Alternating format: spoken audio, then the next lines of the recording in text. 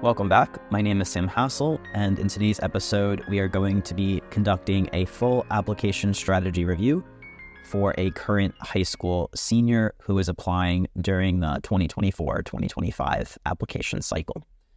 So this student, we're going to refer to him by the pseudonym Austin, so that's not actually his name, so we're going to maintain his privacy. This student actually reached out to the podcast a couple of weeks ago. He wanted, some support and a look at his application. And so given that he of his own accord decided to reach out, he gave a lot of backgrounds and he was willing to volunteer this information for the podcast.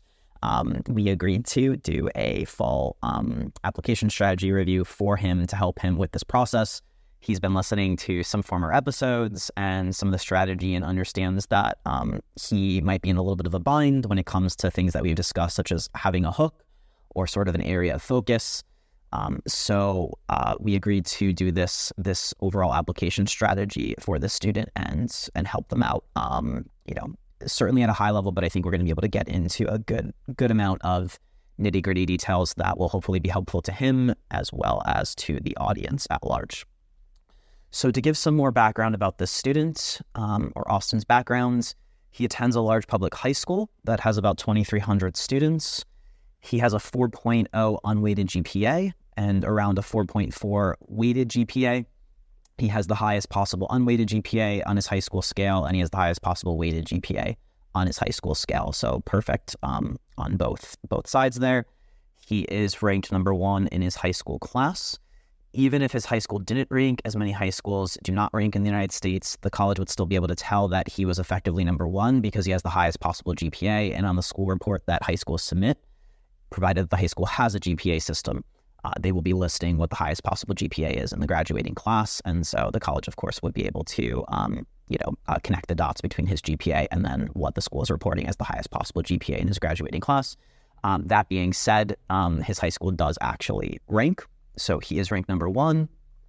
He took 15 AP classes plus several more honors courses. So we'll call it around 20 or so honors advanced AP courses, with 75% of those 15 coming in the form of AP classes. Some key courses, he took AP Calc BC by 11th grade. So we have seen discussed this a bit on the podcast. Many high school curricula, there are some high schools in the United States that do not actually have a calculus curriculum. Then there's sort of a step up from that, which is maybe it terminates in something like AP Calculus AB, or if it's not an AP curriculum, something that's roughly the equivalent of AP Calculus AB. Then there are schools that step up from there, and the students can take something like AP Calculus BC by 12th grade. Then there's steps up even further from there, where students in their high schools have the ability to take something like Calc BC by 11th grade, and then they're taking post-AP Calc BC classes, linear algebra, multivariate calculus, etc. in 12th grade. And then there are some schools that are extremely advanced, in which the students are going pretty deep into the college math curriculum and taking things such as, real analysis, complex analysis, very, very more niche, complex math classes that you would not typically find until you get to college.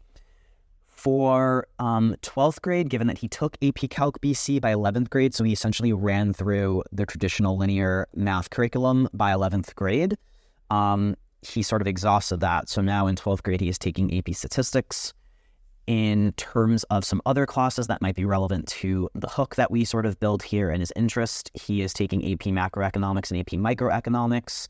And he's also among those 15 APs. He is currently taking AP Physics 2. That is not the most advanced AP Physics, so that's going to be algebra-based physics versus calculus-based physics, but he is taking AP Physics 2 because his high school does not afford him calculus-based physics. In terms of electives, some electives that, as we go on to discuss, could be relevant to his admissions hook. He took some personal finance class, and then he's also taken, I believe, 1 or 2 sports electives. In terms of testing, he has a 34 ACT super score, so not single sitting. We have called some attention to this difference between a single sitting test or single sitting score versus a super score, which takes multiple test sittings and takes the best sections across those. I'm not going to get into the full details, because there's a lot of complexity and nuance to the testing situation, and particularly for students who come from different socioeconomic backgrounds, whether you're overrepresented. There's a lot of complexities, and it has only gotten more complex with things like test optional recently. So it is an ACT super score across 2 test sittings that aggregated to a 34. So this is 34 out of 36. This is essentially the beginning of the 99th percentile range on the ACT. So strong overall, all things being considered. And he had 34s on all of the subjects on 1 test sitting, and then he would be super scoring his English, which was a 32 from a 2nd sitting, and that would create the 34 ACT super score. In terms of AP scores, he has, I believe, I'm counting it here, he has 10 AP exams that he's taken so far through junior year. He took AP Psych with a score of 5 out of 5, AP US 5, AP Government 5, AP Human Geography 5. And so you'll notice that actually all of the 5s, right? So we want to look for themes, right? Because we're going to be discussing the student's positioning, their hook. If the student's positioning for engineering, you would be looking more at math classes, physics, etc. If they're positioning for English, then you'd be looking at, what's the AP Lang score. It is somewhat noteworthy. I don't think it will really change the strategic trajectory here too much, but it is noteworthy that all the 5s are essentially in social studies or social science fields. So it's AP Psych, traditionally, a social science, and then AP US, AP Government, and AP Human Geography. So all this 5s, and you want to be connecting the dots, as I've mentioned in earlier episodes. What are the themes to your testing, to your transcript? And so this student, actually, quite interestingly, all the 4, those 4 5s are all in social science fields. Then we step down to several 4s that he got in AP exams. So he has a 4 in AP Lang, a 4 in AP Environmental Science, a 4 in AP Computer Science Principles, and then a 4 on AP World. And then finally, he got a 3 on the AP Calculus BC exam. As we mentioned, he took Calc BC in junior year, so he got a 3 on that exam. And the Calc BC exam has an AB subscore on which he got a 4. And then his final AP score here is AP Computer Science A, which is next in the progression after AP Computer Science Principles. And in AP Computer Science A, he got a 3. So overall, he has 4 5s, he has 4 4s, and he has 2 3s on his AP exams. Now, in terms, we're going to discuss testing submission and strategy down the line when we get to the application. What do you do? Do you submit those 3s? Do you submit 4s? What do you do for highly selective colleges? So we're going to discuss that a bit down the line. Of course, it's not ideal, particularly for any more quantitative engineering positioning that he got, that one of those 3s was on AP Calc BC. If the BC or math was going to be more relevant to the admissions narrative, again, for something like business, econ, engineering, a math major, statistics major, you would prefer to have that AP Calc BC at least at a score of 4, ideally really a 5. And then it might be, fine that, an AP Lang score were a 3. That would be a better situation because the AP Calc BC would be more relevant to a more quantitative engineering, etc. sort of narrative than AP Language would be. So we're going to discuss some of the relevance the student is mostly interested in more, sort of quantitative or quantitatively adjacent fields. So the Calculus BC was a little bit less desirable that was one of the 3s, but we're going to discuss some of that strategy down the line. Overall, pretty strong record. This isn't the most number of 5s that a student would have applying to the top and highly selective schools. But he does have 4 5s, 4 4s, and we'll discuss some of the different tiers of college here and what he's competitive for. In terms of activities, he founded a pickleball club, which he grew to 60 members. He is the president of the Key Club, which is sort of a service leadership club that's very common at many high schools. He is the president. He's been part of it for 4 years in high school, and he's been the president for 2 years. Selective athletic leadership program that he was nominated to. He has played soccer on the varsity team for all 4 years of high school. He's been the captain for 3 years, and he is an honorable mention All-State for 2 years. He has been on a national level club soccer team for 8 years, and he's been the captain of that team for 4 years. He was nominated to National Honor Society. He is a member of the Spanish Honor Society. He has a job where he is an assistant manager at a country club in the fitness center and the pool facility. He's had that role for 2 years, and he's played basketball for 4 years, the varsity team for 2 years. His awards, so National Honor Society, and National Honor Society is an interesting one because it can sort of be an activity and an award. We'll discuss that a little bit down the line. He won an award in 10th grade, so we actually went back and forth a little bit. I asked him if his school has valedictorian and whatnot. His school does not actually have a valedictorian or salutatorian. They simply name some of the top students in the grade each year. So he won sort of an outstanding student award, I believe is what it's called. That's given to the top 5 students, and that's also nominated by teachers. And I'm sure that's based on things like GPA as well. He won that in 10th grade. And then he did not actually mention this, but I found it in his school profile. A lot of students are not actually aware of the awards fully that their school gives. So it is helpful to ask your counselor, just in case you sort of know what the timeline is. Do they give a bunch of awards at the end of junior year? That's quite common. Does your school not have that slate of end of spring junior year awards? Some high schools do some awards in the fall of the senior year. Some essentially have no awards at any point in time. Some don't have any awards until the end of senior year, until after the applications are finished. So it is good to know what your high school gives out and what the timing is for that if you want to be proactive and understand, can I put this in my application or not? Will the colleges be able to see it? So he actually did not mention this award, but it was in the school profile at his high school, and it's a cum laude award, and there's different cutoffs, summa cum laude, magna cum laude, and he would be in the summa cum laude, the highest one, and there's a certain GPA cutoff for that. So again, I would just remind people, be a little bit cognizant. When the student originally reached out, he mentioned only NHS. I sort of dug a little bit further. There was another one from 10th grade. I dug into a school profile. There's another one, summa cum laude. So just make sure you're being cognizant of the awards that your school gives out, because you don't want to miss putting them in the application. Okay, nothing, of course, like extremely standout or impressive. These are just sort of some school level awards. I've mentioned the issue with National Honor Society. There's just the same thing with too many students in the United States having an A average. Like, it just has made that not as meaningful or as differentiating as it once was. Same thing with National Honor Society. There's simply too many students who are nominated for National Honor Society, and it's just sort of brought down the value or the significance or what it really conveys to sort of differentiate students at the competitive colleges that we're focusing on.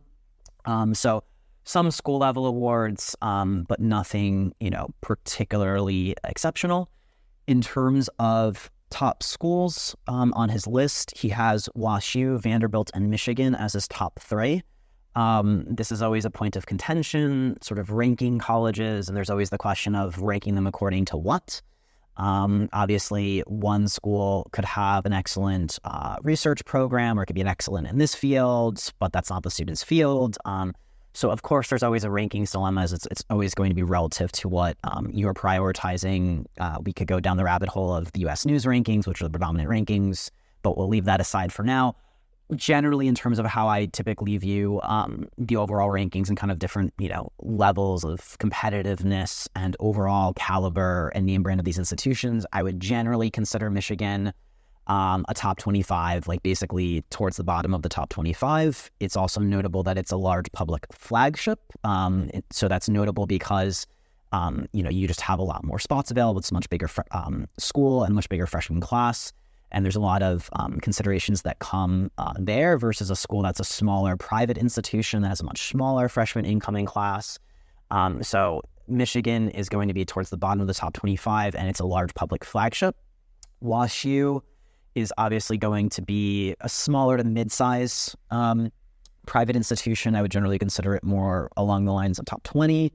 And then Vanderbilt is going to be even smaller than WashU, and it is really more of what I would consider a top 15-ish in terms of overall quality and competitiveness. So Michigan, we're going to discuss the different decision plans.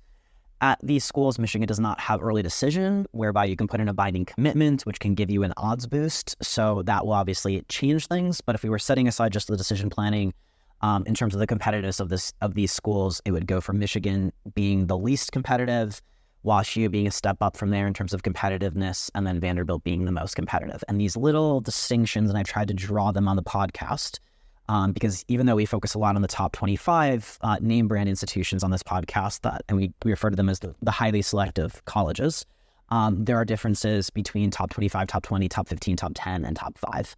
And that's where you get a lot of pressure and a lot more nitpickiness around a student's candidacy. So we'll see that come into play. But those are his 3 top schools: Michigan, WashU, and Vanderbilt.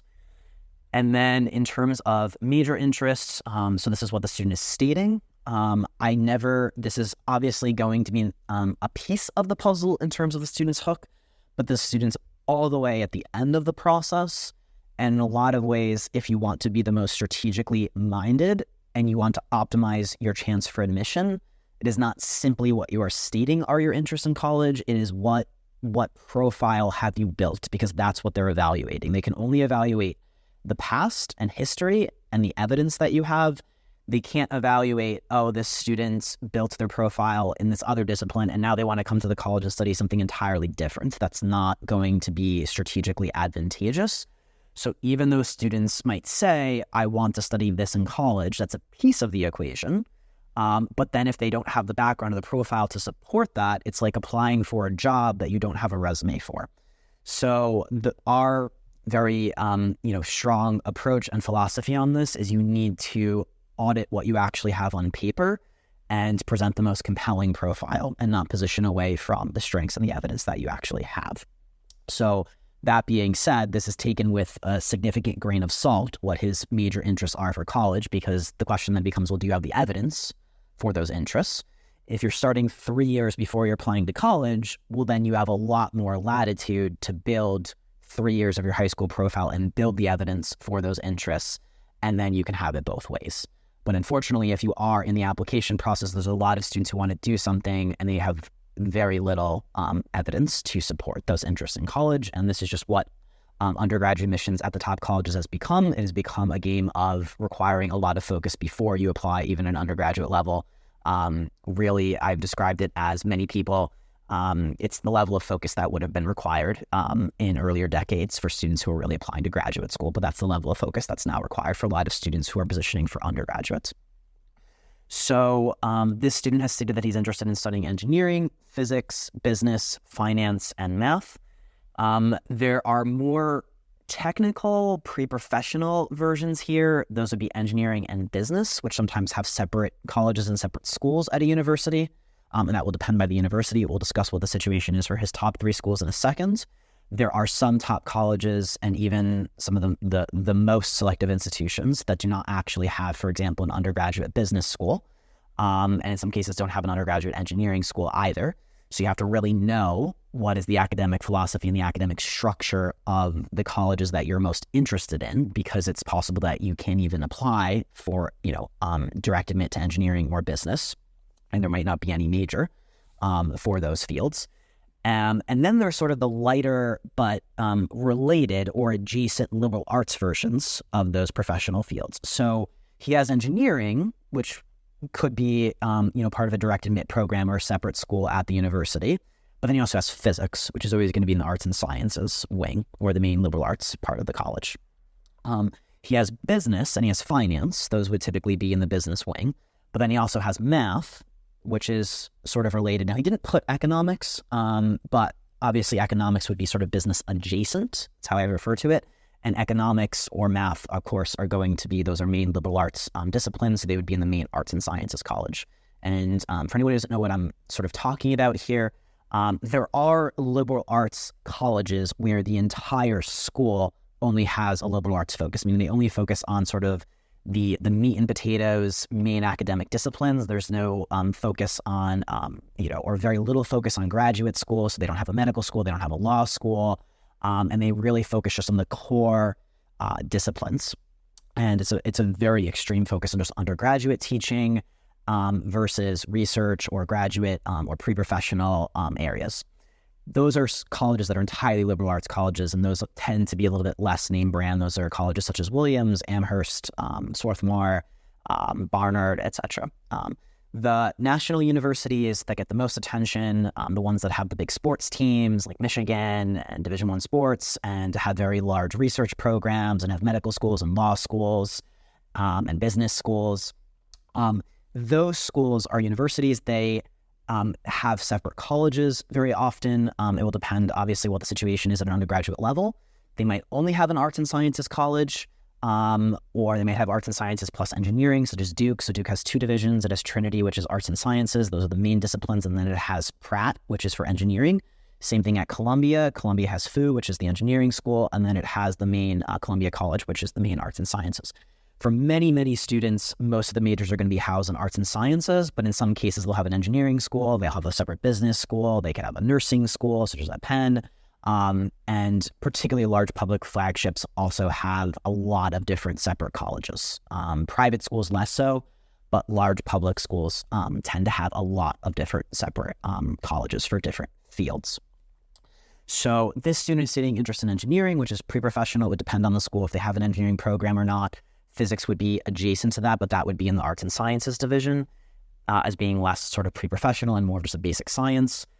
Business would be, and business and finance would be in the business wing if the school has a business. So a college such as Duke does not have a separate undergraduate business school. So those would be in the business school, business and finance. And then math or something like econ, something that's business, what I'm referring to as business adjacent, would be in the arts and sciences division.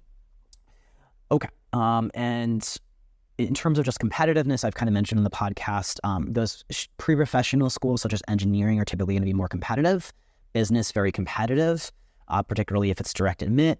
Liberal arts are going to be a little bit less competitive traditionally. So physics is going to be usually a bit less competitive than engineering. And then something like econ is going to be, reasonably less competitive than something like business or finance. So we're sort of setting up the strategic considerations. It's not just, I think a lot of people are in this mindset of, it's just, what am I interested in? Okay, let me just put that in the application. But there's a lot of strategic considerations here. You have to be mindful of how competitive is the area that you're putting into the application and what is that setting you up for in terms of competition and your chances of gaining admission. And then second, you have the profile and are you competitive for that field compared to what the competition looks like. And a lot of people unfortunately don't know what the competition looks like because they've never evaluated a bunch of students applying for business at Wharton versus business, at some other school versus another school. So, but these are the strategic considerations that come into play. Of course, if the school has a direct admit program, and it's very unlikely that you would be able to get in later on, it might be a moot point because they're not getting in initially anyway, but there are some programs that are extremely difficult to transfer into if you don't get into them as freshmen. So for example, some very, very top engineering programs, very difficult to get in later on if you don't initially get it as a freshman. And so you could see how this sort of sets the stage for why you need to be ahead of things and planning for these things much earlier in high school, particularly if you have business or engineering interest, because there are a lot of direct admit programs for these fields. And that requires a lot more focus much earlier on in your high school career. So there's going to be a lot of sort of considerations as to, well, if you could never get into the business program and all you wanted to do is business, well, then, you might have no choice. You have to position for business because to you, it's a moot point. You would only study business at that college. So even if you don't have the evidence or the profile or the strategic considerations for a certain student, it might just be a moot point of they would say, I'm never going to that college unless I were studying business at that college. So there's all these different strategic complexities, and it does interface with the student's interests. Of course, a student who said, I'm not going to this college unless I'm studying business there, it might just wipe away all the strategic considerations because they would only apply for business because they would only study business. So then you don't really have to worry about the strategic complexities of how competitive they are. But a lot of other students aren't really in that boat, or for that school, they would be okay with going to the overall institution, or it's possible they could internally transfer to business or engineering later on. So there's all these different complexities that are at the interface of the student's interests, what they want to do in college, but then also where do they have the evidence to support, and then what's the structure of the college in terms of direct admit or deferred admit or internally transferring later on. Okay, overall analysis of the student's profile. So we know that his metrics are very strong. His grade point average is essentially perfect, unweighted and weighted. Class rank is number 1. His course rigor is excellent, 15 APs, 20-ish honors advanced courses overall. Couple of nitpicky things and nitpicky aspects come into play. in general, when you're applying to top 25 national name brand institutions, the highly selective schools, there's generally going to be nitpicking regardless, but the nitpickiness scales up when you're talking about the higher level tier schools. So if you're going from a top 25 school to top 20, it's going to be a little bit more nitpicky. If you're going from top 20 to top 15, it's going to be even more nitpicky. If you're going from top 15 to top 10, sort of mid-level Ivies, such as a Penn, an Ivy Plus such as Duke, those are kind of top 10 schools. You're getting even more nitpicky. And then when you're in the top 5 tier, Harvard, Stanford, Princeton, Yale, MIT, those types of schools, you are at the maximum level of nitpickiness. So this is going to be relevant. If I'm nitpicking, this isn't even top 5 nitpickiness. This is for really just top 25 and even a bit lower than that. Most colleges do not like to see it, that you sort of opted out a little bit of a core science class. So the student took AP Environmental Science, which is generally frowned upon as an AP class. It's considered a much lighter AP Science. So it's not even in the same galaxy in terms of perceived rigor as something, such as calculus-based physics, for example. So if you're a student and, you have environmental interests, you could sort of argue that there's more relevance of AP Environmental Science to your narrative, but even so, colleges want to see that you're still taking the bread and butter, core, heavy-hitting, very well-respected core classes. And so that's a bit of a knock. The student took AP Environmental Science and AP Psych, I believe, in junior year instead of taking he took a regular physics class. So he did sit that adjacent to a regular physics. But what I would have preferred that the student had, instead of possibly doing AP Environmental Science or AP Psych, AP Psych it depends where that is situated in a particular high school in the course catalog. Sometimes they consider it more of a social studies class, AP Psych, and other high schools will label it more as a science class. So it really depends by the high school. AP Environmental Science will always be in the science department, of course. But instead of taking one of those, I would have preferred that he had taken something more like AP Bio or AP Chem, another one on top of, because he currently only has AB Physics out of the science courses. So his current high school transcript only has AB Physics 2, which is algebra-based physics, not calculus-based physics. And then he has no AP course in Bio or Chem. So a lot of times it's not as possible for a student to have taken 3 APs in science, to have taken AP Bio, AP Chem, and AB Physics. But ideally, you would really like to have at least 2 out of the 3. And so the student only has 1 out of the 3 core sciences as far as APs go. And so that's a bit of nitpickiness that will come into play, honestly, for all of the top 25 schools, but it will be magnified when we move from something like Michigan up to Vanderbilt, or even to WashU to some extent. Calculus BC he took. This is, again, I'm being quite nitpicky. This would really be an issue if you're applying to something like MIT, Caltech, top 5, maybe to some extent top 10 schools, but he ran through the whole math curriculum by 11th grade, and then he's sort of effectively dropping down into AB Stats. So AB Stats is not sort of what I just said on the other classes. AB Stats is not as well respected. It's not considered one of the main core math classes, such as calculus. So he's sort of stepping down in terms of the amount of course rigor.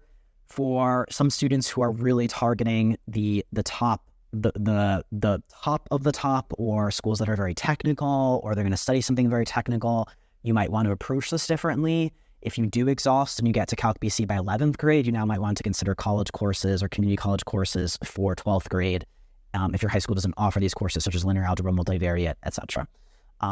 This isn't a huge issue with what the student's aiming for in terms of colleges. Again, it's a little bit nitpickier in his case in terms of his school goals, and some of the positioning here. It's not as big of an issue, but it is something that really depends case by case. And in terms of his test scores, so of course we would have preferred a little bit higher of an ACT score. Again, this might seem nitpicky, but the score ranges at these highly selective institutions are very, very high, particularly during test optional. So a school such as Vanderbilt, and again, there are differences even among these 3 schools that he's targeting. A school such as Vanderbilt, a 34 ACT is going to be towards the bottom of the range. Even though it's a 99th percentile score, it's towards the bottom of the Vanderbilt range. It's in the 25th percentile of Vanderbilt's range. We would have preferred a 35 ACT for a school like Vanderbilt. We were really getting more into those top 15 colleges. And that's essentially a perfect score, right? The ACTs only goes out of 36. So 35 ACT is it's a near perfect score, but unfortunately that is the situation at the most selective colleges, and particularly with test optional, whereby the students with the strongest scores, are submitting. We're not going to get into test optional now, but of course it would be ideal to submit a test score, and it would be even more ideal to have a test score that is in the middle part or the upper part of the school's range. So this student has a little bit lower of a score for a school like Vanderbilt. The score would be okay for the other two, Michigan and WashU. But ideally, we would have liked to see something like a 35 ACT, ideally single sitting, a little bit more impressive than having to use multiple sittings to super score. That's a nuance, not the end of the world.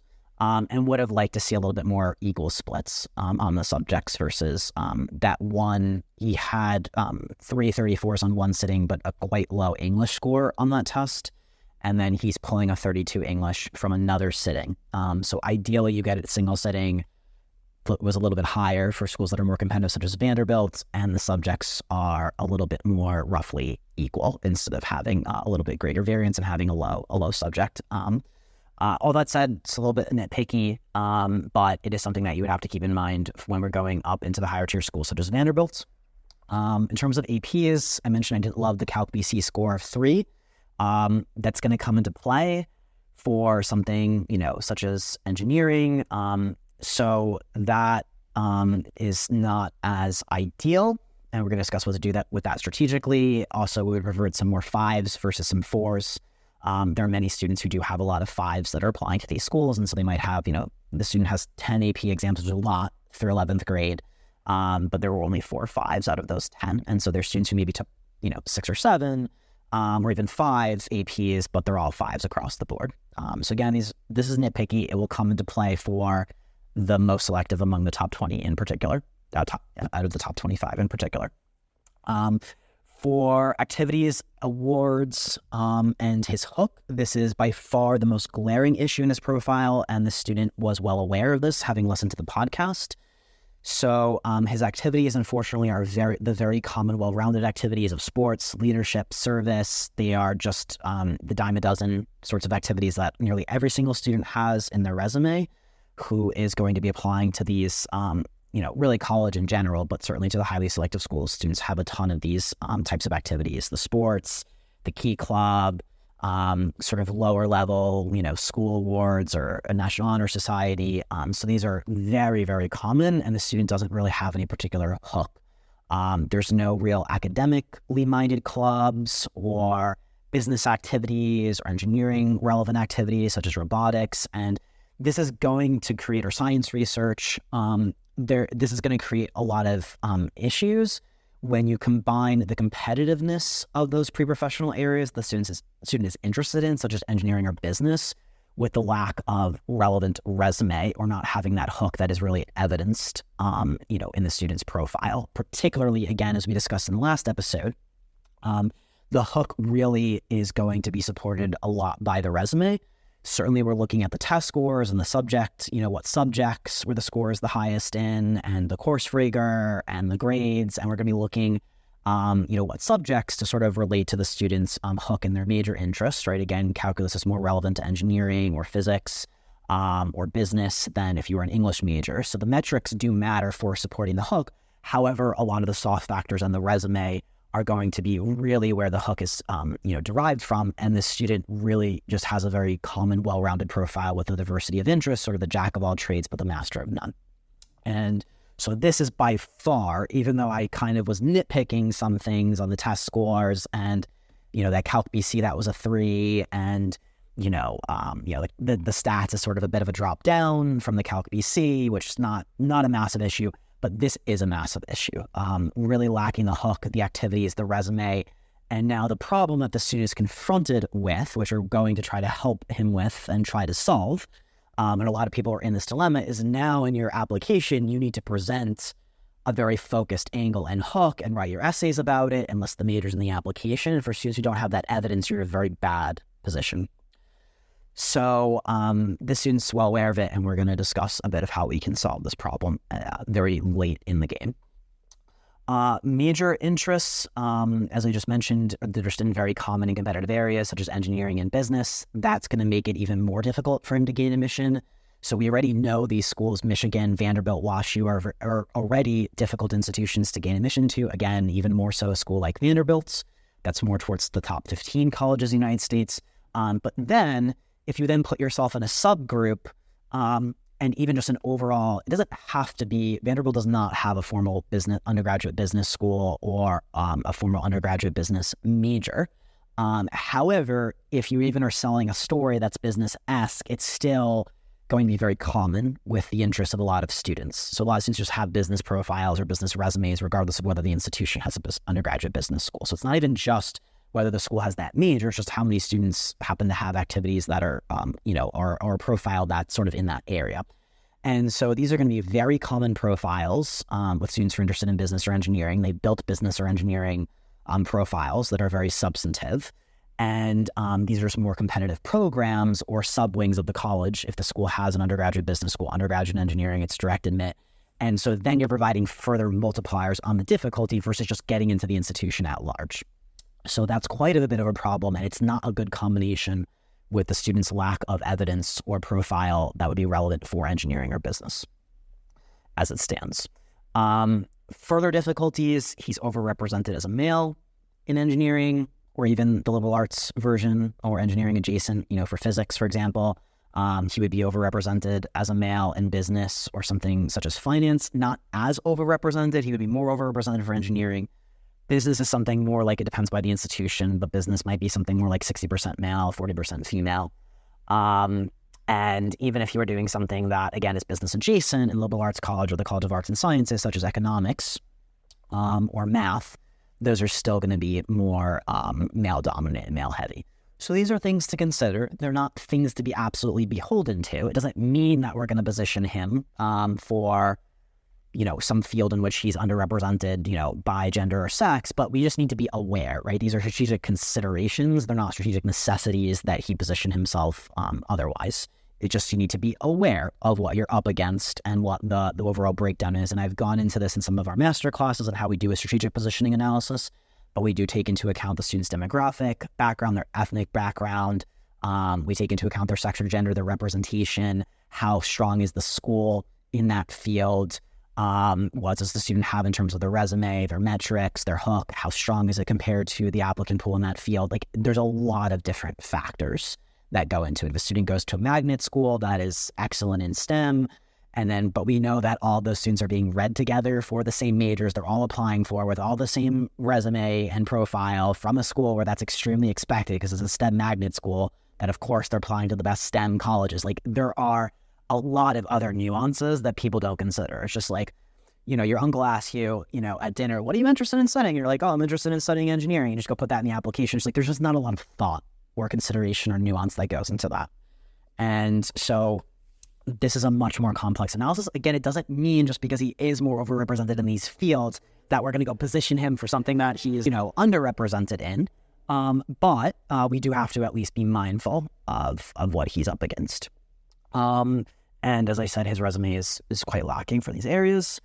For the top three schools, in terms of WashU, Vanderbilt, and Michigan that are on towards the top of his list, WashU, Vanderbilt, and Michigan all have direct admit engineering programs. So you can generally tell, but you also have to look at the school's website or know a bit about the school. If you go into the common application and you look at where you list the majors or which college or sub-school you're applying to at the university, if it's broken down by arts and sciences versus engineering versus business, then you can generally tell that you're applying into a particular college versus applying maybe in general, and then maybe moving in later on.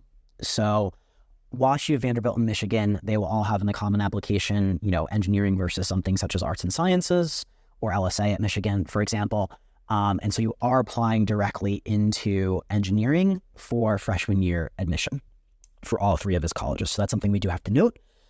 It would be, of course, quite a bit different if it was a much more flexible curriculum or didn't have an engineering school, but this is something we have to be a little bit strategically mindful of. For WashU and Michigan, these schools have direct admit business programs. For WashU, it's Olin, and for Michigan, it's Ross. Michigan Ross is a top business school. It's generally regarded as a top 5 undergraduate business school. And WashU is probably more along the lines of a top 15 undergraduate business school. Again, you have to keep in mind what's the level of competition if you were applying for direct admit business. And Vanderbilt does not have an undergraduate business school or undergraduate business major. So that is something to also keep in mind. What this does in terms of some strategy is obviously it changes what you're listing in the application. It can change the major. It can change the flexibility of the narratives. For example, you can't go put that you're applying for a business major at Vanderbilt, or you have, business interests in the same way at Vanderbilt as you could at Michigan Ross, because you have to be well aware of what's the curriculum, what are the classes, what are the specifics, what's the academic philosophy of the institution. So this has a lot of strategic implications, what the setup is and what's the infrastructure of the college, and how does that affect what you're doing in terms of majors and listing majors, and what you're mentioning in those school-specific essays. So in terms of the student, we'll talk a little bit about building his actual hook, his strategic positioning. I don't believe the student is competitive for engineering at any of these 3 schools that offer engineering.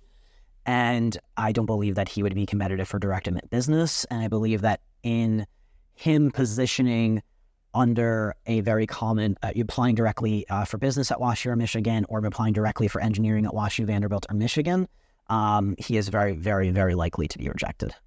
So we then have to consider alternative strategies, which is him positioning for more of an arts and sciences field in the main college. And then potentially later on, if he wants to, he does have some main arts and sciences and liberal arts interests, such as, physics. I'm sure he would be interested in economics. If he's interested in business and math, he could position for math. So he could study physics, he could study math, he could study economics, all in the arts and sciences division. A lot of these schools, it is reasonably feasible. It would depend on the school. But WashU doesn't have the best engineering program in the world. Generally, it will be harder to move into a pre-professional school later on that was direct admit, or that they're admitting, freshman students into that program. It will usually be harder to move into later on the more competitive the program is, or the more prestigious it is overall. You do have to go into these colleges with a game plan if you're planning on internally transferring later on. Like, you have to be on top of your engineering related courses. If you're going to transfer into business later on, you need to be on top of your economics classes, your calculus classes, any prerequisites. There's writing requirements in a lot of cases that can overlap with the core curriculum. So if you are going to move into business or engineering later on, you need to be on top of that and going into the undergraduate arts and sciences division with a pretty clear plan. But I would suggest that to the student versus applying directly for engineering or business, because I think it's going to take him out of the running entirely for gaining admission to these schools overall. So those are some of the different strategic considerations. I would not position him for engineering. I would not position him for business at the schools that have these direct admit programs. I think he should internally transfer later on. Otherwise, he is at significant jeopardy of not getting into these institutions at all. Okay. In terms of what do we do here? This is quite complex. He has the very common business and engineering interests a lot of students have, but he doesn't have really too relevant of a resume. He fell into the trap of building the well-rounded profile that many students build. Now he has to apply to college. What do we do here? And so we had the student fill out a bunch of discovery questions, as we refer to them. These are essentially, this is the standard assignment that all of our students get, regardless of whether they're starting in 11th grade or they're starting in 9th grade. And this is a compilation of all the college essay questions, not all of them, but a very large chunk of college essay questions. And we use this to really audit what the student's passionate about. What can they talk about in an informed way? A lot of students say they're interested in a field, but they can't talk about it at all. Like, if you ask them to talk about it at a dinner with family friends, like, they couldn't tell you anything about the field. And so that's going to come across in the essays or interviews. So we use these discovery questions, which are essentially the college essay questions, and we use them to sort of poke and prod at what are recurrent themes. What is a student, not what do they say they're passionate about, but what do they show evidence they're passionate about? Do they talk about this field multiple times in these questions? And so this is sort of how we conduct an audit for our students, really regardless of grades. If it's earlier grades, then it's more setting up the strategy for what we're building. If it's in the later grades, then a lot of times you're really auditing more, oh, they have this thing that we didn't know about, because they didn't put it in their resume that we could use to support as evidence, for this hook. But it is important to know and have them talk a lot about these different fields and see what themes recur. You want to make sure the student is proficient and fluent in the areas before they go write essays in these fields. So I'm going to go through the students' discovery questions. So the first question is, number 1, pick and explain a trait, skill, hobby, or interest that you believe distinguishes you from your peers, even if it is not one you are the best at. The student responded, this may be too common, but my ability to lead and bring people together across different social groups. I inspire others by embodying the belief that there are no limits to what we can achieve. For example, when I founded a pickleball club, it grew to over 60 members in just a year, simply because people were excited to be a part of something new and different. In Key Club my junior year, I earned the president position over a senior because I could connect with others and confidently speak in front of crowds. I was also promoted to assistant manager during my first summer job because my manager and coworkers trusted my decision-making. Okay, so this is interesting. He's conveying a lot of leadership, which is going to be a very common theme that we see in the student's profile and in their answers to these questions. A lot of jobs are sort of, throwaways, like it's a student being a summer camp counselor, and there's a lot of optics involved. The students, at a country club. If they were in an area that was more disproportionately privileged or had a lot of those stereotypes, and the admissions officer was very mindful of that in reading the application since they read it by high school and by region, I might be a little bit more worried about the country club features. I've mentioned this a lot. Certain sports, squash, tennis, golf, these things convey certain information about how privileged a student's background is. If you go to a private school, you're reinforcing the context there, being a more privileged context. You need to be mindful of these nuances, what I refer to as the plot line, not just the baseline information, but the plot line or the overall surrounding narrative and context. Given that this student is not from an, overly privileged background, he goes to a very large public high school, I'm not as worried about the optics of working at a country club. So there's not not really huge issues there. The second thing that I do like a little bit more, what is a job the most ideal extracurricular? No, but the assistant manager does have some, business, economic sort of adjacent themes. It's not the strongest extracurricular again, but he does at least have depth or leadership in this. It could be made relevant. And it does say a lot that a student who is 17 is being trusted by their manager and by adults, basically, to assume an assistant managerial position in this context, handling adult clients and also working with other adults. So there are a lot of those factors there. And again, just to reiterate, he does have a lot of these strong leadership themes and qualities. Number 2, what is something about yourself that is essential to understanding you? I enjoy working on projects that allow me to explore my own interests and push myself. I like to teach myself new concepts by reading or watching YouTube videos. For example, I learned to code on my own before high school. I just recently learned about and set up a personal server in our home for storage purposes for my family. I rely on my own initiative to get things done. So this is great. A lot of this shows very strong intellectual vitality. I wish the student had started in 9th grade and had been signaling a lot of these passions and interests, because they could have been made more formal into more formal extracurriculars. As they currently stand, watching YouTube videos, sort of self-teaching concepts, learning to code on your own. This is very strong evidence for passions. It tells me that if the student writes about these fields in their essays, they'll know what they're talking about, because they'll have technical terms, they're self-studied, they're learned in these fields. So it's good, still good for essays. You want to know what the student is proficient in talking about. It's very hard to make them fake a passion, right? So we want to know on the back end, what has the student done, even if it's more informal? And that could be made more formal. So I will talk about how we could position some of these informal hobbies or interests into more formal, aspects and put them into the application. But there's a limit to that, right? It would have been much better if the student were part of a coding club or a robotics club and they led the robotics club, instead of playing a sport. It would have been better if they had done engineering research or coding, it would have been better if not only did they have the informal aspects of the intellectual vitality, but then they also, on top of that, turn these into more formal extracurriculars. And so the student's lacking the second one, even though he has the back end, the more informal intellectual vitality. And that's still good. You would prefer that over a student who has no intellectual vitality. They weren't looking up anything. They weren't teaching themselves how to code. They had no relevant hobbies. That's the worst possible situation. So the students are at level 1, but they're not level 2, where they can really show this to the college of real formal extracurriculars. And the student, unfortunately, their high school context doesn't have some of these opportunities, doesn't have a robotics club. I'm not sure if it has a math team. And so a student might need to really be mindful of the limitations of their high school context. If there is no robotics club, then even more so, you need to reach out to maybe university professors or find other extra, for science research or an opportunity, or you need to go create opportunities for yourself. You can't just use it as an excuse. But it is good to know the student does have strong intellectual vitality in terms of, some of this coding. He taught himself these coding languages, and he does, teach himself a lot of concepts. He's very self-taught. Number 3, choose one of the communities to which you belong and describe that community or place within it. Why is it meaningful to you? So this is going to be a very common question that he's going to get in his essays. And I wanted to talk about this, not to sort of pick on the student, or I know we're going to run up against some fault lines and somebody's going to say, oh, this is terrible. Like, you're telling him not to talk about this thing that's super personally meaningful to him, and that's authentic. And I know that's going to be, an issue. So this student, for the community that he belongs to, here's his response.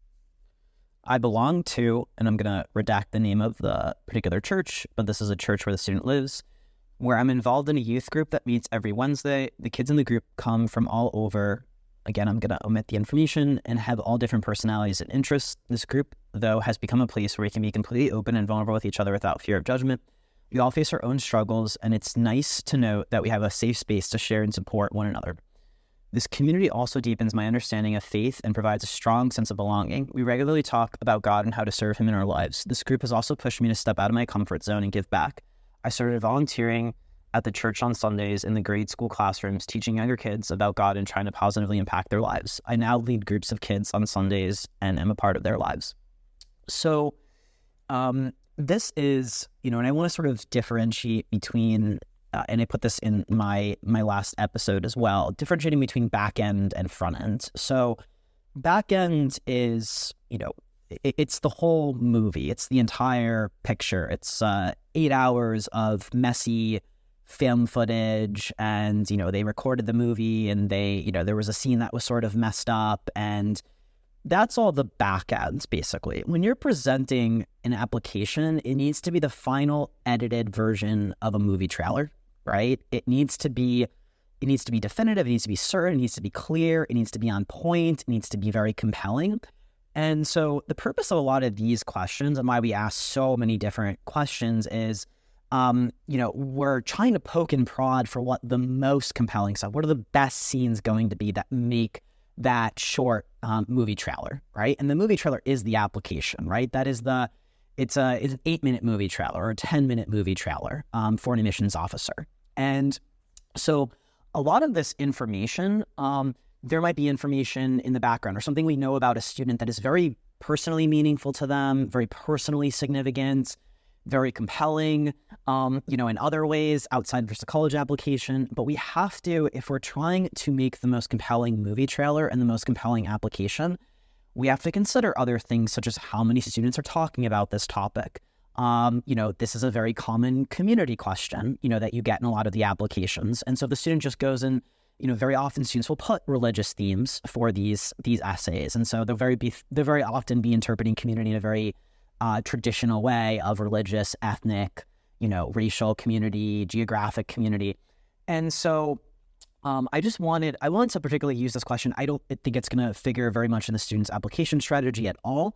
But I think it's a good point for him and a good point for a lot of the audience here, that something can be very personally significant and meaningful to you, but it still might not be the best content for the application, right? It could be that a whole bunch of other students are also part of a church youth group, and they're getting 10,000 of those essays or responses for this community question. And so it's really presenting, I like to use the term, not just authenticity. A lot of people are wed to this notion of I have to be fully authentic, and I have to tell somebody everything. You don't tell anybody everything about yourself.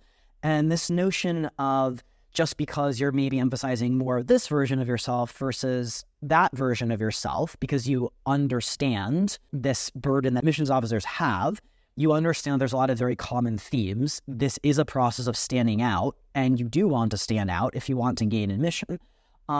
It doesn't, I think it's a lot of there are a lot of notions of the student has to be authentic at all costs, and we can't tell them that, this isn't going to work as well, from a strategic perspective. It's not going to make them stand out. And I think if we're being honest, and again, it's what I try to really, focus this podcast on, and to really be very direct and honest and not sugarcoating with students or families in this process, we have to sort of say, okay, this content might be very meaningful to you. It might be very authentic, but unfortunately, this is not the answer that's going to differentiate. It's not going to be a differentiated answer to this question, which means a missed opportunity to differentiate your application as a whole from another student's application.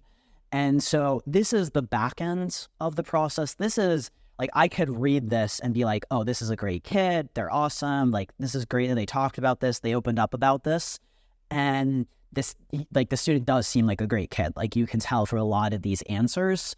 That's why I'm trying to help him. Like, on this episode, it's a lot of work to do this. But that doesn't mean that you have to put it in the application. And so there's that factor, right? There's back-end information, sort of the messy film footage of the 16 hours, and we shot the scene this way, it didn't work, and I tried to build my resume this way, but it didn't happen, or I had this activity, but it's not relevant to the story I'm trying to sell them on, so I leave it out of the application. There's a whole bunch of information, and it just might not be the most compelling to make the final cut trailer, right? And so that's one important point. I think kind of conveying this to the students, and kind of conveying this to the audience, because you end up in some of these situations where you have something about you that's very emotional, personally significant, and you might have to make a difficult decision to not put it in the application because it just won't help your application, unfortunately.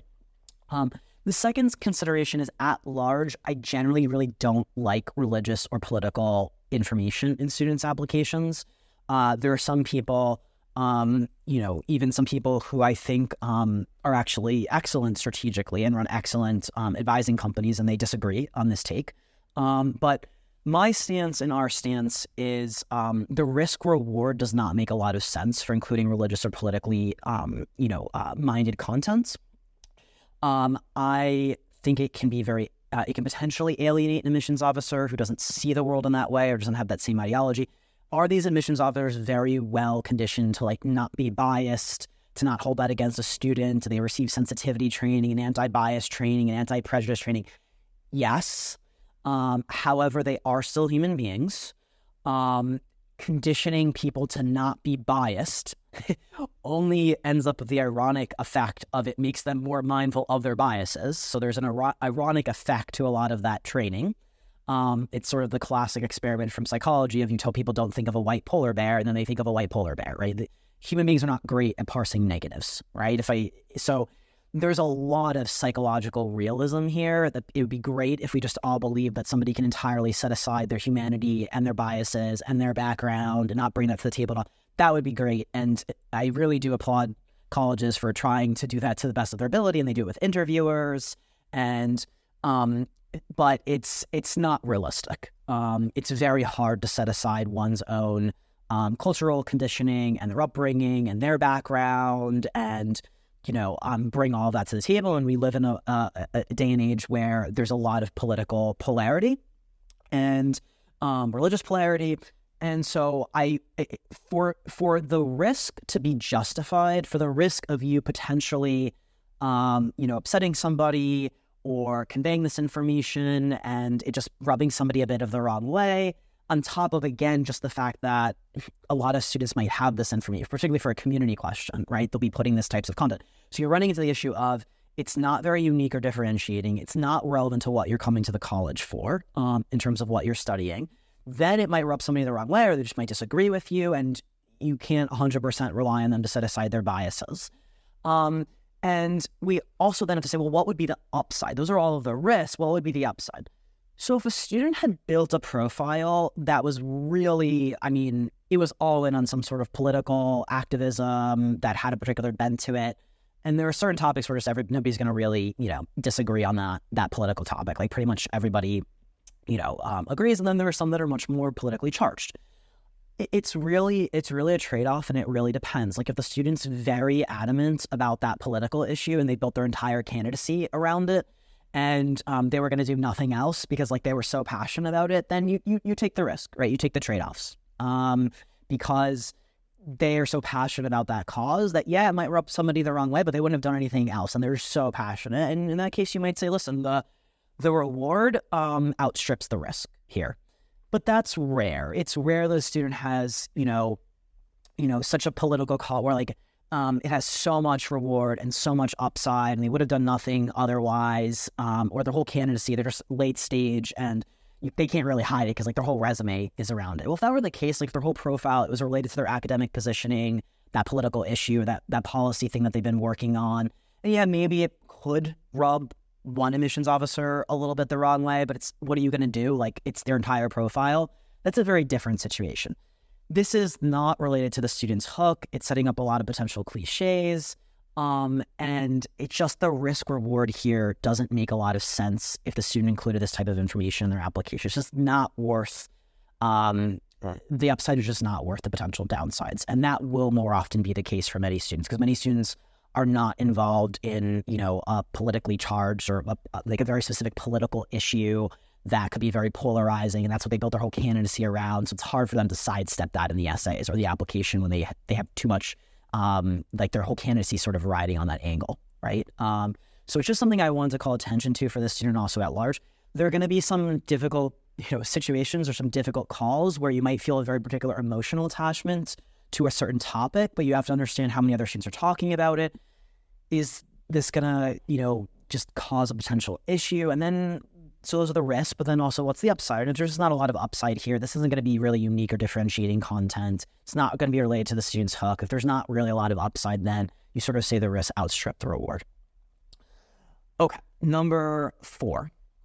Math has always been my greatest, what would you say is your greatest talent or skill? How have you developed or demonstrated that talent over time? Math has always been my greatest strength since grade school. I've always taken the hardest math classes to further my development and been able to excel in those classes. Unfortunately, I haven't gotten involved in math competitions. The students are aware they haven't really formalized some of these math interests from a resume standpoint or things like that, but I have demonstrated the use of math in hobbies like model rocketry, or now investing and using numbers and formulas to predict the market change. I really have developed a skill for analyzing data and statistics. So again, this is really good. He's getting level 0 is the student doesn't have, they're not showing any intellectual vitality or even informal interest in the field. That to me is always a very big red flag. As I've mentioned, there are a lot of students who say they're interested in business, but they haven't even gone to this student's level. Like they haven't watched YouTube videos. If they're interested in computer science, they haven't tried to learn some coding languages. They're like, I'm just waiting until I take AP computer science. Like, what are you waiting for? Like, there's unlimited resources at your disposal. So a student doesn't have that level 0 of they're saying they're interested in math and business and finance, but they have no intellectual vitality, no informal hobbies. They haven't been looking anything up.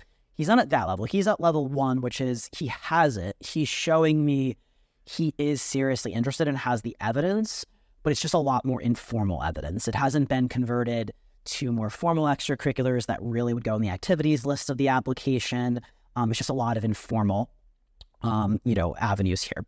And then level 2 would be the best, which is you have all the intellectual vitality, the informal interest. You would talk about it with you would talk about it with family, friends. You talk about it at dinner. Like you really love it, and you could talk about it. You could talk about it in essays as well. But level 2 on top of that would then be you also converted it to more formal extracurriculars, and I have like the real evidence staring at me if I'm an admissions officer. So this is all good to know where the student's intellectual vitality lies, that he has this, that he could talk compellingly about some of these concepts. In some cases, you need to mention a technical concept related to your field or your hook. The fact that he's well learned in some of these areas, maybe not the most proficient in the world or the most expert, but it shows me like he'll likely know some concepts, some technical terms, and that could be useful for the essays. And it also tells me that he's serious, like he's not full of it when he says like he's interested in some of these fields. And you can kind of tell who's full of it because they won't have very good answers to these questions. They will be at level 0 in a lot of cases. Okay, number 5, think about a topic that inspires you. Describe how you have furthered this interest inside and or outside the classroom. I built a passion for model rockets and small engines, sparked by my fascination with physics after taking the class last year. It started with casually buying and assembling model rockets from my local hobby shop on weekends. Then I began designing my own rockets and using a computer simulation program to calculate flight paths based on variables like wind and weight distribution. This allowed me to predict with precision where the rocket would land and make adjustments to improve them. I also experimented with the small engines. I built remote-controlled drag cars to explore how engine powered influenced the car. Did not work great. Okay, so he's further doubling down on some of these themes. I thought this was one of the most compelling pieces of his discovery questions, this model rocketry, because it shows a lot of intellectual vitality. The fact that he's, doing this in his free time, not in a classroom, not when a teacher's looking at you, not when you know it's a grade, not when you have a specific deadline, but you're doing it of your own accord. That is what signals to me passion, right? He's doing it himself. He's looking things up. He's organized. This shows real, genuine passion for something. Is it the most unique in the world if he was positioning for engineering? No, there's sort of a cliche about engineers who write, Legos essays or robotics club essays. So no, it's not the most unique or differentiating among engineering students. A lot of them they build computers, they fix cars, like they just, engineers tend to be like that, right? So it's not the most unique, but for a student who doesn't really have anything academic in a lot of their resume, it definitely is better than nothing. So the fact that even informally has this, then you say, well, could we position this? Could we make it into more formal? Could we put it in certain sections of the application, sort of get the most out of it, basically? So it is good. He does have some of these engineering adjacent interests, and this is what we're sort of trying to vet out. What is going to be the angle here? He has some of this engineering intellectual vitality or physics intellectual vitality. He has some leadership themes that are emerging. And so we're sort of trying to do the full audit here. Number 6, describe an example of your leadership experience which you have positively influenced others, help resolve disputes, or contribute to group efforts over time. So I'll kind of just quickly recap. The student goes through how he sort of turned around his soccer team. He basically became, an excellent leader. He got everybody to really buy in. There's a great line here. That year, I talked to all the players regularly, studied the film of teams the nights before, gave out scouting reports to our team, made sure every practice was hard. People followed. Everyone worked hard that year. Everyone watched film. Everyone bought in and believed. So he definitely is displaying very strong leadership skills. And it sounds like they turned around that sports year, and they had a great year from the prior year. So the student has very strong leadership skills. And you can also tell they have very strong EQ, very strong emotional intelligence, very strong ability to motivate and lead others. And that is, an exceptional skill. How we package it in the application is a little bit of a different story because, again, you're running up against a lot of cliches. Like a lot of people say, do leadership. He's running up against a lot of athlete cliches. A lot of athletes write these winning goal essays. I led the team. So the problem is a lot of his strengths are also bumping up against a lot of cliches, and even some of his content's also bumping up, unfortunately, against a lot of potential essay cliches. So we're going to show how to handle that. I'm giving just sort of my commentary here, but you can tell the student has really, really exceptional leadership skills. For number 7, describe an intellectual idea that has transformed your thinking. An intellectual idea that has transformed my thinking is the desirable difficulties from the book David and Goliath. So this is a Malcolm Gladwell book. The idea is that obstacles and disadvantages, when approached with the right mindset, can actually become sources of strength and growth. This was different from my initial belief that success comes primarily from having advantages like resources, talent, or the best conditions. The book Man's Search for Meaning highlights a similar concept. Frankl's philosophy of finding meaning in suffering inspired me to embrace difficulties not as things to avoid, but as opportunities to grow stronger and learn. This shifted my perspective on how I view challenges in my own life, especially in academics and sports. For example, in soccer, I used to see being an underdog or facing tough competition as a disadvantage. I now view these situations as opportunities to improve, adapt, and develop resilience. Again, very high emotional intelligence and a very mature kid. I mentioned in our last episode, a lot of people are not very good at reframing difficulty, and this is exactly what I was talking about. And I actually spoke to the student on the phone briefly, and I said, exactly what you're talking about here is exactly what I meant in that episode. A lot of students simply encounter difficulty, or a lot of people simply encounter difficulty, and they can't view it as an opportunity. They just can't reframe or reappraise a situation in a positive way. And they say this a lot for athletes, that athletes will experience all the same physiological impulses as somebody who would be anxious, but they reinterpret it as excitement instead of anxiety. And there's a lot of interesting psychology research on this.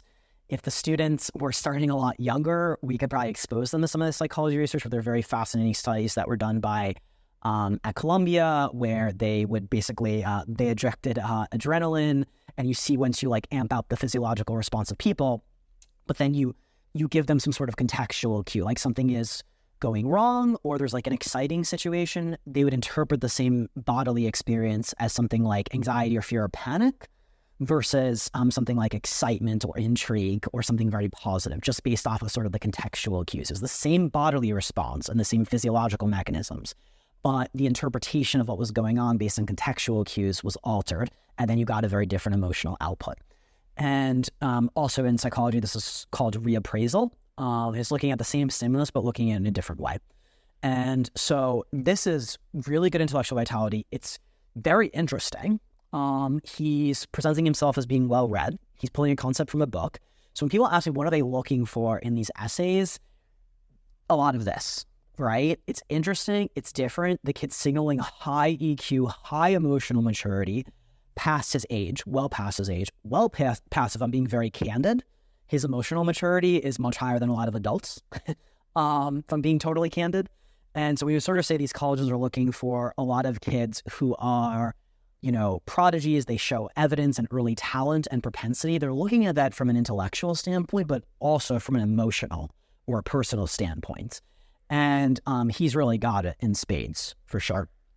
His ability to take this psychology of leadership, motivation, emotion, understand that in human beings, bring that to a leadership context, and then leverage that to lead other people. Also, obviously himself, first and foremost, his ability to reinterpret difficulty, challenge. This is all really, really good content, and this is going to be something that's going to get into his application for sure. Number 8, what inspires you? Whether big or small, mundane or spectacular, tell us about something that brings you joy. I love to read. I'm not a big fantasy or novel reader, but love to read nonfiction no matter the topic. Lately, I've been interested in finance and investment books. A lot of the money I've made from my job has gone towards investing. So further support, again, there's a bunch of categories here in terms of what he's developing. There's sort of the leadership category, and some of this emotional stuff with leadership that I mentioned, psychology of leadership. He's now got some model rocketry. He's got, some finance, some investing, so we're kind of doing an audit here. How often do these themes sort of recur? What's the most compelling out of these themes? And then we're going to have to intersect it with what he has in his resume. Can he add anything to his resume before he applies, etc.? So it's all part of a huge puzzle, all these questions. So like he's mentioned the model rocketry several times. He mentions the investing. Now I know on top of the investing, he also reads a lot about finance and investment. So this is important, again, for a few different reasons. One is he can talk about finance investment and probably he won't be totally out of his depth. So if he needs to talk about it in an essay, potentially he'll have some technical concepts. It'll sound like he knows what he's talking about. And the other thing is just like, is this a genuine passion or is it not a genuine passion? Because if it's too fake, then, it's just going to be very hard to write the essays and pull off the application. So he does have some genuine interest in this field. He can talk about them. He likely has some technical acumen, which is very helpful. And you need to be mindful of that. If you were interested in psychology, but you know nothing about psychology, that's not good. And that's going to be a real liability for your applications or interviews, etc. So a couple of these factors against another reiterated theme of the finance and investments angle. There are a lot of strategic landmines, as I mentioned, with positioning him for business, but we're just right now auditing all of this on the back end before we get to more of the final answer and the final picture. Number 9, many of us have at least one issue or passion that we care deeply about topic. And again, these are all essay questions. I believe this used to be one of the USC's questions. Many of us have at least one issue or passion that we care deeply about, a topic on which we would love to share opinions and insights in hopes of sparking intense interest and continued conversation. If you had 10 minutes and the attention of 1 million people, what would your talk be about? He puts, I would talk about divine purpose, fulfillment, and why so many people feel unhappy today. This world constantly pushes us to chase material success, social validation, and temporary happiness. I believe many people don't have a deeper sense of purpose. I would explore the idea that true fulfillment comes not from external achievements, but from living a life aligned with one's values. For me, it is in service to a divine purpose. Why are so many people, despite their success or material wealth, still struggling with feelings of emptiness? I would argue that it's because they haven't found a purpose that goes beyond a very surface level goal. Whether through faith, serving others, or creating meaningful connections, people can find lasting fulfillment by focusing on the bigger picture of why we're here and what we're meant to contribute.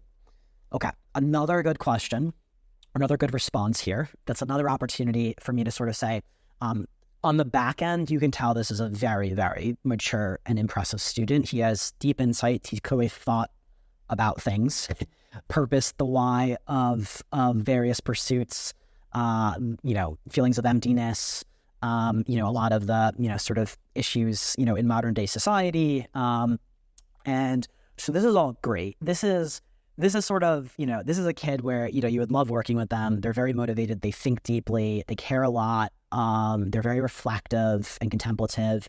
And so this is all great.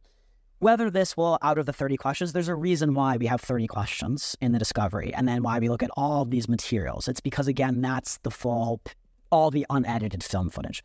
What's going to make the final trailer? That's going to depend on a lot of strategy as well, right? What's relevant? What supports the hook? What is an admissions officer not going to see as much in the applicant pool? What are they going to see a lot of? What tends to be more cliche? Is there just a chance that you could rub them the wrong way because it's more politically charged or religiously charged and the person even doesn't have that background, right? So sort of similar to what I said with some of the other church stuff, I probably would try to take out a little bit, if this were going to go in an essay, I would probably try to get a little of the religious charge of it and sort of dampen that down while taking the parts that I think everybody can relate to and that maybe wouldn't potentially alienate or, potentially rub somebody the wrong way. So he's saying things that I think could be very profound, but they could relate to sort of all people, right? So lasting fulfillment, meaningful connections, deeper sense of purpose. Where I would really like to see this potentially brought in is in a leadership context and connected in that way. So for example, you sort of how you motivate people or a team by giving them a larger purpose, basically, or a why, right? And there's sort of a niche line. If you know the why, you can endure anyhow. That to me would be a little bit more, it would sort of take away some of the emotional charge of the divine purpose, the religious elements. And so it's sort of taking the same sort of context, putting it into some of his other strengths like leadership that he already has. He can then easily connect that to other things such as a business context that maybe is academic. But he sort of removes some of the risk of potentially alienating somebody. And so he gets sort of the profundity of the thought. He connected to other themes such as leadership or maybe business, but he removes some of the risk. So you kind of get all the reward, but you've mitigated all the risk. And so this is sort of how you handle some of this content. Now, I do want to just kind of, this actually did remind me, and I'm going to kind of give a little bit of an excerpt, sort of a business excerpt of what he's talking about here reminded me of. And this would be much more of a neutral context. And he could feel free if the application ever arose to include this type of information, or somebody wants to use it separately. But what he sort of reminded me of was the sort of missionary mercenary trade-off that's referred to a lot in business in Silicon Valley. And there's a nice quote that you could sort of connect this to, that is business leadership, sort of the importance of having a why in an organization or a team. That again would maybe remove a little bit of sort of some of the stuff that might, maybe rub somebody the wrong way with the divine purpose, or, stuff that just maybe that's very personal, but it might not land the best. And it also depends too, right? If a student were applying to Notre Dame or to Georgetown or to Boston College or a school that has a very strong and aligned religious philosophy, the essays themselves will often have religious cues and prompts, and that will be part of the academic curriculum. That's very different, right? If that were the case, if the student were applying to Notre Dame, then that actually might be very well aligned. But for most of these other colleges that are not necessarily religious institutions, and a lot of students will include religious content, it might be a little bit more cliche. It could rub somebody the wrong way, and there's always that risk. It just might not be as ideal, and so you just try to take the value of the content with maybe eliminating some of the risk. So there is a quote from John Doerr, whom Fortune magazine once referred to as America's only celebrity venture capitalist. So he has this quote, and this is sort of what this student's response reminded me of, and this would be a little bit more of a, maybe you would take away maybe some of the religious charge, but maybe make it a little bit more sort of hook-related content or business-related content. So he said, mercenaries are driven by paranoia, missionaries are driven by passion. Mercenaries think opportunistically, missionaries think strategically. Mercenaries go for the sprint, missionaries go for the marathon. Mercenaries focus on their competitors and financial statements, missionaries focus on their customers and value statements. Mercenaries are bosses of wolf packs. Missionaries are mentors or coaches of teams. Mercenaries worry about entitlements. Missionaries are obsessed with making a contribution. Mercenaries are motivated by the lust for making money. Missionaries, while recognizing the importance of money, are fundamentally driven by the desire to make meaning. So, and even this, as you can tell, even the notion of a missionary has sort of, religious connotations to it. But I thought it was just an interesting tidbit that I would include for this student, sort of a more, business quote context that I think is a lot of maybe what he's talking about here, but specifically in the context of business and teams and, something that could be interesting as a piece of intellectual vitality or just general inspiration. And I would prefer that, again, a little bit over getting into some things where it might rub somebody else the wrong way, or they just don't share that same sort of identity or worldview. Can you sort of get the same theme without it potentially having the risk of alienating the person who's reading your application? Number 10, reflect on a personal experience where you intentionally expanded your cultural awareness. Serving food at a homeless shelter at an open door mission. I was initially just there to get hours for the National Honor Society. Please don't ever... the way that he's phrasing it is though like it was a requirement, but then he turned it into something more. Obviously, it sounds bad if you're conveying, and this is a lot of my issue with service, is like a lot of it's just compulsory or the kids feel they need to do it, and so it's very not authentic or genuinely motivated.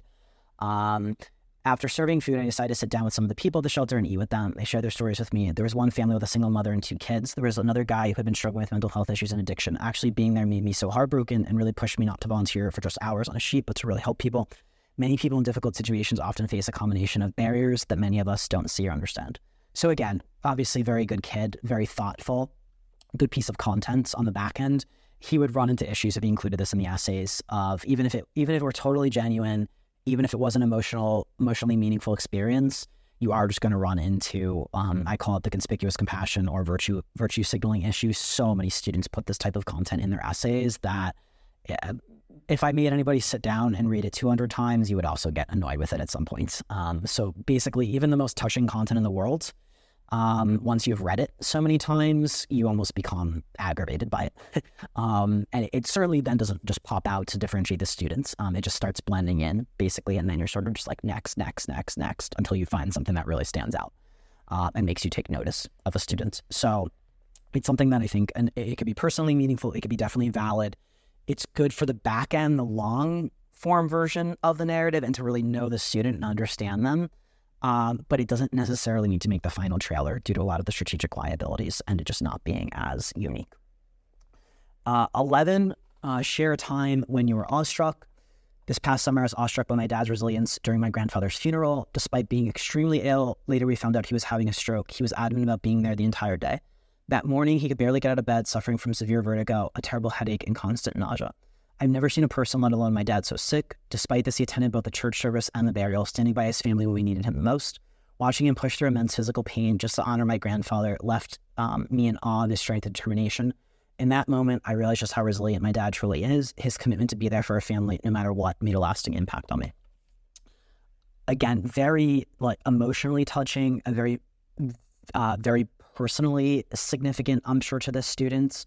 Very personally moving. It's moving to read in a lot of ways.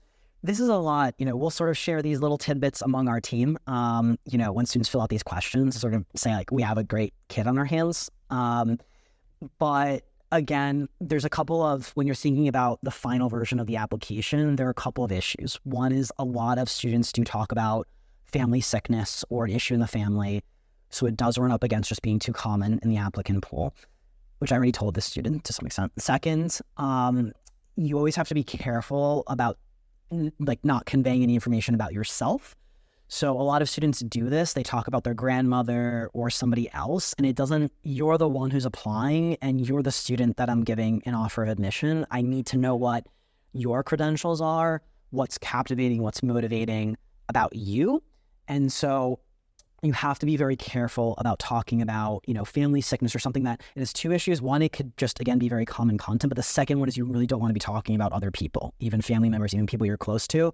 No matter how compelling or personally touching or how significant this moment was to you, that person's not applying to the college, right? So just another good thing, because I'm not trying to bash the student or be mean, or some of this might sound harsh, but I'm just trying to be honest in terms of what they see in the applicant pool, and what you're trying to do in the application is about you, and the center stage is supposed to be on you. This is just good content, again, like I said, in the long form version, to know about a student, understand sort of how they tick, what motivates them, et cetera, but doesn't have to necessarily make the final film trailer, as I've called it. Okay, number 12. What is an ethical dilemma that you care about that our society is currently facing? This could be something happening in your local community or more globally. How do you want to take action to help fix the problem? This is a pretty big and generic problem right now in the digital age. The ethics of data privacy. More and more companies give access to our privacy. Many people don't fully understand the extent to which the information is being collected. We also truly do not know who all has access to this data. Personally, do not have the TikTok app due to concerns about privacy, but I would support stronger regulations around data privacy and transparency, ensuring that companies are required to be clear about how they use personal data and give people more control over what information they share. Okay, so this is kind of an interesting theme. This might sort of be, some sort of data, cybersecurity, like more niche academic area theme, data science, maybe to some extent. And so again, we're sort of auditing the different themes, how often they pop up in the application. If the student mentioned data privacy or, data stuff in 6 different questions, and like this was the thing that they were really, it was a super big issue that they were locked in on, and then he had some of it a bit in his resume that we could sort of connect it to, then maybe this would be a bigger part of the narrative. It's just kind of a little bit more of something that I think became a little bit more of a peripheral theme. It does connect to maybe a little bit some of the other themes with sort of, maybe the coding, the statistics, the data analysis stuff with the investing a little bit, but it's probably a little bit further off the reservation. But again, this is the long form version. This isn't the final version. So we're trying to figure out what's the most compelling to connect and pull into the final version of the application. 13, what have you done to make your school or community a better place? One of the ways I've made my school a better place is by starting the Candygrams fundraiser through a Key Club during my freshman year. This event sells suckers for $1, giving students and teachers the opportunity to write notes to one another.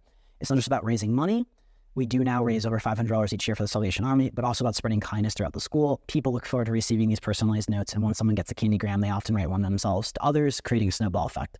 This fundraiser has grown into something students anticipate each year, bringing joy to both the recipients and the school community while raising funds for a good cause. Okay, so what I would say with this information is this isn't going to be anything that is going to figure prominently into the strategy. Again, you have to be mindful of some cliches, some cliche statements, spreading kindness, right? Like there's going to be a whole bunch of kids who have this same sort of, like a service activity and a fundraiser, and they just have like the same types of phrasing, spreading kindness, generosity, the virtue signaling, even if it's genuine. The problem is too many people do it and they can't tell. It's very hard to tell motives or intentions in a lot of ways. There's a lot of honest signaling ways that you can. I'm not going to get into it now, but it's just, you have to be very mindful of cliches and what a lot of students are talking about. So this would not be great for an essay question. However, what it would be good for is bullet points for the students' activities list. So make sure when you put Key Club in we're going to talk about this in activities list in a little while, put how much you fundraised, what the initiative was that you started, that you coordinated it, that you led it, that you innovated that. That's where it will go. It will just be a couple of bullets, because there's a bunch of things that are okay for just a couple of bullets in the activities list, but they're not good full-blown essays. They become very uncompelling when you have to write 300 words versus just put 200 characters, right? And a lot of the service activities and fundraising and stuff like that, a lot of that tends to be fine for bullets, but not full-blown essays that tend to lean into the very common virtue signaling essays that a lot of students have. Number 14, if you could create your own class, what would it be called? What topic would you explore and why?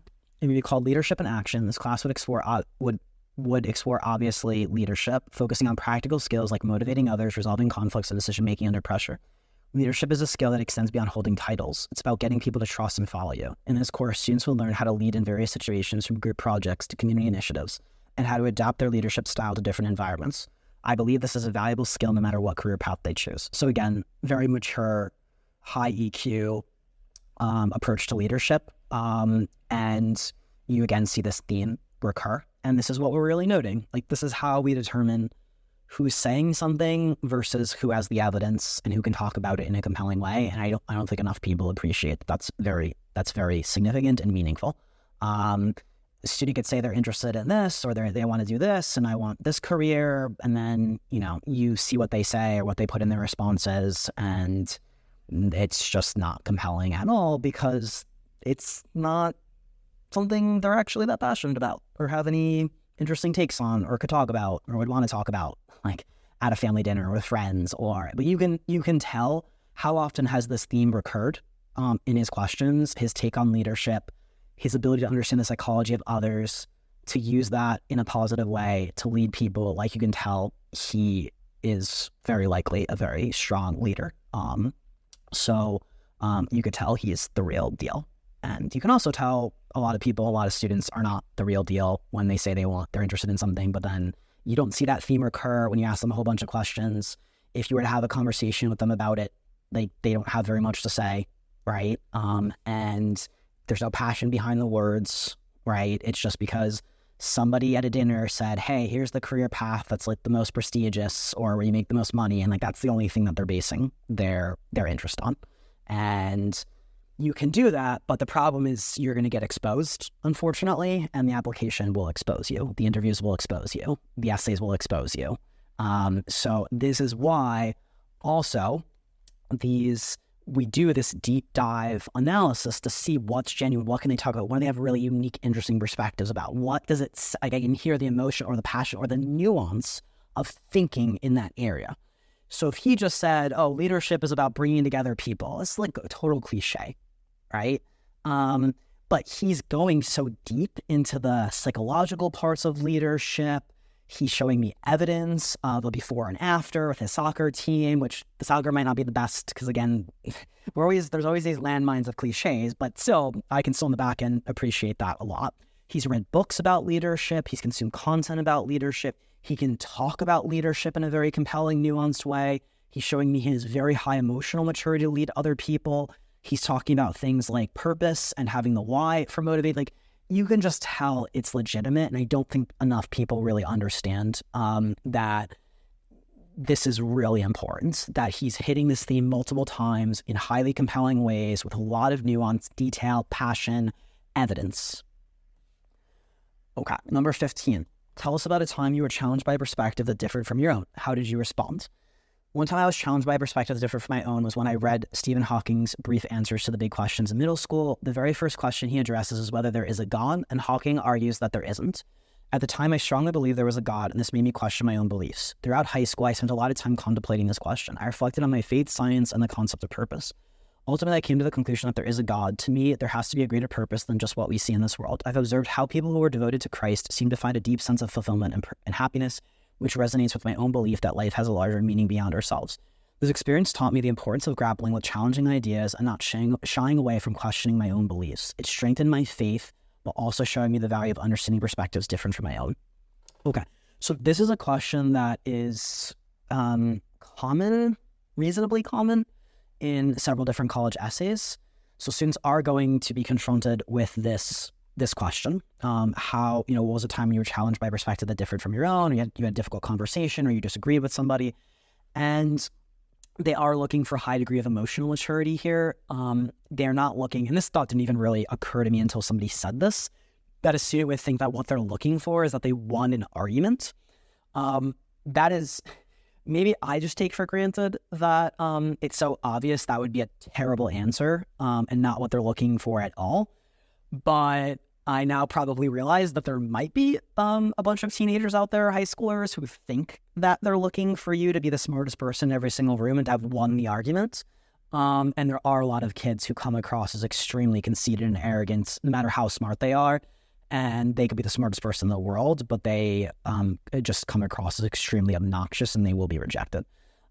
So I'm hoping that pretty much everybody understands that that's not the purpose of this question. It's not just to say that you're a know-it-all smarty pants who's won every argument ever. What this student did is a lot of what they're looking for. They're looking for emotional maturity. Can you consider alternative viewpoints? Can you entertain alternative viewpoints? Does it mean that you had to have converted and 100% accepted them? Or are you just somebody who's very closed-minded and stubborn and dogmatic, and you won't listen to other people at all? And that's not what they're looking for. They're looking for students who certainly have their convictions, their beliefs, their passions, play a particular role in the school community, but they're not totally going to shut themselves off and not engage with their peers in dialogue and their teachers in dialogue, and do what academia is really meant for, which is to try to question things and arrive at, greater amounts of knowledge and conviction, and to sort of just be able, it's meant to be a place of inquiry, not meant to be a place of, utter closed-mindedness. So I think he has really tapped into a lot of what they'd be looking for in this question. The content, I think, is very good. The fact that, he does have sort of some of these religious convictions, but he was very willing to entertain some alternatives. I think this could be very good content. I would probably like it to be a little bit more related, if possible. A student's answer to this question to be a little bit more related to their academic interests and their hook. Because going off on these totally personal topics just doesn't, it's okay, but it's not really the main purpose of the application. The main purpose and the main job that you're applying for is to be a student.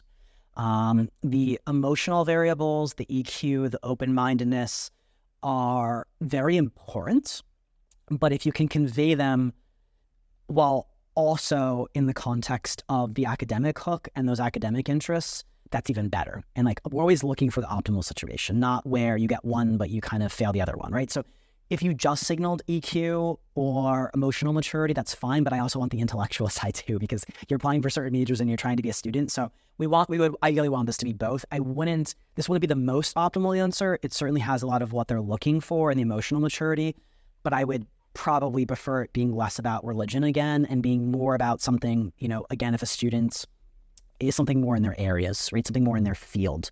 A debate that's going on about different hypothesis or different theories on a science topic, or again, if the student did have some sort of policy or legislation or political science, in that case, this could be okay to put that in here because they are, it leans into this type of content. Perspective different from and does lean into some of these themes a little bit more okay to talk about something that might come up against political or religious, because it's sort of, that is a good way of me vetting your maturity for handling these types of situations or disagreements. But again, I would really prefer that it relate to the hook if possible and not just be totally just answering the question, but not necessarily calling back to the student's hook and their academic focus. 16, if you had the power to change the course of history in your community or the world, what would you do and why? If I had the power to change the course of history, I would focus on bridging the gap in financial literacy and economic opportunity, especially in underserved communities. One of the biggest challenges people face today is a lack of knowledge about managing money, investing, and building wealth. This creates a cycle whereby people remain stuck in the rat race, often not aware of the resources or tools that could help them break out of it. I would ensure that financial literacy is universally taught from a young age, making sure that everyone has access to the knowledge needed to make good financial decisions. This would create a ripple effect, strengthening local economies, reducing poverty, and giving more people the opportunity to achieve financial independence and security. Okay, so again, we see that there's some relevance to some of these themes. Again, this is a bit of a better answer in some ways on the relevance front than the second one, if you were positioning for something that's business economics, loosely math, right? Investing, money management, building wealth. It's a weaker connection to math. I think a lot of people think that because you're good at math or numbers, that makes you into a business student, and that's a very weak justification. It's more relevant than maybe, but even this is questionable, right? You could say maybe it's more relevant. It will generally be perceived math as being more relevant to business than English, but even that's very debatable. And you could say for a lot of people, communications actually possibly the most important skill in business, and certainly for a lot of functions of business. It depends what function you're performing. But so there's a little bit of a weaker connection, to math with some of this managing money and investing. But certainly if he's taking more of a finance and business econ, and again, we're going to come up with some of the final answers here and best directions forward. Under that sort of narrative, this is a good question because it would be more relevant, right? If they're asking about what would you change in the course of history of your community. If he just came up with some totally off the grid and it wasn't related to the hook, he could be answering the question and it could be a good answer, but it doesn't help to further reinforce the hook, right? Right now, we don't 100% know what the hook is going to be. We're evaluating the evidence to figure out what the hook should be. What I'm saying is if the hook would be relevant to finance or economics, this would be a better answer to this question than just some generic answer because it would be relevant to the hook, right? Same as what I said in the previous question of don't just come up with any disagreements. Come up with a disagreement ideally that's relevant to the field and the hook that you're positioning for, because then you get both. You get a really good answer and it's also relevant, right? So in this question, compared to the last question, under a view in which he is positioning for something economics related, finance, money, math, etc., this is a more relevant response to the question because he's talking about financial literacy. So he's intersecting the way that he would improve the community with something that would be related to the hook. 17, reflect on an idea or experience that makes you genuinely excited about learning. Similar answer, but model rockets after taking a physics class. And so he goes into, again, a lot more of the model rocket tree. He talks about how he used the concepts from the class, very high value. Kids who take concepts from the class and then take it outside of the classroom, again, very high intellectual vitality. A lot of kids can get good grades. Not everyone can take the concepts from the class and is motivated to pull them outside of the classroom and do something about it. That's something very good for teacher recommendation content. In the teacher recommendation forms is the student showing the teacher how they took the concepts from the class and they went and they built a resume around it, or they applied it to the real world to do something. And he talks about computer simulations to predict where the rocket would land based on factors like wind and weight distribution. Those are some technical concepts or technical-ish concepts, not the most technical concepts in the world, but if you're going to be applying with a certain focus or hook for a certain field, you need to know technical concepts in your field. It's just, that's what differentiates the kids who apply to the highly selective schools and they have these hooks and these focuses. If they're applying for economics, they can tell you more sophisticated terms in economics. And honestly, it's not even that hard. If you take AP macro microeconomics, like just go to your textbook and look at the textbook, right? Like there's a million technical terms in there and just be proficient. And if you're applying for economics and you don't take AP macro or microeconomics, this is where you take a course, you go online, you go read about it, and you put in the work so that they know that you know what you're talking about, because somebody who doesn't know what they're talking about is not going to be as compelling. So the fact that he has these technical concepts, he's talking about weight distribution, the computer simulation, it sounds like more of the real deal. Now, he does like a lot of the formality with the engineering pursuits, and that's probably going to be a deal killer here. I'm making that the hook, but it's definitely good to know that he has this on the back end. 18. Critical thinkers are defined by their ability to dive deeper into their learning by questioning, analyzing, evaluating, creating, critiquing, and seeking other perspectives. Share an example of how you have used your own critical thinking skills on a specific subject, project, idea, or interest. Again, he puts the model rockets. He talks about the computer simulation program again, wind speed, weight distribution, thrust, analyzing the variables in the rocket's performance. This is interesting. He says, I also sought out different perspectives. Does this remind anybody of anything? That other question about different perspectives? By researching the experiences of other amateur rocket enthusiasts and consulting online blogs on YouTube to compare their approaches to mine. Very cool, right? He's learning from others. He's comparing his approach to other people's approach. This was some of the most compelling content in all of his discovery. And if he had more time and weren't literally applying right now in the application process, we definitely would have exposed him and had him build out a lot of these interests, because he had a lot of intellectual vitality in these areas. This is great content. The problem is he unfortunately is in the process of applying, and there's only so much you can do when you have to literally write the applications and you don't necessarily have the formal evidence and the extracurriculars to support it, and that's going to be a disadvantage against other students who do. But this is great. The other thing, as I just mentioned, was he mentioned sort of this disagreement or other perspectives. If he were a kid who were going to position for engineering, and we're not going to position for engineering because I think it's just too many liabilities with lacking the more formal experiences. If he were an engineering student, this would be a great answer to the question about when have you disagreed. And it would be, him going through the forums and the blogs and looking at other amateur rocket enthusiasts and sort of showing, how their approach might have different versus his approach. Now, is that maybe, showing the, it's not maybe the most direct answer to the question that somebody's expecting. You might expect that his initial answer was a more direct, right? They're looking for where there's a real source of conflict, like there's religious turmoil or political, you have to consider a alternative political viewpoint or alternative religious viewpoint. And that's correct. That could be a lot more straight up and a more best answering the question in a very direct way. However, in terms of what's the most strategically optimal, it should be a good answer to the question or a good enough answer to the question that is also strategically minded towards the hook and is relevant.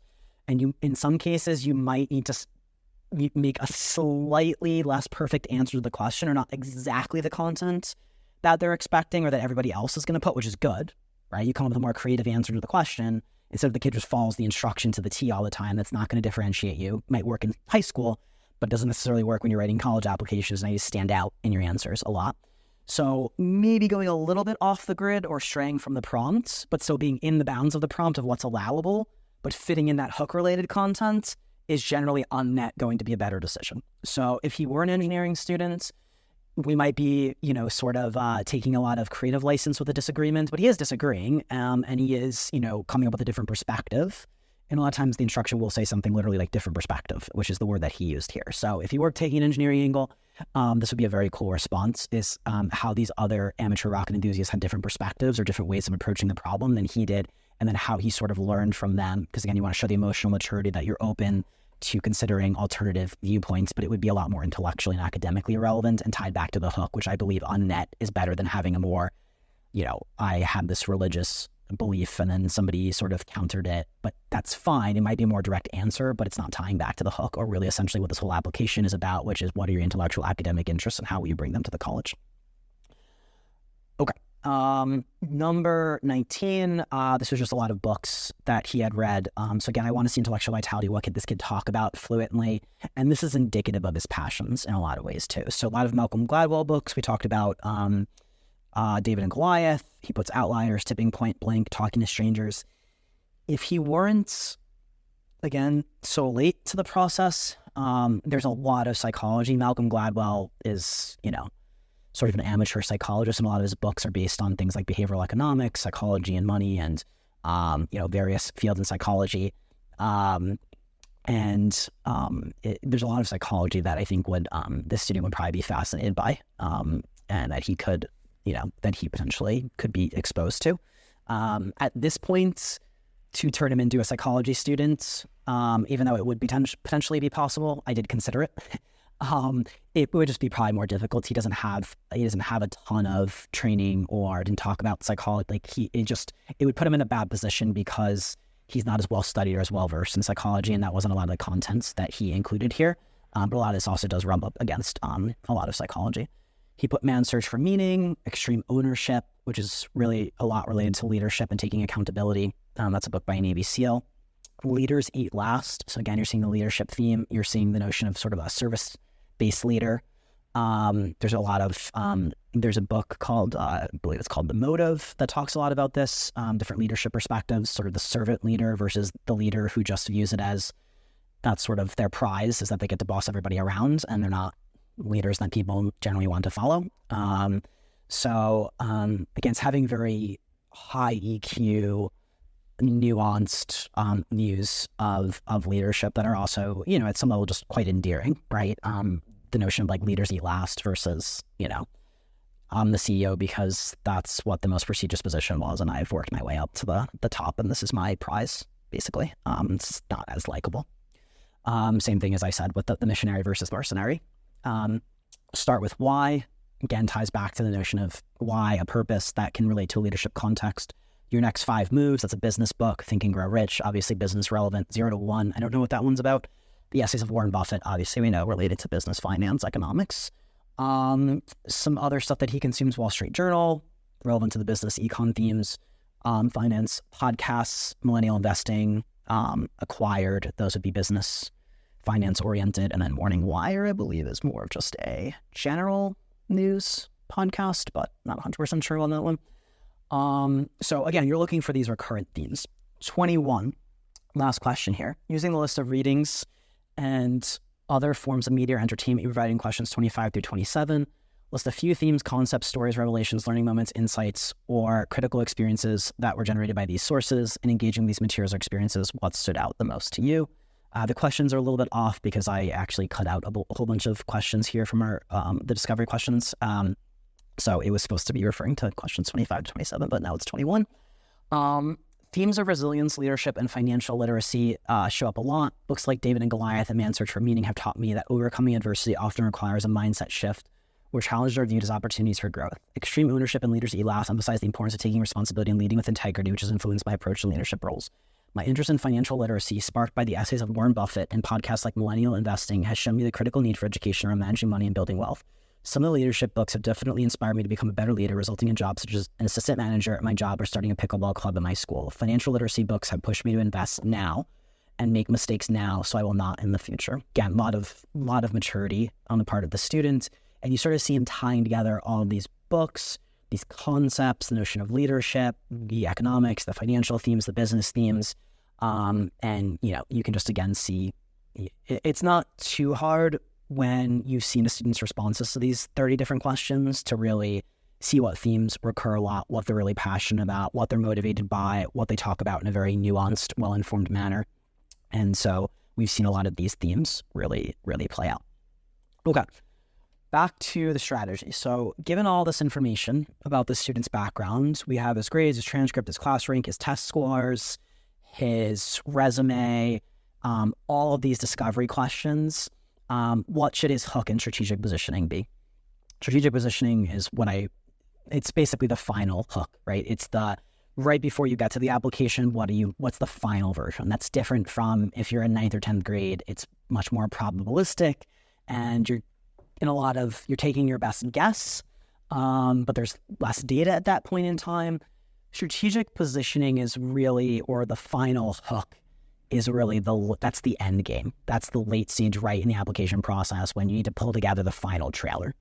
When you're a lot earlier on, it's a little bit messier. You're working with less data, just a little bit more probabilistic versus deterministic, as I say. At this point, he's applying. It needs to be definitive. It needs to be concise, definitive, compact, and the most strategic it can possibly be because he's in the final round. So that's what we call strategic positioning. And it's considering all these different factors. How strong is the student's resume? What is that school the strongest in? How competitive is this field? Is he applying to the business school? Is he applying to arts and sciences? Is he applying for engineering? What can he talk about a lot? What is he showing a lot of intellectual vitality and enthusiasm for? What technical fields does he know the best? So it's considering all of this data that I previously mentioned from his background, plus those questions, plus what we know about the schools, plus what we know about gender or sex representation, demographic. Is the student going to be more stereotyped because they come from this ethnic background that's very overrepresented in these fields? It's really looking at everything. Okay, so engineering, he definitely has. I love the model rocketry. I loved a lot of that intellectual vitality. He did go up to Calc BC by 11th grade. He's pretty good math, science scores on the ACT, 34. They're not 36s.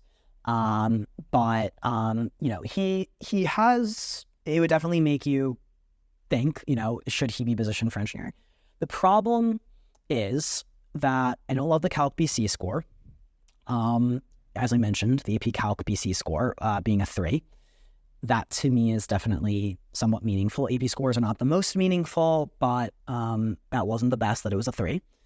And it would be very tied to that engineering narrative. The biggest issue by far, a lot of the other things are more nitpicky, right? Like not having 36s on math and science, like that's not the end of the world, right? 34s are fine on math and science, particularly if you could have pulled up the composite on the other sections. But that's more nitpicky. The biggest issue and really the death blow on the engineering positioning or narrative is it's very competitive and he's overrepresented.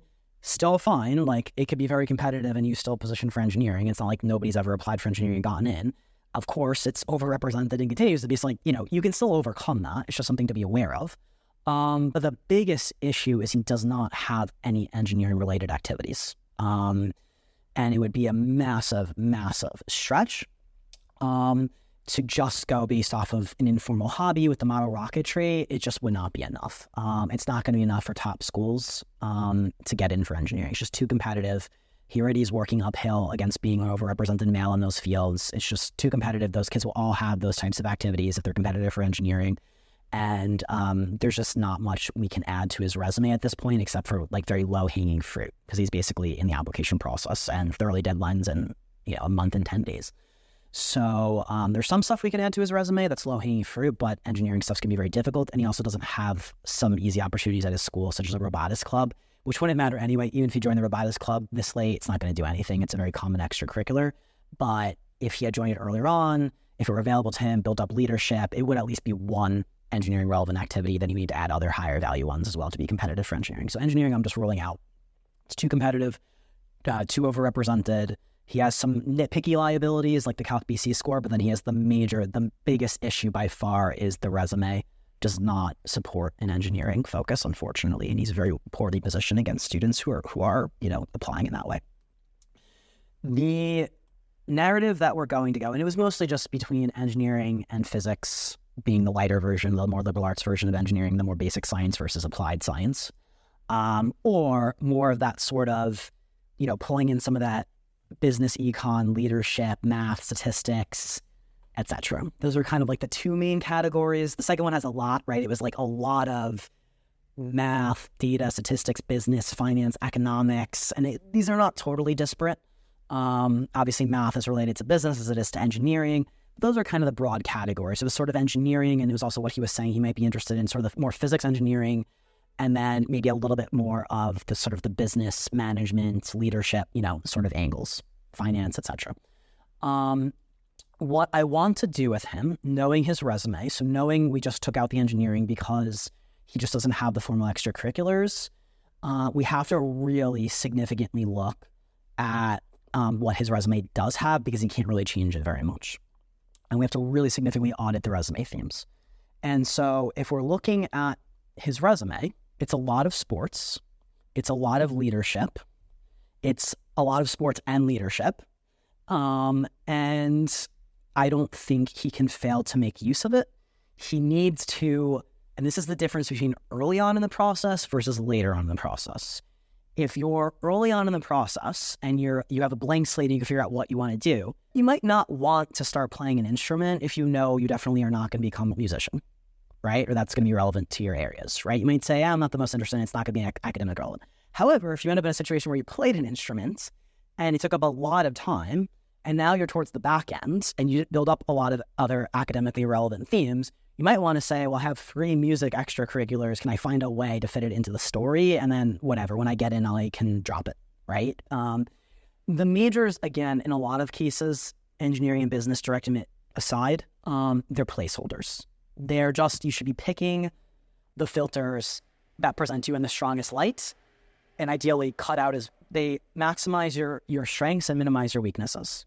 You should not be taking biology if you have a bad grade in AP biology, right? Like, it just doesn't make any sense. So keeping that in mind, there's more of a bottom up. Like, if you're starting very early, you can come up with a strategy. It should still be based on data and what your passions are to date. But you can kind of come up with more of the high level strategy of what you'd want to be building and then sort of go tactically pursue it.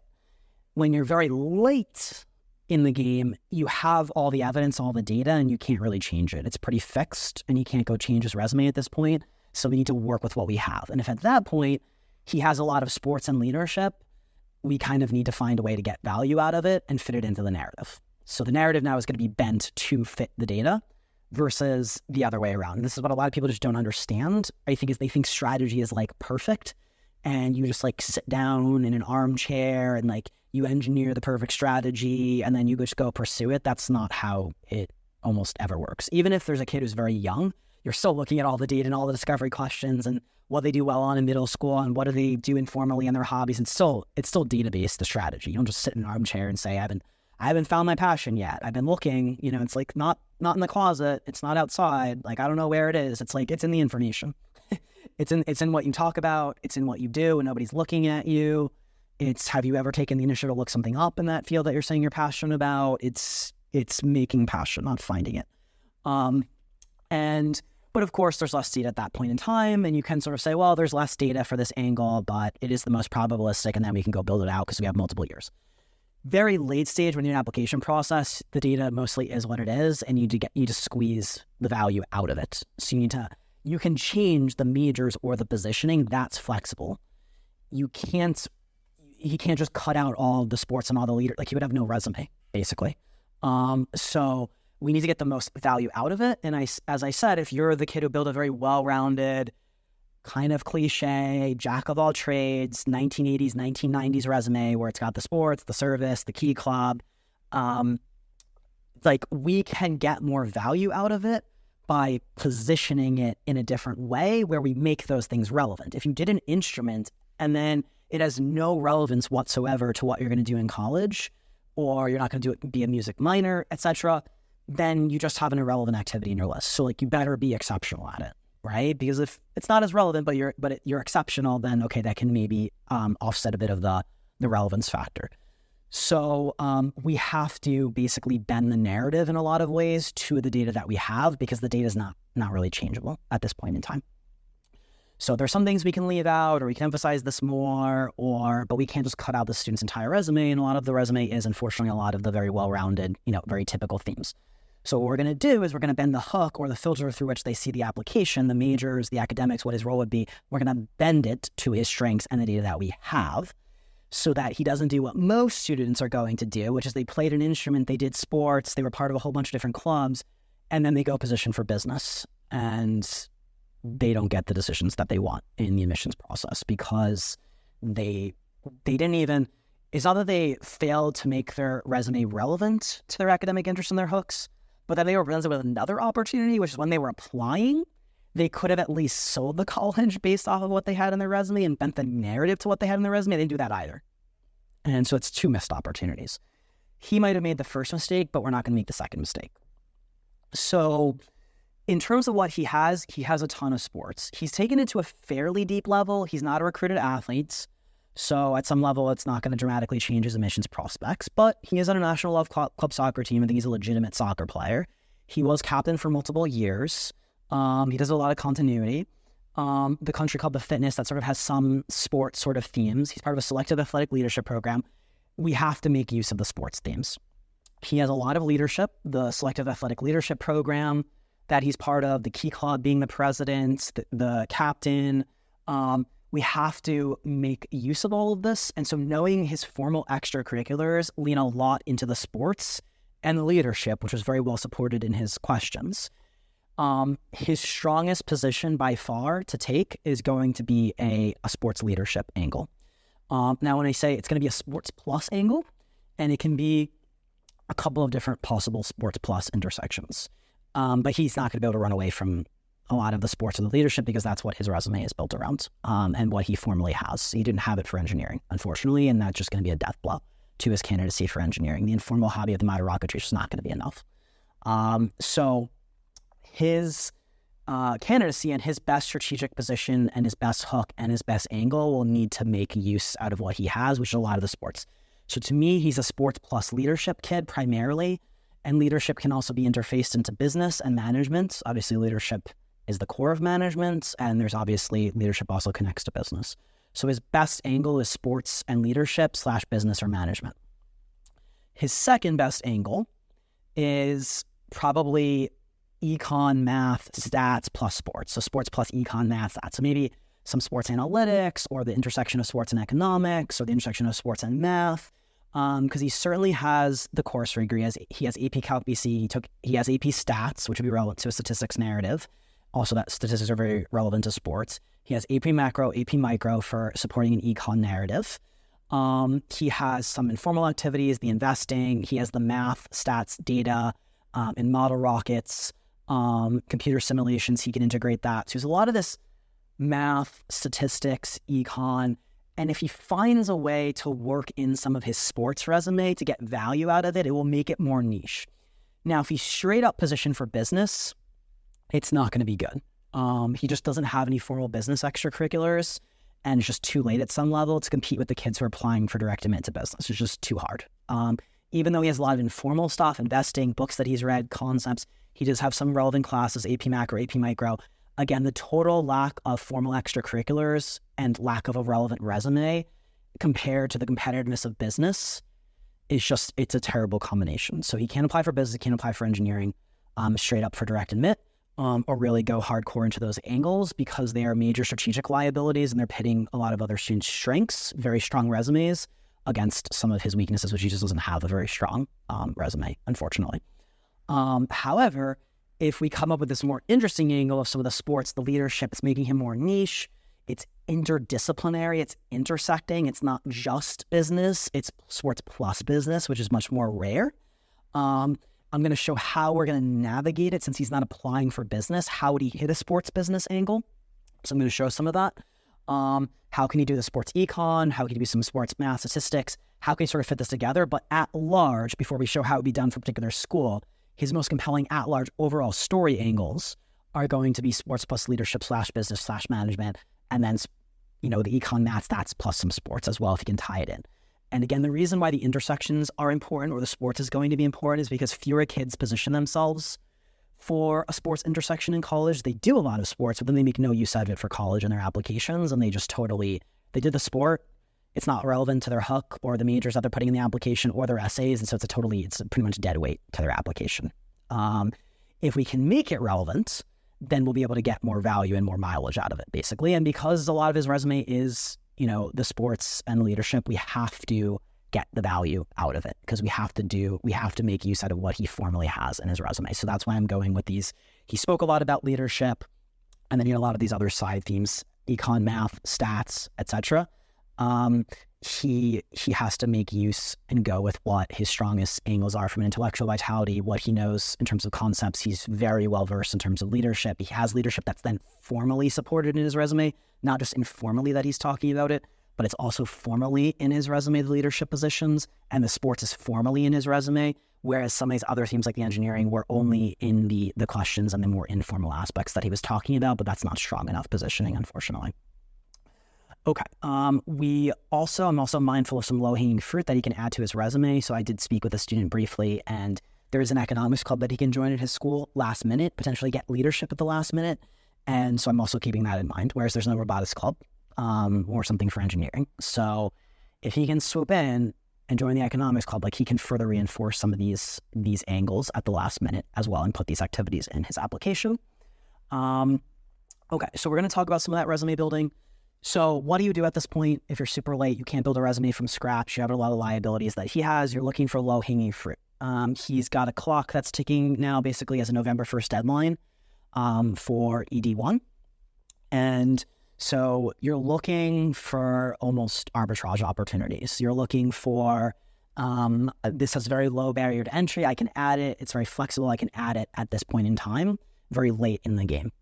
And so we're going to talk about a few of those opportunities where he can actually make his resume a little bit better before he applies. So understanding that his main angle is going to be sports, sports leadership. And again, he might hear this. I did not discuss this with him. He might hear this and be like, the sports leadership or the sports business is I'm not interested in that. Or I might be like, I never thought about that before. And it makes total sense. It makes sense based off of the evidence. A lot of his leadership is in sports. He's pursued sports a ton. But there's sort of that back end, what the student's interested in, whether that's actually the case versus just if he doesn't come up with a compelling angle here, this isn't going to go very well. Because his resume is just very weak if he doesn't take a very strong strategic position that's really optimized around his strengths. So you could say, I'm not really that interested in sports business or sports management. This is totally made up. And then you can go into the application process and see how it ends for you. But it usually doesn't end well. So this is what you have to do when you're very late and you didn't have the ability to plan and come up with a strategy that's around the thing that you really want to pursue. But I don't know, he actually might be really fascinating. A lot of times the strategic angle is something the kid's not even aware of. And it's an intersection of two fields that are in their background. And they're super happy that somebody exposed them to it. So it's both strategic and they're oh, this is awesome. It makes a lot of sense and connects multiple of my interests. So, in terms of adding some low-hanging fruit here, I know he can join the econ club. I know he's friends with kids in the econ club. He can get leadership basically and put it in his application at the last minute to support a little bit of that business or econ angle. It's going to be lighter. It's not the full business direct admit, but it's going to be a lighter angle. It's going to be more econ, not in the business school, more liberal arts oriented. And it's going to be a little bit less of the narrative. The leadership or more the management leadership angle is going to be the more predominant of the two, besides sort of the sports plus econ. But again, it's because he can get it and it's very accessible to him. We obviously are going to take that opportunity. The best thing would be if he had a sports business club or sports management club at his high school. I don't think he does, but he's listening to this. And if he does, then he should definitely join it and try to get leadership in it. The second route is he could try to launch a club, but because it's so late in the process, it might just be too much work to accomplish at this point in time. But could look into that. But the easiest one, the most low-hanging fruit, join the econ club, see if you can get some leadership, and then see if you can fit in some sports business or a sports econ angle. Can you do a day where you guys watch Moneyball and analyze how economics connects to, a lot of people that are in sports analytics have economics backgrounds and do economic modeling? And can you invite a speaker for sports economics or sports analytics to the club? So what you'd be looking to do is A, join the club, which you could do in a second. B, get leadership ideally, which is very possible. And then C, worry about the bullets that you can put under that activity and just go do something, do a little bit of an initiative, and then calibrate the econ to also the sports theme. So again, a Moneyball discussion or Moneyball forum that he has, something related to sports economics or sports executives, or invite a speaker, a local speaker who studies these themes, or a researcher from a local university, etc. For number 2, this is also low-hanging fruit and very easy to accomplish, and it's going to be the most relevant to his strongest position, which is going to be he goes and takes I would strongly suggest you go and take a sports management or sports business or sports leadership, and a little bit less ideally a sports analytics course, because I want to hit more of the leadership or the management side of business, less so things like finance or analytics or math. Sports leadership or management to me, or sports business at large, takes predominance over more of some of those econ or math or stats angles, because he has such strong leadership in his resume that I want to hit more the leadership and then, maybe the management or business sides of the sports. So more of a sports executive versus somebody who's doing, the deep dive, real quantitative Moneyball analytics. I would consider that to be more secondary, because his leadership is so strong that I want leadership and related to that management and business connected to sports to take priority or precedence over the more math, stats, analytics angles. So go sign up. You can do this right now. There's 2 things he can literally add to his resume right now, and they're now in his activities list. He can go join the economics club by sending an email, and then he can try to get leadership and then do the other things to deepen it a little bit. And then second, this is like a few clicks and a couple of emails. He can go sign up for a course. There's Coursera courses, universities host courses on these topics. Go sign up for a course immediately on sports management, business leadership, a free course, a Coursera course, something that's self-paced, asynchronous, I don't mean like going and enrolling at a university and having to go through all the bureaucracy of that, because you don't have time. So go sign up for those 2 things right now. In terms of some of his investing, we can flex that. So we can flex some of the informal stuff in his additional information section. So we'll also get some of the investing to sort of support the business theme, but it's not a formal, heavy-hitting extracurricular. But we can also flex that to tie into some of the narratives here as well. So those are sort of the low-hanging fruit arbitrage opportunities, something like that you could do at this point, even very late in the game. Join a club that's relevant, take a course that's relevant, and maybe flex some of the informal stuff in the application. A lot of students will just not include the informal stuff in the application because it's not a formal activity, and that's a mistake. Also reference my last podcast on the 10 ways that you could build an admissions hook. If you have some extra time, I would not go super deep into the resume building because you just don't have time. You need to write the applications, and time is a wasting. But it would be possible, like I said, maybe if you could do it in time on a longer timeline to start a sports business club, sports management, etc. If there isn't one at your school, he can reach out to professors literally at one of his top schools who are in these fields: sports leadership, sports management, sports business, sports economics. They could be in various departments. They could be in the business school. They could be in the economics department. They could be in the math department if there's some intersection of sports and math. That's probably very unlikely. But they could just be in different parts, different departments. So he could reach out to some professors. It'd be very hard to get a research opportunity at this point in time, and you have to really send a ton of emails, and it's just something you need a lot more time for to get a research opportunity.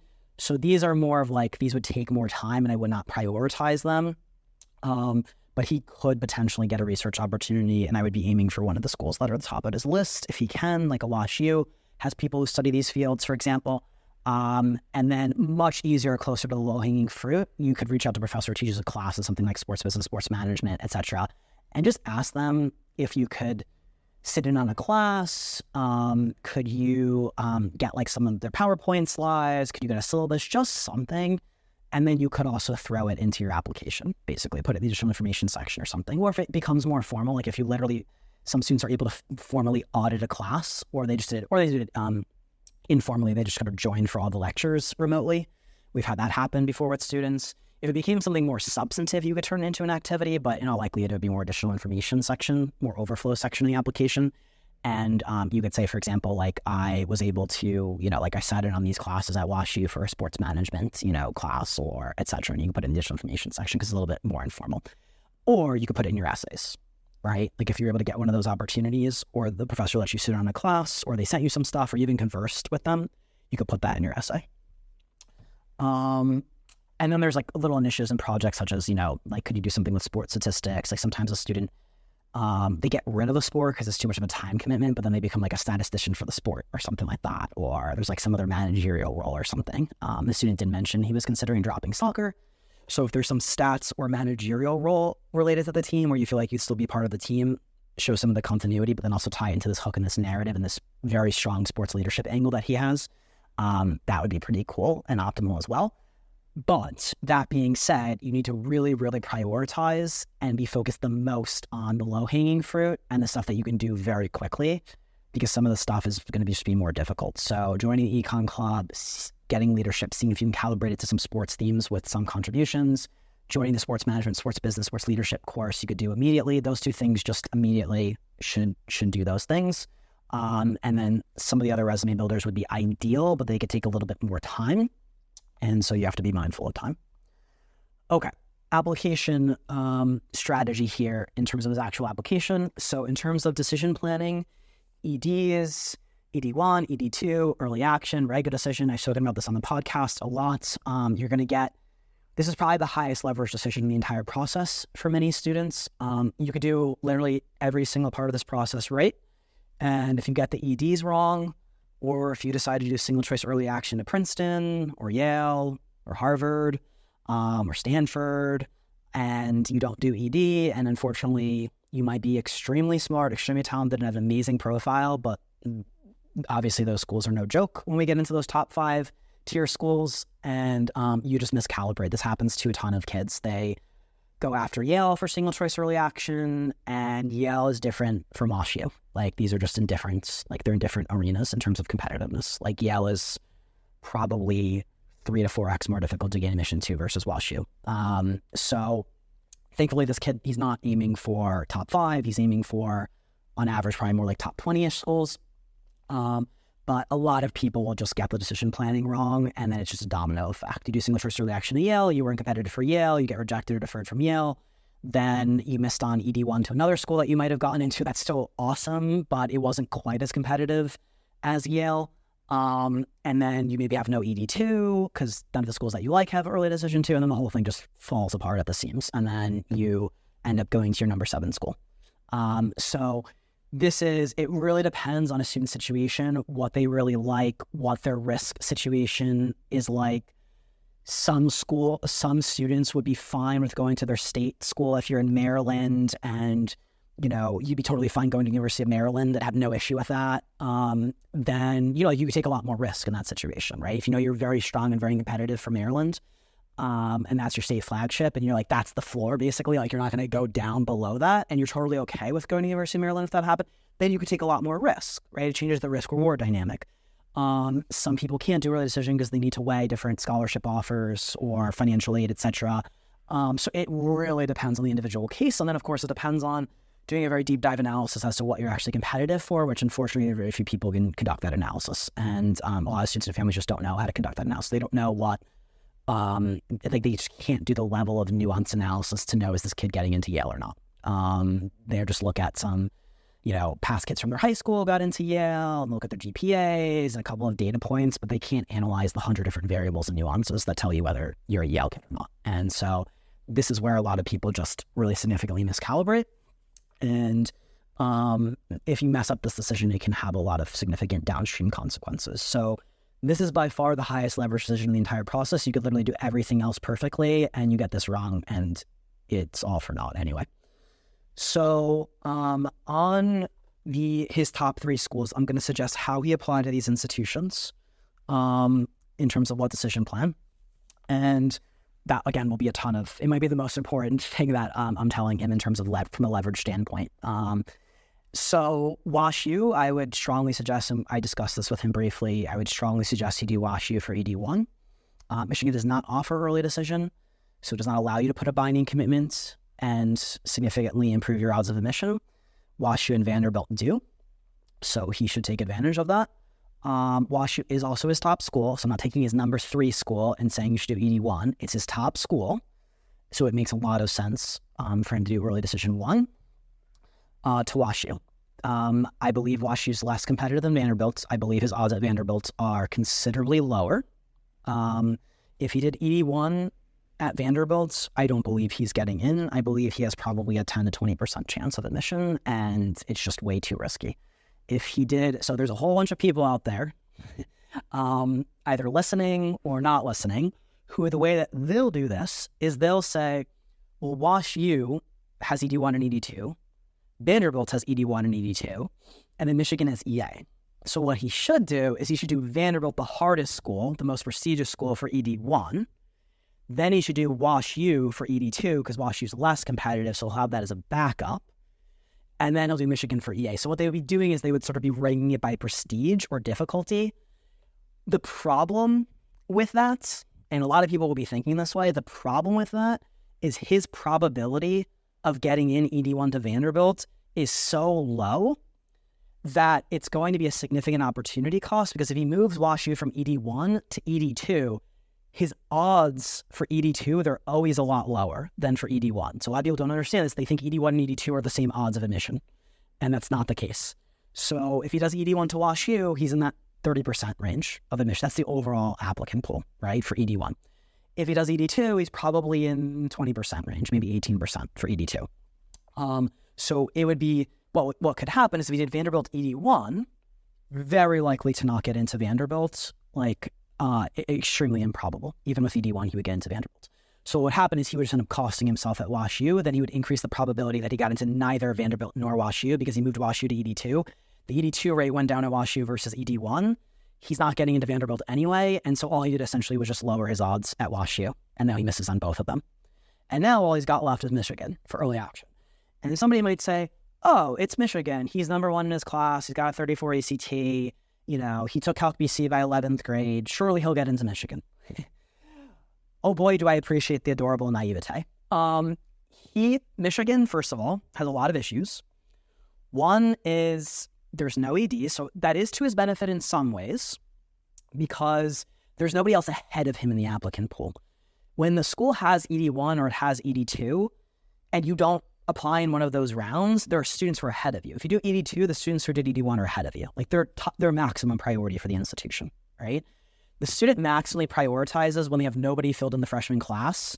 They're always worried about filling the freshman class, right? So they're always prioritizing in order those kids. So ED1's maximum priority versus ED2. That's why it's the highest acceptance rate. So if you do ED2, you're behind that ED1 cohort, right? And they're read in separate rounds, right? You have to keep that in mind. If a school has ED1 and it has ED2, and you do neither of them, you're behind two different groups of applicants, and the pool is the freshman class is probably 60% full already. And now you're competing against 50, 60,000 kids instead of 3 or 4 or 5 or 6 or 7,000 in the ED rounds. Now you're competing against 50, 60, 70,000 kids at Rega decision who are the least motivated to attend the school because they didn't do ED1 or ED2. It's just not good, right? So the thing that's actually nice about Michigan is it's bad for people for whom Michigan's their top choice school because they would benefit from having early decision and they can't get it because it doesn't have early decision. However, for kids for whom Michigan's not their top choice school, at least nobody else is ahead of you, right? Because there was no ED1 round or ED2 round. So that does work to his advantage, Michigan. Nobody else is ahead of him by the time he gets to Michigan. The problem for Michigan, though, is it's a massive pool. It does have in-state quotas, and he's an out-of-state student. All of the kids who apply single-choice early action to the top 5 schools, Harvard, Stanford, Yale, Princeton, etc., or MIT, which is an early action school, a ton of them apply to Michigan. And because the top 5 schools don't have binding commitments, those kids don't get cleared out of the applicant pool. What ends up happening a lot of times is those kids get into Harvard and then they leave their Michigan application still in, which comes back in late January. So their Harvard decision comes back in the middle of December, but it's not binding. So they're still live in the applicant pool to steal more acceptances from other kids for the other schools, right? And so that kid gets into Harvard in the middle of December. They don't pull their Michigan application. Some kids do rescind their application and they say, well, I'm not going to Michigan over Harvard, but there are kids who don't do that. And now those kids from those top 5 schools and those non-binding rounds, they go steal a whole bunch of spots at Michigan from kids for whom Michigan is the best school that they're going to get into, and for whom it is their actual top choice school. And that's an unfortunate, byproduct of the admissions process and applying to so many different colleges.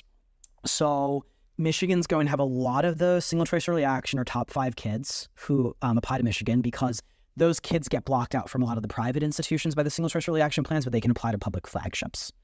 So they apply to Michigan, they apply to UVA, they apply to the UCs, they apply to all the public flagships, those Harvard, Stanford, Princeton, Yale, etc. students. So that's a big issue.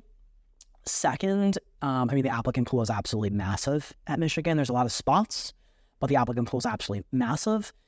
You run into the risk of getting yielded, whereby Michigan, might just not see enough demonstrated interest. Like the student I know didn't do a campus visit, from my understanding. So also, I would tell the student, when you get time, it's not the absolute highest priority, but go back to should you email or contact admissions officers and go listen to the demonstrated interest items that I listed. It's not your highest priority by far, but you should check some of those things off at Michigan, because they do check them. They do look at email open rates, how long you clicked on the video, did you do a campus visit, if your school had an info session. And that can be a big issue potentially at Michigan, because they really need to sort who's coming to Michigan versus who's going to one of the other schools, because there's so many cross applicants at Michigan. So it is by no means taken for granted that the student is getting into Michigan. I think a lot of people will take that for granted. And I've had episodes on this, the Why College Outcomes Vary episode.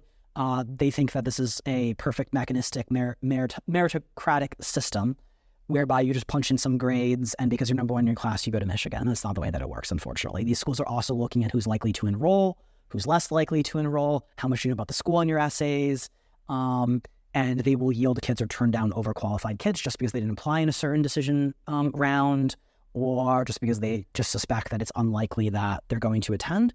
Michigan will know what the historic yield rate is from the student's high school. They'll know how often students have attended Michigan from those who have extended offers of admission. If historically at your high school, a lot of people turn Michigan down, that's not good. They're fitting all of these things into pretty advanced econometric models and predicting who's actually coming. It's not just based on merit.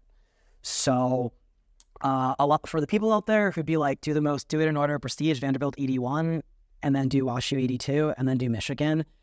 There's a non-trivial chance he would miss on all 3 of them. The probable outcome in that situation would be he would get into Michigan, but there's a non-trivial chance he would miss on all 3 of them if he did that. So the best decision plan here, Vanderbilt I think is out regardless. I don't think even with ED1 he would get into Vanderbilt. Vanderbilt I put about 2x more difficult to get into than WashU. And it's not worth it to him, because to inherit that 2x risk for Vanderbilt, he prefers WashU over Vanderbilt anyway. So it doesn't make any sense. The risk reward makes no sense whatsoever. So it would be WashU ED1. Vanderbilt is just going to be a throwaway. If you wanted to do it for ED2, you could, but I don't believe the odds of admission are just so low even for ED1 that by the time ED2, you're talking less than 10% chance of admission, maybe 5 to 10% chance. But if you're not doing any other ED2, then it's better than having no ED2, right? If you'd be okay going to Vanderbilt, which he 100% would. I would throw in one other school, and probably people who know us or a programmer heard about us. Emory, I think, is a very good value for people who are sort of in that top 25 tier, and they want an ED2 failsafe or a backstop to hedge the risk against the ED1. Emory, I think, is a great ED2 value offer. The ED2 rate does go down quite substantially at Emory, so it goes from like 30% to 12%, which is not very good. But it still is a little bit of a weaker applicant pool compared to WashU and certainly compared to Vanderbilt.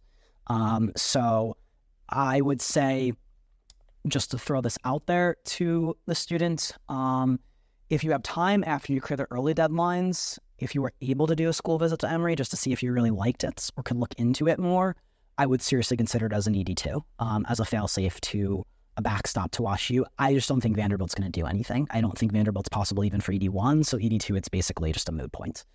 If you weren't going to do any ED2, it's better than nothing, but I believe a school such as Emory, very easy access to the business school. It's not direct admit. So even though Emory in the application has business or different breakdowns, you don't get admitted directly to the business school for freshman year. You have to move into the business school. And as long as you do your prerequisites and have a fair enough GPA, it's very easy to get into Emory's business school. It's a good business school. It's definitely a solid business school. So that would also potentially be alluring to the students. It serves a good ED2 purpose if you really like the school. There's a lot of business flexibility for moving into the business school. He seems to like Southern schools.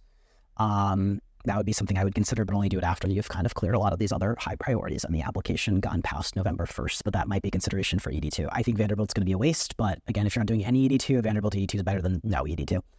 And then Michigan's EA, so obviously it's not blocked out by anything here, regardless. So my suggestion, WashU ED1, Vanderbilt or Emory for ED2, preferably a school like Emory if you found out that you really liked it or could do the research and could get on board with it. And then you do Michigan for EA. And it really is, in a lot of ways, you're trying to go all out for WashU. And so I'm going to focus a lot of the rest of my analysis on WashU, being the top choice school in the ED1 contender with the hope that he gets in for ED. His resume is very weak, and so would not normally be in play for WashU, even though he has a lot of metric strength. It's a very, very weak resume for WashU. So this is why we have to pull together and squeeze water out of a stone and flex the sports leadership and these interesting themes and these niche themes and make use of what he has in his profile. So now I'm going to go through the Common App, what to do here in terms of how you take the hook and you convert it into the application. And then I'm going to do one supplementary application, which is going to be WashU. And he'll have to use similar logic for the rest of the applications and their school supplements, but you could do a lot of the same stuff in terms of the positioning and the way that I'm doing it, but you have to recalibrate it to some of the other schools when it comes to the school supplements. Okay, for the Common App, very important, there's an overall space of the application, which is the amount of time they have to read it, so let's call that 10 minutes. So that's the temporal space, and then there's the physical, to some extent, space, which is however many pages they're reading. You know, it could be, I don't even know what the word count would be, but let's say it's 30 pages, and let's say it's 10 minutes. The number of times you reference your hook in the application divided by the amount of space, time-wise or spatially, right, is basically what I'll call the hook concentration. It is how many times you remind them of that theme given a certain amount of time or space. So what do I mean by this? If you read one page and I mention the same keyword 50 times, how much more likely, out of 300 words, I mentioned it 50 times, how much more likely would you be to remember the keyword than if I mentioned it 5 times out of 300 words? You'd be a lot more likely to remember if I said it 50 times than if I said it 5 times.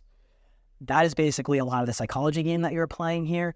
They're reading these super fast, and you need the hook to hook them. There's a reason it's called a hook, right? So that's the hook concentration. That's why I say when they ask you about what's a time that you debated somebody, don't go super far off the reservation to perfectly answer the question. Tie it back to the hook. Because the more times you have the hook relevant content, the more likely they are to know what you represent, what your brand is, what the theme in a very short period of time. So it's a very important macro level concept to understand. As many references to your themes as possible in this application, because 18 references is way better than 2. Okay. For some of the basic fields, I'm going to do some high-level common application. For some of the basic fields, go back, listen to my application red flags podcasts, just avoid some of those application red flags, or if you've already heard it, then you know what I'm talking about. I give some content there for some of the basic information fields or other things just to avoid. For the career fields, I mentioned this in that podcast, but if you, it's up to the students, can do whatever you want. If you want to reinforce the sports leadership angle, what you'll do is under career interests, you'll put other, and then you'll put something that's like sports manager, sports executive, or something like that. If you want to take the less strategically ideal angle, you'll put something like engineer or business executive, and then you'll lump yourself in with a lot of those people who are just putting that in that field. So up to you what you want to do, but given that the hook is sports management or sports leadership, again, I've not spoken to this kid, so I have no idea if he's like, oh, that would be an awesome intersection. I don't know. I'm just looking at the evidence and saying that's his best angle by far, because I can't renovate his resume at this point in time when he's applying. He needs to write the applications. So we're making the most of what he's given us. But if you want to go down that path and the career, again, they're not going to hold you to it. They're not going to check in with you in 20 years and say, oh my God, you didn't become, general manager of the sports team. It just helps to further reinforce the hook, basically, and remind of the sports leadership, sports management theme. Okay. For the scores, you're going to self-report your ACT super score out of 34. You already know this. He has, I think, 5 different sittings of the ACT. Only 2 of them amount to the super score. So he'll just self-report this in the application. Just those 2 sittings that amounted to the 34. In the AP section, what do we do here? Because he has several threes. There are people who have varying stances on this. I believe strongly in omitting threes. Do not include any threes on the application. There are some people who argue if you omit the threes, they know you took the class, and they might think you got a 2 or a 1 on the AP exam, in which case it's worse. I disagree with that perspective. And my perspective is he has a lot of APs, so it's going to be harder because there's so many APs, it's going to be hard for them to realize, or harder for them to realize that he left out 1 or 2 of them, right? So he would be leaving out 2 because he had 2 threes, right? This is different if a student had 3 APs, and it's like, it's harder for you, like they'll know, like it's just 3 APs, and then they look to see if you reported those AP scores. He has 10 APs, and then they also have you put down your future AP exams. So he's got 15 APs. It's a lot easier for them to miss that he left out 2 of the AP scores, right? This is a lot of psychology, aesthetics, optics, right? Because he has so many APs, it'd be less likely they would realize. Now, are they going to realize that he left out AP Calc BC? Yeah, it's very possible, right? Because he had a 3 on it. But there's also a lot of plausible deniability. You could make the case that, first of all, they might not even realize because he has so many other AP scores. Like he might not even realize he left out the 2 threes when he was self-reporting them. Second, it's very possible that, he was only reporting 4s or 5s because that's typically what earns you college credit, which is different. That's a whole different conversation in terms of college credit versus, gaining admission. We're obviously focusing on admissions factors for actually getting into the school versus earning credit down the line. Down the line, they will ask you for your official AP scores, and you can determine college credits. But because it's very often the case that colleges do not give credit for students with scores of 3 or lower, against that argument that, if he doesn't put it in there, they might assume it was a 2 or a 1 instead of a 3, but you can sort of counter that by saying, a lot of times colleges don't give credit for 3s. So he might have gotten a 3, but just didn't include it because a lot of times colleges don't give credits for 4 and 5. So you can sort of make that argument against the other argument that, they're going to think it's a 2 or a 1. And then third, and finally, it's possible students just forget to put information in their application. We had a student who came to us after they submitted an application to Stanford, and they made a mistake. They put an AP physics class twice under their AP score section. Students make all sorts of issues. Even if multiple people are checking over the application, there's so many details and little nuances that it's extremely unlikely a student does have any mistake in their application. It's just page after page. There's weird little Common App formatting things that if you don't preview it correctly or download the PDF. So there are a lot of kids who just mess something up in the application, or they forget something. That you also have some plausible deniability as far as, he might have forgotten because he has so many. There's 15 APs he's going to be putting in that section. It's possible he might have just forgotten it, right? So I'm going to go with, in terms of the risk versus reward, instead of just putting it there for them front and center, those 2 threes, which don't look great. Particularly, again, they're tied in some ways. The Calc BC is tied a little bit to some of the narrative. Computer science a little bit less so. That was the other 3 on the AP exam. But versus just putting that front and center for them to see it and it's sticking out like a sore thumb versus omitting it and just hoping that, they see all the other ones, or maybe you just forgot to put it, or maybe you didn't put it because it wasn't a 4 or 5, but we don't think it's a 2 or 1. This is the general philosophy and the general approach that we take, is just not to include anything that's below a 4 in terms of self-reporting those AP scores. So there's a lot of other considerations, like if you only had 2 scores, and there's a lot of different combinations and situations here that depend on the student. But my general belief here and general approach in our philosophy is you don't include AP scores, generally speaking, that are below a 4 in your application. So include all the 4s and the 5s, leave out the 2 3s. Personal essay. So this is the main Common App essay. This one was definitely tricky to start coming up. I told him I would help him come up with some of these essay themes. A lot of students just are totally stabbing in the dark with these essays. Unfortunately, in terms of content, we saw that a lot when I went through his discovery questions, and how many of those themes or topics do you think students are going to be discussing in their essays that are total cliches? A ton. So a lot of students just are very unaware of, sort of what makes a really compelling essay, how to make it relevant to the hook, that it even needs to be relevant to the hook in the first place. They say this thing that's virtue signaling that they don't know about. It's a bunch of landmines. So for the personal essay, we want this I've done podcasts about this. The podcast, The Biggest College Essay Mistake. It's called a personal essay. It's a misnomer. This should give me some personalized insight into who you are, but it needs to be related to the hook and the academic contents. It needs to be an intersection of the two. It's a personalized insight into your academic hook. That's basically what it is. So it needs to be relevant to whatever hook we're selling them on. So if we're selling them on a sports management, sports leadership hook, first and foremost, we want the content of this essay to be related to that hook. So he has, and I went through some different, directions. This would have been way easier if this student had, for example, a sports management activity or a formal extracurricular, or had started a sports management club, or this is where the essays become much more difficult to write unless you did what you were supposed to in terms of your resume. So it's something really to keep in mind. I wish for this positioning, he had an activity that on its surface was just the intersection of these themes. It was like something related to sports management or to sports management internship or sports leadership internship, or if it wasn't even the sports leadership, but it was whatever he wanted to be. If he had the activities and the formal activities, that would have been ideal for writing this essay because you're kind of calling on a lot of those experiences. He didn't, so it definitely makes it a lot harder. So pickleball club was one that I considered. As you can tell, like we're really stretching. It's definitely a little trite. It's a sport. It's like kind of a more whimsical club, but he did found the club. It is hitting the sports leadership. He did pull the club together. It's sports because the pickleball. It's leadership because he founded it and put in all the work. But I just don't think it has enough intellectual vitality and the significance. Like, I don't know there's any real depth in that. And I didn't get a sense from talking to him that there was a lot of depth. So it sounds flimsy. And upon reviewing it more, it is flimsy and we're not going in that direction. Another one, and again, this is really like trying to squeeze water out of a stone because the activities and the formal extracurriculars are not there and it makes it very difficult, right? I would not normally even consider a pickleball club for any students, but we have to work with what we have. And a lot of students are in this position. Soccer and the leadership.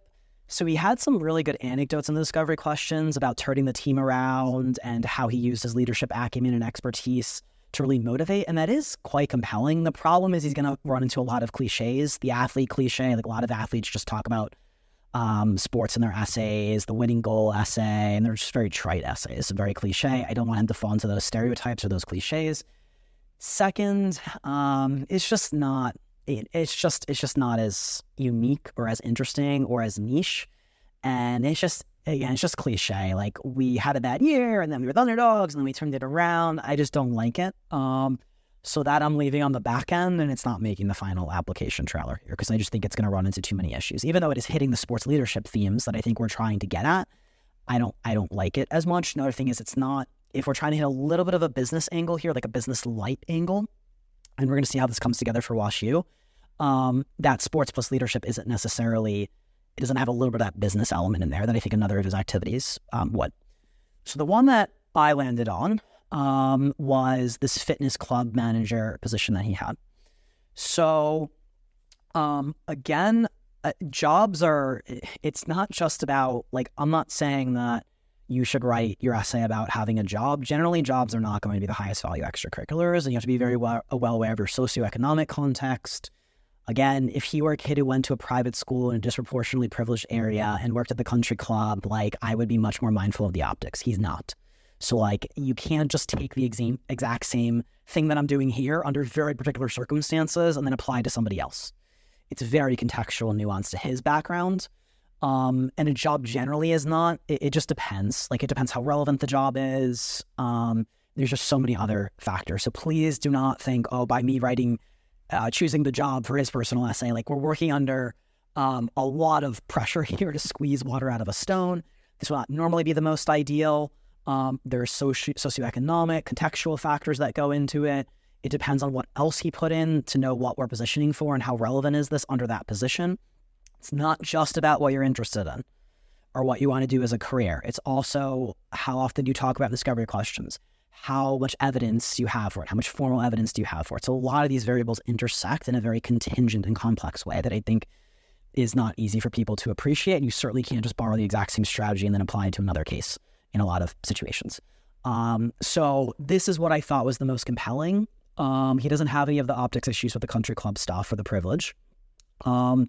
It does show some blue-collar hustle work ethic. You're signaling some of these things implicitly, very strong EQ. So we're signaling some of those strong but secondary personal qualities, high EQ, leadership ability. I don't want to make those the first and foremost aspect here. Usually, you want to lead a little bit more with the intellectually academic aspects, but those are the case, and they are implicitly being signaled for sure. I know he talked a lot from the books about desirable difficulties, and I know he had to handle a lot of client problems and client difficulties, and he was entrusted to do so. So I know he could talk about this in an educated way. I know there's probably a good story here. I don't 100% know that one, but I imagine he can think of some stories with dealing with some clients. But that would get more into brainstorming, and I don't have that luxury with him, but I imagine he could come up with some interesting story. That's very important because this personal essay is often going to be a story or a narrative, but also be academic and intellectual. And that intersection is not easy for a lot of students. Very easy to write a personal narrative, not easy to write an intellectually relevant or academically relevant narrative or story at the same time. And so we're trying to balance both the personal and the academic to some extent. But it also has to be a good story. So I like the fitness club manager because I know he can talk about leadership. He has a lot of innate talent and ability. You're implicitly signaling that he was entrusted by adults to handle adults in difficult situations. So a lot of that's great. It's hitting the leadership theme. In the background, there's also a little bit of sports because he's at a fitness club. So it's kind of hitting the sports leadership. I know he can talk about these topics in a very nuanced, impressive way because of all of his discovery questions that I read out loud. So I know he could pull it off and he can execute on it. He can call in the books and he can pull in some sort of quote unquote technical terms like desirable difficulty. It's not a real hardcore technical term, but it's a term that differentiates versus him just talking, right? And he could pull in this notion of maybe, having to deal with these sorts of situations and being a leader, and calling in these sort of invoking these like more advanced concepts that he has towards leadership.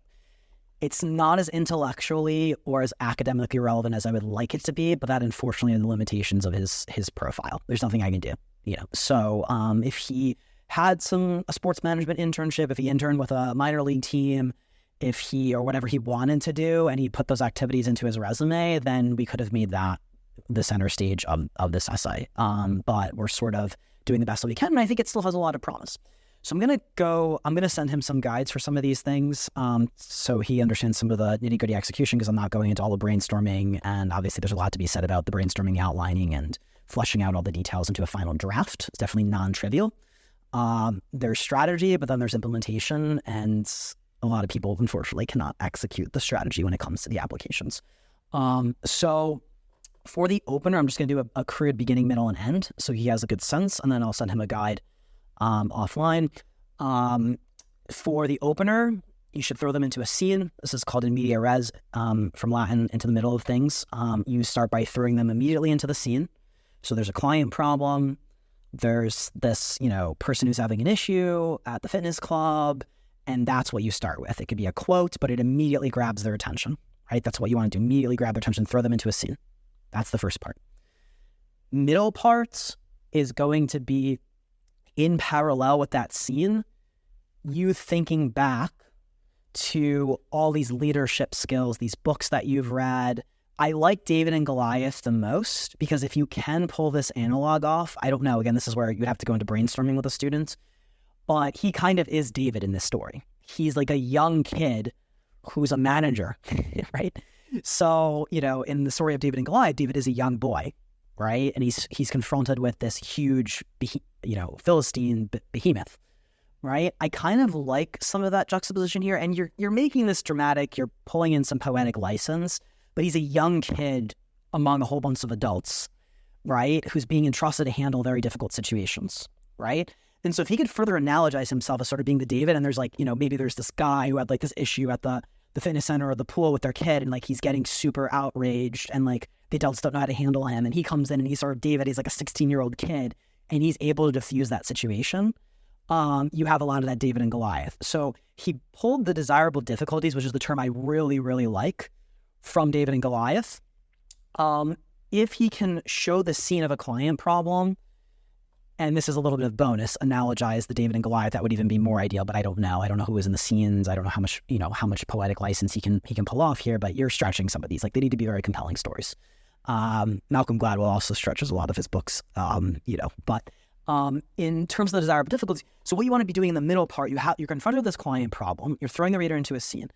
Then in the middle part, you're zooming out sort of in parallel to a parallel scene where you're going through these books, you're studying leadership, particularly this book I like the most, the David and Goliath book. And you're sort of analogizing this scene to that David and Goliath or this desirable difficulties and sort of showing what you learned about leadership or difficult situations and reframing them or how to deal with them. And you're zooming out from the client problem to discuss your studies or what you learned. And then towards the end, you're going to come back to the client problem scene. So you're going to cut off the client problem. Client comes with this big issue. There's this big guy and he's like, my kid's having this problem, whatever. And you're just throwing them into that scene. Then you're showing how you study these leadership concepts, this notion of reframing difficulties, desirable difficulties, how you're the David in the situation versus the Goliath of the client who has the problem. And, then you're going to show how that all comes together in the end, right? Then you're going to flip back to the scene of the client problem. And you're then going to show how you use all of that leadership acumen, all those leadership skills from the books and what you read and desirable difficulties and reframing difficulty and knowing how to handle people at an emotional level and knowing what they'll respond to. And then how you pulled that to solve the problem.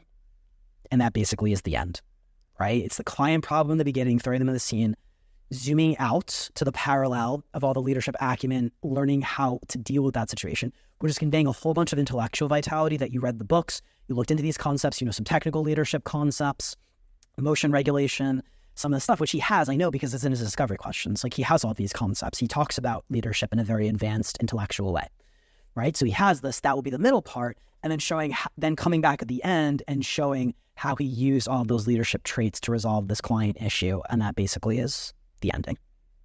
So it's a story scene you throw them into, which then you return to at the end. And the middle is basically all of what you learned about leadership from these books. And if you can analogize the David and Goliath, that would be even better, and showing how you took that to actually solve a real world problem. And implicitly what's being signaled there is we are getting the leadership that we want for the hook. The sports, unfortunately, it just is impossible in this case to get the full sports leadership, but there's a little bit of sports kind of hanging around in the background. You're conveying the intellectual vitality with respect to the leadership, his technical prowess there, his EQ there, and he's just in general conveying himself as a very emotionally mature, high EQ, trusted by adults to handle problems with adults, which is a lot of other signaling. And of course, he doesn't come from a privileged background, so there's not a lot of issues, huge issues there. So a lot of the job and the blue collar work ethic and the fact that he has a leadership role, he's an assistant manager, and he was given that leadership role, that's a lot of extra other oomph to the essay. For the honors section, this is how I would put the awards in there and sort of rate them. So if you have the Summa Cum Laude award, that's sort of an overall award. I would put that first because it encompasses your entire high school career. I would put he won the Outstanding Student or Student of the Year. That's a more impressive award because there are fewer students who are given it at the high school, and it's not just GPA, it's also teachers have to nominate you for that. But the problem is it's only tied to 10th grade. So it's more impressive than Summa Cum Laude, but it was only in 10th grade and not all-encompassing, so I put that second.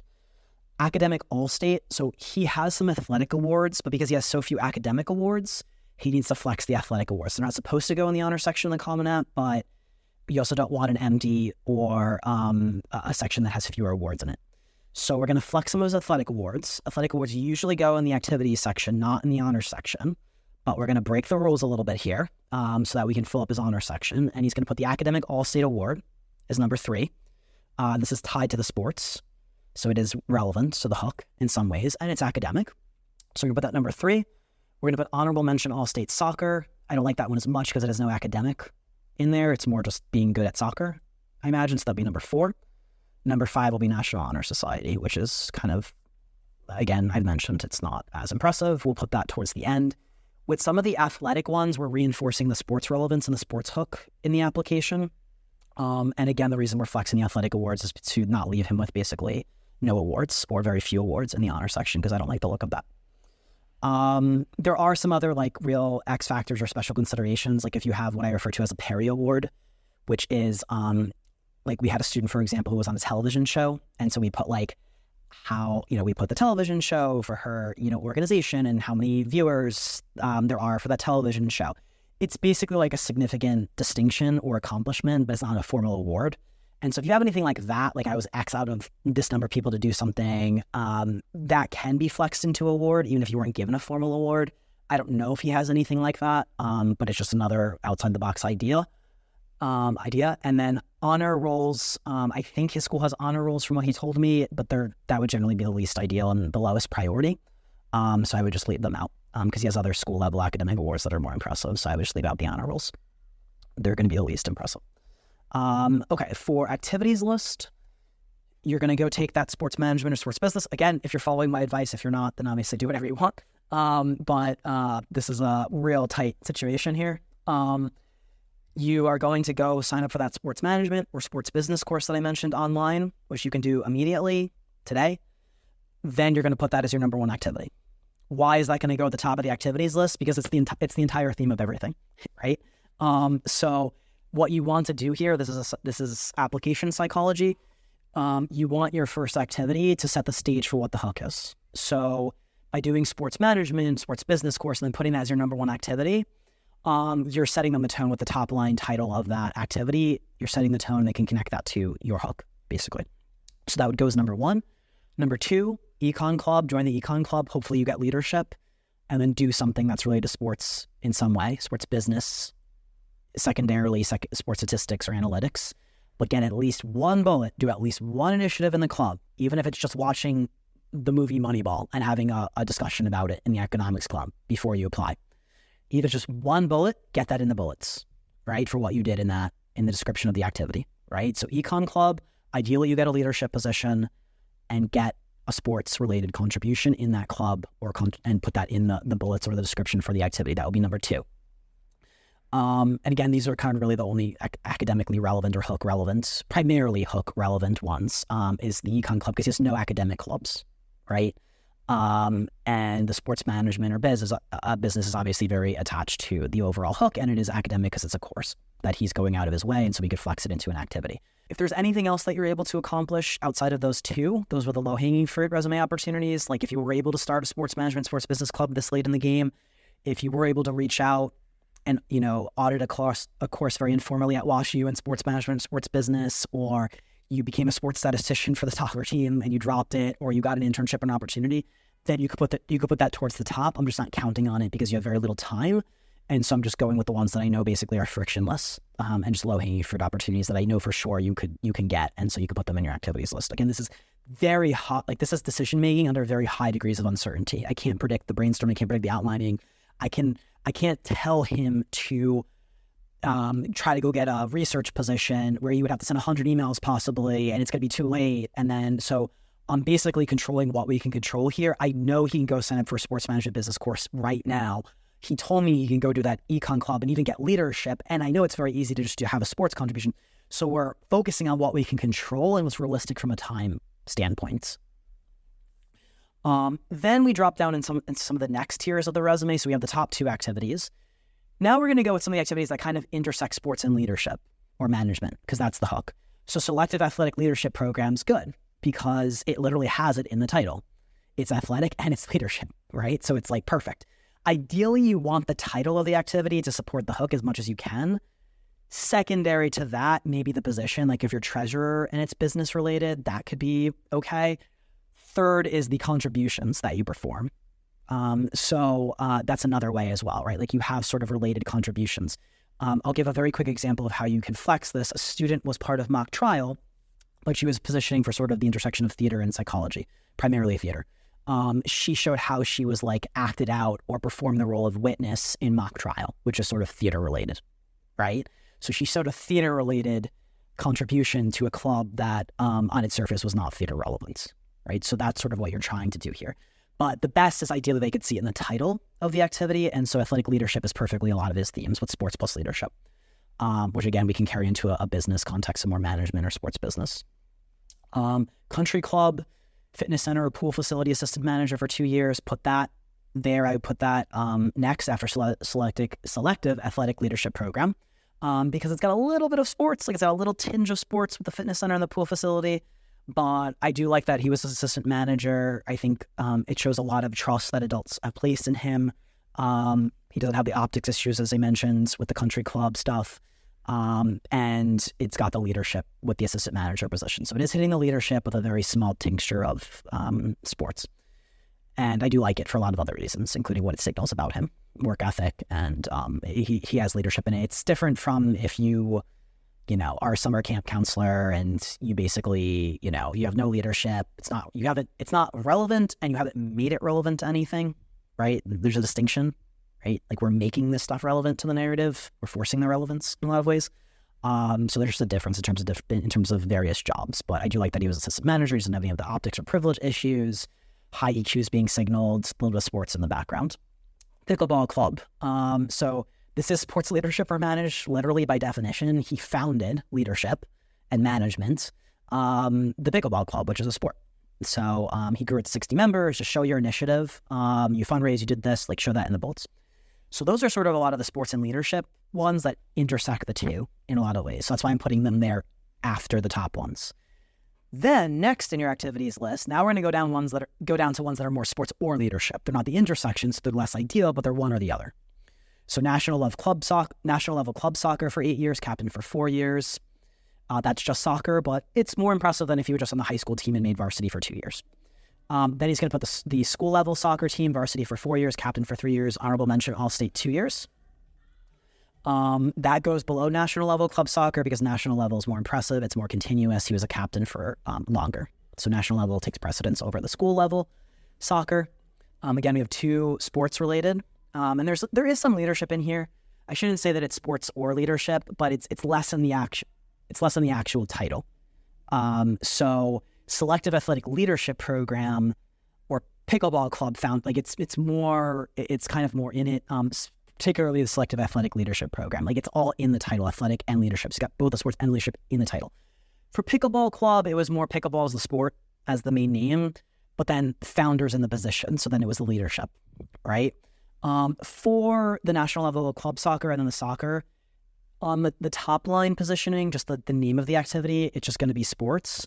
But then the position will make it leadership, that he was captain to some extent. It's maybe not as much business management as maybe like founding the pickleball club. He seems a little bit more like an executive of the pickleball club, but it still is leadership in terms of the position that he holds. And then he could put some leadership bullets as well. So I shouldn't say it's totally sports or leadership, these activities. It's not as ideal as a selective athletic leadership where he had it all in one name, but it does have some sports and leadership themes. Then we're going to put Key Club towards the end of this tier. And he was the president. So it's just leadership. If there was anything that ties back to sports, like if you had any sports contributions in Key Club, like any sports service, like if you did any community service that was related to sports, then put that in the bullets because then it will also calibrate back to the sports plus leadership angle. But as it stands, I don't know if he has any sports related bullets or contributions in this club. So at the very least, it will show that leadership because he was president for 2 years and a member for 4 years. So for the last tier of activities here, these will sort of be like the least relevant activities or no leadership or just the least impressive. Towards the bottom of the activities list, Spanish Honor Society, not relevant to sports. I don't know that he has any leadership positions. So it's not really sports or leadership. So that goes towards the bottom. And then basketball was much deprioritized compared to the soccer themes. So for basketball, he played for 4 years. He was on the varsity team for 2 years, but he's much more accomplished in soccer and had a lot more leadership in soccer and had the captainships in soccer. So basketball will just help to remind them of the sports theme, but it doesn't have any leadership. So it's going way down the list. This is, again, there are a lot of people who have a very similar resume to his. And if they have, if you have basketball, or, you have some of these, but you have so many more academically minded activities that are related to the hook, they might not even be included in the activities list. Like we would just taken basketball out entirely. We would have, at some level, some students have so many formal and relevant activities that like some of these would just get taken out or they would move over to the additional information section or we might just delete them altogether. But we're doing the best with this student's resume. And again, it's important we're making a lot of these activities relevant. A lot of people have the option to make their activities relevant and they just don't take advantage of it. So they're just like, oh, I didn't do this for multiple years. I don't have these things. Well, again, you're confronted with a decision. You can either work with what you have and make it relevant to what you're starting the college on because you can often change those majors when you get to the college, or you can leave those activities, apply for something that has nothing to do with those activities, and then have an admissions officer reading the application, which is like, what does the sport have to do with English, or what does the sport have to do with engineering, or what is the sport like? So notice what we're doing. A lot of these are not to criticize the student, but he was very well aware of this. A lot of these activities are very, very, very common for many students. The difference here is we're getting value out of them by building a narrative and a positioning strategy and a hook that makes use of them, right? So that's very important to keep in mind.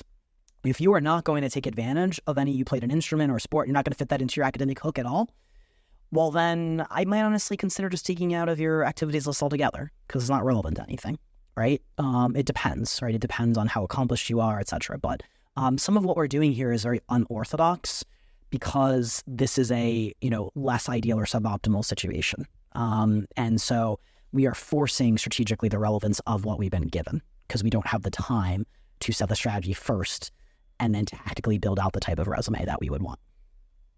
Okay. So in terms of the bullets for these activities, you need to use strong verbs. Do not use shadowed. If you did medical shadowing, I know he didn't do medical shadowing, but I know somebody might be listening to this and they shadowed a doctor. Please, for heaven's sake, do not put shadowed in your application. Again, it's something that connotes that you're on the fringe of existence, being a shadow.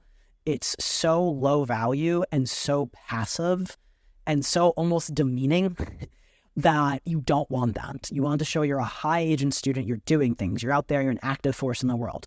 Use strong verbs, led, coordinated, innovated, marketed, managed, right? And use verbs that also might make sense for your academic area. If it's marketed, if it's, managed finances, think strategically of what's relevant and use strong verbs. And now I'm talking again about this student, led, coordinated, innovated, managed, and be thinking about the content in the bullets, how it relates back to these sports leadership, sports business, economics themes, business themes, constantly be trying to put that content as many times as you can. As I said, the more times you put it, the more times you remind them what you represent in the incoming freshman class and that you have a defined area and a defined hook. Okay, additional information section. This is kind of an overflow section. What I would suggest the student do is they take their investing and formal investing interests and the portfolio and they put some description of what they've done. I'm going to send the students an example of how you do this for investing. But you need to quantify it. So additional information is not a narrative. It's not the personal essay. This is objective information, right? This is more like you're giving me numbers if they're impressive. If they're not impressive, maybe you leave them out, right? Same thing if you run a business, right? If your revenue is $2,000 in total, I would leave it out. If it's $30,000, I would probably include it. There's also certain things that you can just you can present in one way versus another way. So we had a student who ran a business and we phrased the number of items that she sold and then the number of states. It's just you're taking out whatever is the most impressive. She had sold a ton of items, thousands of items. That might have been more impressive than her revenue, right? So she might just have the goods were very low priced. And so the revenue number is not super impressive, but she sold 1,000 of them, right? So we're including what information, we want to based off of how impressive it sort of looks, right? This is marketing. It's PR. This is a lot of what this process is, right? Like I said, it's a movie trailer, it's a film trailer, it's marketing, it's promotion, it's self-promotion. And there are a lot of kids who are super smart, super talented, but they're not good at this. They're not good at this part of PR, marketing, self-promotion. They leave stuff out of the application. That's awesome. And they're just not good at this. So that's why Stanford has a score for the applications that's called self-presentation and intellectual vitality. A lot of kids could be super smart, super talented. They don't present well, and it matters. So I would take the investing, and I'll show you how to do this. I'll send you an additional information guide. But this will help to reinforce a little bit of those business themes and those econ themes and math themes. If you've bought a sports company or invested in a sports company, also put that here. I don't know if that's been the case or if you want to do it from a stock perspective. But if there's some sports analytics company that's publicly traded or, sports equipment company or Dick's Sporting Goods or something like that, it would just be cool. Again, it's how many times you keep mentioning the hook, right? Then you want to take some of the model rocketry. This is going to be more off the beaten path because I did not position him for engineering. But some of the math and the statistics will relate to some of the economics and the positioning that we'll see in some of the majors. And it's just the intellectual vitality is really strong, even if it's less relevant, that I would still include it. So I would include some just objective descriptions of what you've done with model rocketry. I buy the parts, I do this, the same thing what you do for the business. Like, what do you do in the business? Like, I do the marketing, which is this, and then I run the finances, I just the model rocketry. So like in 2020, I started my interest in, model rocketry. I go to the stores, like break down to different categories, you buying the parts, you studying how you build them, etc., right? And pack that out, right? In a very descriptive, objective sort of a way. And you want to emphasize a little bit less of the engineering or the physics. Like if you were positioning for engineering or physics, I would emphasize more of that. You might want to emphasize a little bit more of some of the economics or the math, like how much, just like budgeting for the parts, more of the economic side of things, the math and the computer simulations, the math of the whole process versus maybe the physics, because you're not positioning for engineering or physics. Because I thought those were less promising angles and less strategically viable for you gaining admission. So emphasize more of the facets that we know we're selling the college on in terms of the narrative and the hook. So more of the math, the econ, how much things cost, budgeting, and more of those parts, less the engineering and the physics, because it's going to be less relevant. Then again, this is kind of more broad intellectual vitality, but you can also mention just some coding languages that you taught yourself, because then it shows that you're self-taught, you're an autodidact, you're intellectual, you're intellectually motivated. It's good intellectual vitality. Is it as good as relevant intellectual vitality? No.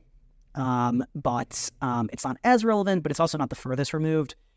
You can sort of say some of the coding languages sort of useful for statistics, analytics, some of those sports themes to some extent. So it's not the furthest away in terms of relevance, but a lot of it's just going to be because of the intellectual vitality and what it signals at large about the student, less related to the hook.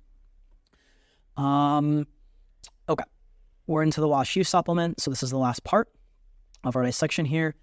So this is the school-specific supplement. I'm just going to go through WashU. We obviously have a very exhaustive podcast at this point, but trying to really model this for everyone and to help the student as much as we possibly can, because I know it's a difficult and unfortunate situation to be in, when you maybe haven't done this in the most sort of strategic, proactive manner. So we're going to go through the WashU supplement because that is what I am assuming is his ED1 school and what he really should be going all out for the most. So he really needs to focus on lock down, because this application is due by November 1st and we're sitting here on September 20th, right? So this is why I'm making a lot of this very specific, because he's got a tight timeline. So you really need to emphasize and focus on this application that's due by November 1st. This is the highest priority application. It's probably the school that he has the best chance at by a narrow margin over Michigan. It's a little bit more competitive than Michigan, but he's got the ED1 in his favor, and it is his top priority school. So we're really focusing a lot on this. Another problem with this process is students focus on too many applications. Their attention's it's so thin because they're in this madness of applying to 18 different colleges. And if you count up the number of essays of the selective colleges when you're applying to 18 schools, it's like 50. So you can't spread your attention too thin. You need to really focus and really understand what's very high priority.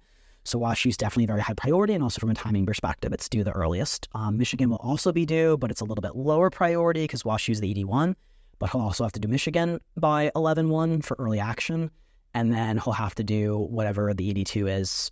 Or if he's not doing ED2, he'll have to do that by January, so he can de-emphasize that a little bit.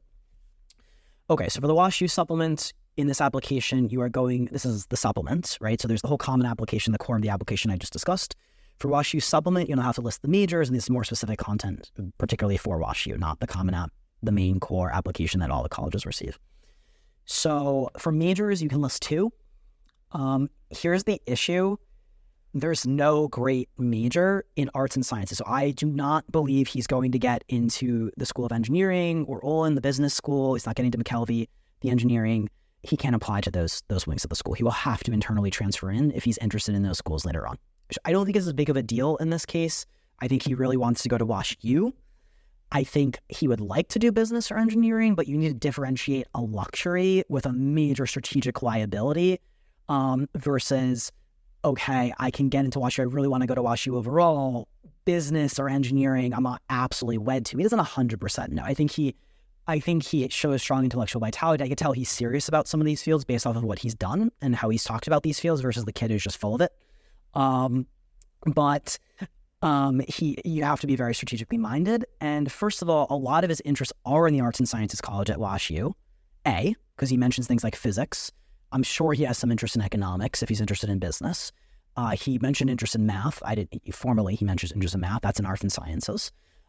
So I think he is a good fit even for arts and sciences in general. Second, WashU is extremely interdisciplinary. It's not as siloed of an institution. It has some silos, right? It definitely has a business school, it has an engineering school. So it has some silos, but it's pretty interdisciplinary. There's a lot of cross-pollination across the schools. It might be a bigger issue at an institution at which, like, you just can never take any business or engineering courses if you're in arts and sciences. That's not true for WashU. He actually has a lot of exposure, and we're going to see how we're going to leverage that in his school essays. But he can go take classes in business, even if he's not in business formally in that school. And then, he can always internally transfer in.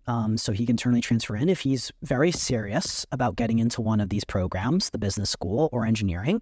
He'll go to WashU, he'll get in, because that's non-trivial to get in.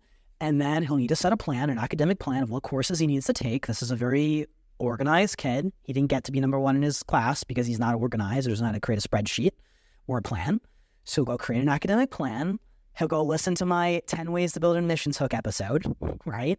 And he'll do all the same stuff when he gets to WashU. So he will now go do the business clubs. He will go build the business resume. He will now go do the engineering formal extracurriculars based on what he wants to transfer into. It's the same exact thing as if you were going for undergrad, as if you want to get in later on when you're there, right? So a lot of people, you're not going to make the cut at this point. You don't have the profile to get in as for freshman year. And it doesn't mean you're definitely going to get in later on. No, it doesn't mean they don't have to accept you as an internal transfer, and the difficulty will depend. WashU is not towards the extreme end of difficulty of internally transferring, so I also like that as well. He has, he'll have a lot of flexibility to internally transfer if he takes it very seriously once he gets to WashU for arts and sciences.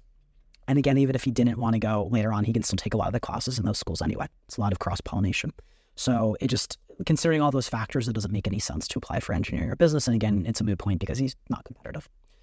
For arts and sciences, so you're going to be listing arts and sciences as the schools for which you're applying at WashU for all the aforementioned reasons. You get 2 majors within arts and sciences you can select. There is unfortunately no sports majors. That's very uncommon, right, at most of these schools. It just depends by the school, so you need to really recalibrate. So sports might be something that's more informal, or there's like a sports course in a certain major, right? So there's not going to be a sports economics major, but there might be a sports economics course. In terms of what you list for your major, you'll have to list as economics because there is no sports economics major.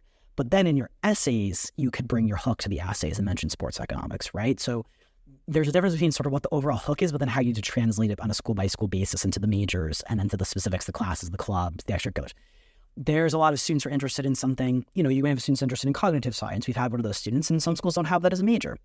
So what you're going to have to do is you're going to have to take the ingredients of cognitive science, which is coding and neuroscience, maybe some linguistics. You'll have to apply for a few of those different majors, then show in your essays how you would combine those different majors or academic offerings into sort of a cognitive science interest, and then go find some extracurriculars or some science research. And then, so the hook isn't exactly the majors. And I think a lot of people make this mistake. The hook isn't the same thing as the majors, right? Sometimes the hook is broader than the majors, and the way the hook then gets unfolded or translated into the school specifics is through the majors, but then also a lot of the specifics in the essays that you mentioned.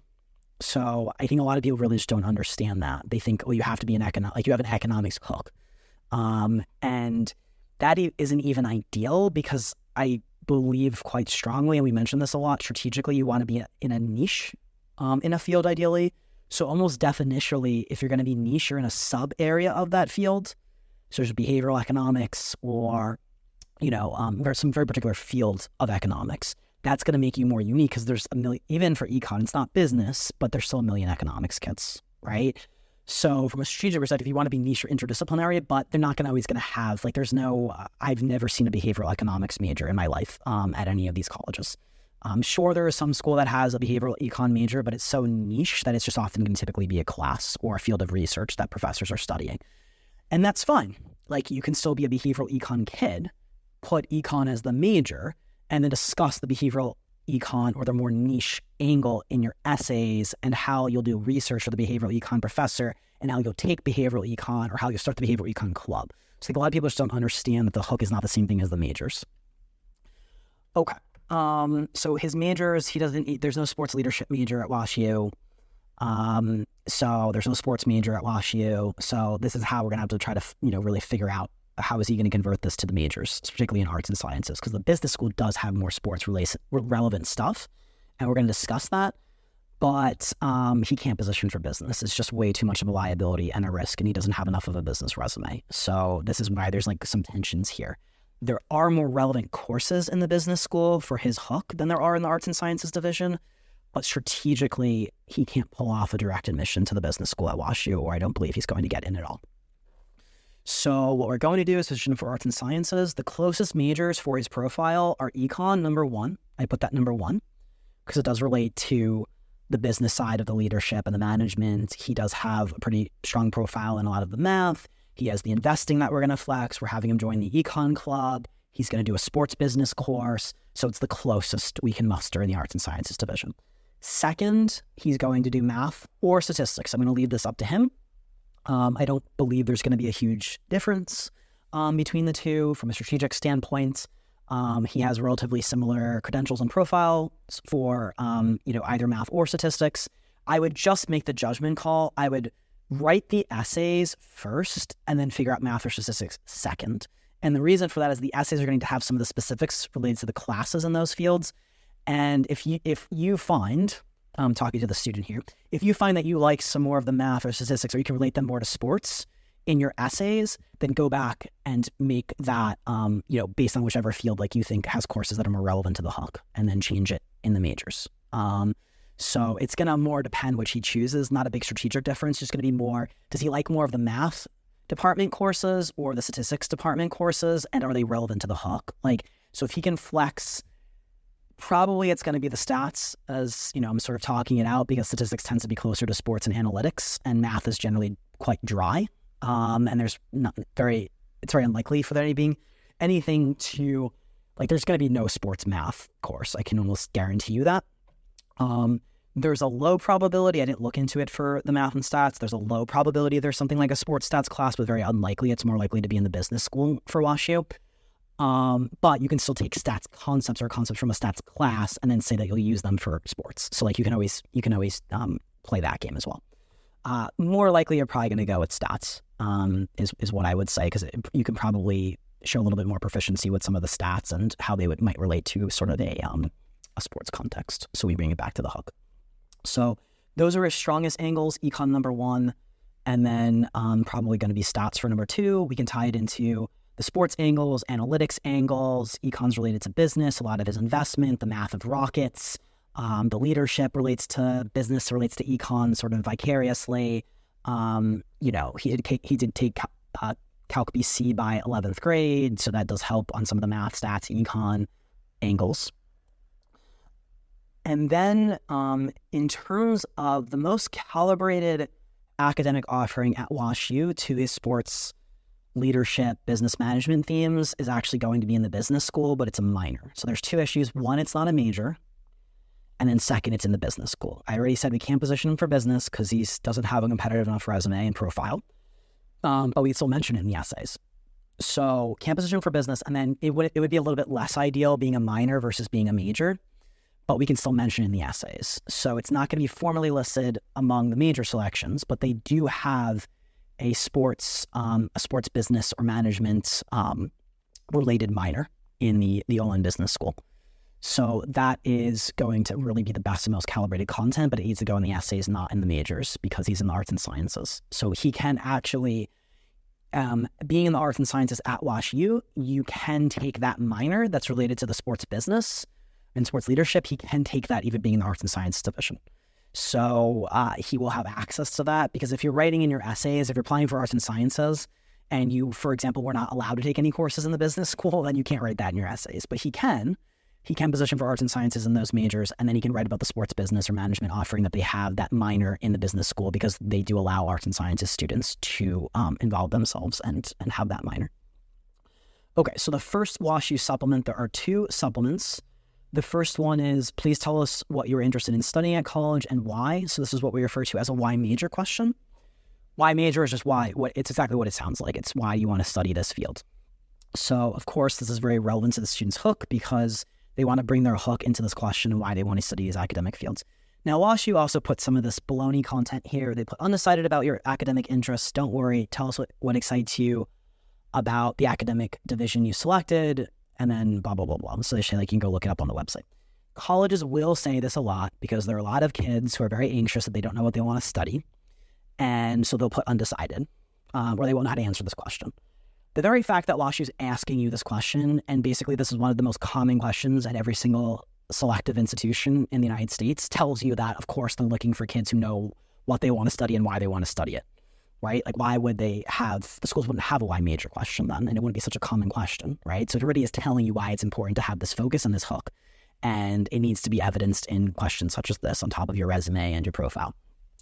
But then colleges also then want to sort of diffuse a lot of the anxiety, because they're always trying to diffuse people's anxiety so they get the most number of people to apply to the college, and they're always sugarcoating the colleges. Please, please, please do not put undecided in your application. I know it's often an option. You could put undecided as a major, and that would be, maybe that's the truth, right? You are undecided. But again, there's a difference between back end and front end. There's a difference between you're undecided on the back end versus what we present to them. And undecided is just not compelling. It's just not compelling. Will it ruin your entire application and cost you admission if you have like exceptional accomplishments and a perfect profile and you're number one at your school? On net, it might not cost you admission, but it's certainly not strategically optimal. So there are kids who get in undecided, but they also have other things that you might not have. And if it came down to that student who had those same accomplishments, that same profile, and they put undecided versus another kid with the exact same profile and didn't put undecided, and they could put majors and they could support them, I guarantee you they would take the kid over, the kid who showed the certainty and the focus and that clarity over the kid who simply put undecided. So I don't know whether it's going to 100% cost you, but it's extremely uncompelling. They're saying, hey, what are you really excited about studying and why you're coming to this academic institution as a student? And your answer is, I don't know. It's not compelling at all. So please do not put undecided. You can be undecided and that's okay, but please do not put it in your application. There's a distinction between the two. Go with what you have on paper. That's your strongest angle based on what I'm doing right now in this exercise. That's what you should put. You should go with what the evidence supports and then connect the dots to what major that would support. So just a general note there. In terms of responses to this why major question, so it's generally 3 different components. You want to have a hook. So I'm going to broadly outline this for the students and for the audience. You want to have a hook, then you want to have school specifics, and then you want to have sort of, a punny sort of ethos close, something about the school's motto or tradition or an interesting play on words based on their motto or something like that is a pretty easy formula. I'll give a quick example. This student was studying, and this is a WashU essay, the student was studying, her angle was for health policy, health advocacy. So her hook is from one of her extracurriculars. So it starts, Dear Senators, as your constituent and a diabetes health advocate, I'm urging your support of the Insulin Act, reducing the cost of life-saving insulin. And that's the hook. It's her writing a letter to senators around health policy, which came from one of her extracurriculars. That's a hook. It's not reframing the instructions like you're answering a social studies homework question and repeating the prompt. Please tell us what you're interested in studying at college and why. What I am interested in studying at college is really bad. Really, really, really bad, right? So again, this is the difference between high stakes writing. You're trying to get into a school where many kids want to attend, many more than there are spots available. This writing needs to be really good and really creative, and it's well above the standard of most high school writing in a lot of cases. So you need to write a compelling hook. That hook is typically going to be related to your actual hook. In this case, the student's hook academically, intellectually was health policy, health advocacy, and so she took this note that she wrote to the senators related to health advocacy, and she took a little piece and started the essay that way for WashU.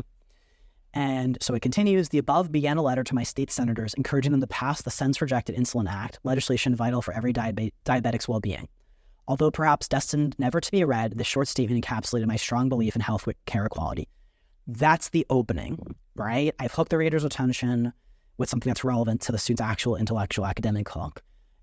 She's described it a little bit more. Now we're going to get into WashU and what the specifics are at WashU of how she'll bring that hook. Then she goes, by studying global health and environment in the College of Arts and Sciences, I'll continue exploring my interest at the intersection of health and advocacy. Then she mentions specific classes at WashU that are related to health advocacy and health policy. She brings in some of her extra background, like, some other stuff that she did that's related to those courses or how she would apply that to the real world. Then beyond academics, she then talks about researchers who are studying some of the diseases, right, Alzheimer's and diabetes, that was, in her background and that are at WashU. And she's now showing how she'll bring that to WashU and she'll work with these researchers. She's showing she knows their fields, what they study, and some of their projects, and how she's presenting herself as going on to work with them at WashU. This is outside of the classroom. And then she talks about some other, health advocacy clubs that are at WashU. If they don't exist, you can say that you'll found them or you'll work to found them. And then at the end, her final line is, above all, at WashU, I'll embody the ferocity of a mighty bear, gaining strength through truth, which is the WashU motto. Don't steal this exactly, please. A lot of kids will also use that motto. So you need to vary it. Find something that's interesting, a tradition the school has, an ethos. Think about what you talked about in the earlier paragraphs, but that is just a general template structure, right? Something that hooks the reader's attention, that is related to the hook, your academic intellectual hook, what the school specifics are, courses, research, extracurriculars, and then an ending that sort of is kind of witty and punny and maybe relates to the school's ethos. So it is important to note that WashU does technically have a why major question where it's more academically focused. It's more going to be the courses and maybe research, a little bit less maybe the extracurriculars or the ethos or the traditions, versus a why school question, which can be a little bit broader, which is the school at large versus the academic aspects. That being said, it's not that important. If you have very compelling content, but it's a little bit outside of just the academics, include it, right? So I think a lot of people are just hyper literalists with the instructions to these questions. And if you have good content, but it maybe strays from the instructions a little bit, on net, that's better than answering the question perfectly and having less strategic or less relevant content. So there's a net assessment here, and generally we refer to have compelling content versus, perfectly answering the question. They're not looking for kids who perfectly answer questions. So stay within the bounds of the question, but you can use a little bit of license if you need to fit in something that is good content, but maybe isn't perfectly answering the question or perfectly in the wheelhouse of the question. So, and we're going to do this a bit with the student's response as well. We're going to include some other school specifics that go a little bit beyond just the courses and the academics, because they are going to be really helpful to his candidacy and supporting his hook. So the hook for him, I potentially liked, I don't like the pickleball 100% because I think it's a little bit trite and flimsy, and it's just not, it's an okay extracurricular, but it's not an ideal extracurricular. It's great that he started the club. It does tap into some of these themes, but it's definitely a little trivial. But it would have been a good hook. Like, he could have put something about him, like doing a pickleball announcement or like a flyer or emails, and showing like the sports management, sports leadership angle. It would have been very relevant to support the hook. And it would have been like a good story or little angle. Like, he could have put like the words from an email that he sent or a flyer. And it would have been very good from a storytelling perspective and then also related to the hook. The problem is he needs to focus mainly on the economics first, because that's his first choice major that we're putting. So there's this dilemma between his hook is most relevant to a minor that's in the business school, not the most relevant to the econ. So the thing is, we need to transition from the hook into the econ, and the pickleball announcement or a flyer or something that's like sports leadership isn't the best way to then transition into the econ discussion. So there's just some complexities here. We need to go in a different direction. In terms of coming up with a hook, what I would strongly suggest is he takes the sports business or econ course, something again, sports leadership, sports business, sports econ primarily, and he uses that. So he goes and takes that class. He comes up with something from that class and uses that as the hook or the way that he begins the essay. And so it could be like he starts with an opening line of like from the course, like some content about the course, like some topic from the lecture or something they were saying, right, to throw the reader into the scene. And then he pivots into the econ because the econ will be closer to that sports business or sports economics course. So it's an easier pivot, basically. The other thing he can do is just do some informal research about sports business or sports economics and use that as a hook and then go into the econ for the next part. For the second part of the essay, this is where you're going to mention the WashU specifics. So he needs to talk about things like the economics classes because that's the major he's listing. You can find papers online. Unfortunately, WashU does not have any on their surface, sports economics or any classes in the economics department that are related to sports. That would be ideal, but they don't. So what he's going to need to do is take some of the concepts from the econ classes through the website and show how he would take one of those econ concepts and apply it to a sports, a sports domain, right? So something with maybe ticket sales or, NIL, which is name, image, and likeness, which is a big thing with, college athletes. He needs to just take some economics concept or some economics class and show how he would just sort of, use that and borrow that and apply it to a sports context. And there are papers that you can look online, sports economics as applied microeconomics, for example. You can search a lot of this stuff and just say, well, I would take in this class, this economics class, I'm going to learn this concept, which I want to use, for understanding more about the sports analytics concept or understanding more how fans or sports, make purchasing decisions or something like that. And you're going to have to do that for one or two classes from the econ department because they don't have, unfortunately, any sports economics classes. That would be ideal, but it's not the case. Then for math or stats, but I think more ideally stats, you're going to have to do the exact same thing. So you're going to have to show how you would use this statistic or this concept from the statistics class, calibrated to sports, or you can also calibrate it to the investing or rockets or something like that, right? So say it's a little bit more off the grid, the rockets. The investing is a little bit closer to the overall theme. The closest is the sports. But you just need to connect it to something, right? You could say, I'm going to use the statistical feature for sports analytics, or you can even connect it to investing or the rockets more secondarily that he has in his profile. Then finally, and this would have been ideal if he could have listed, this would have been the ideal situation if this were the first major that he could put, if it were a major in arts and sciences, but it's not. So there's a business of sports minor, as I mentioned, in the WashU Business School. He'll put this last because it's a minor and he's not applying to the business school.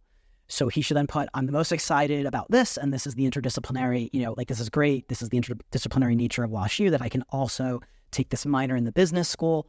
And then it's very easy. You go find a couple of relevant classes or professors or topics in that business of sports minor. The classes are perfect for the sports leadership, sports business, sports management themes.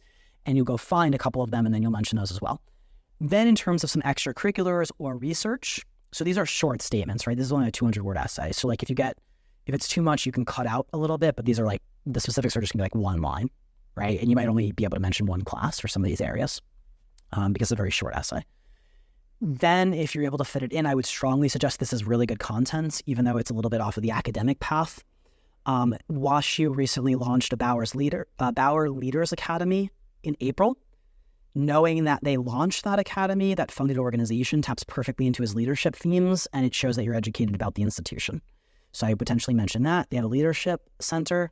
And if you start really digging into these schools, this was really interesting. On the advisory board, there's a man of that leadership institute. There's a man by the name of John Mozeliak, who is the president of baseball operations for the St. Louis Cardinals. Why does this matter? Well, the student never mentioned this, but from his little Gmail picture, he has a St. Louis Cardinals image there, and I know he's a St. Louis Cardinals fan.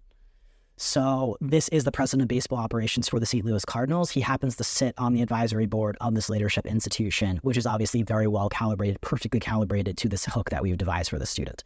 So even mentioning little specifics like that, like, I could take advantage of the Bauer Leaders Academy, which was just launched.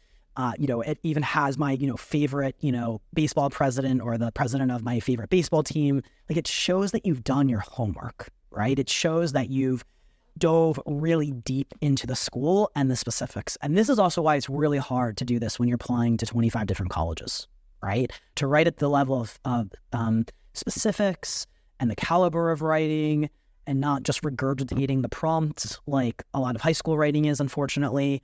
It's held to a very high bar. You need to be very specific. You need to calibrate.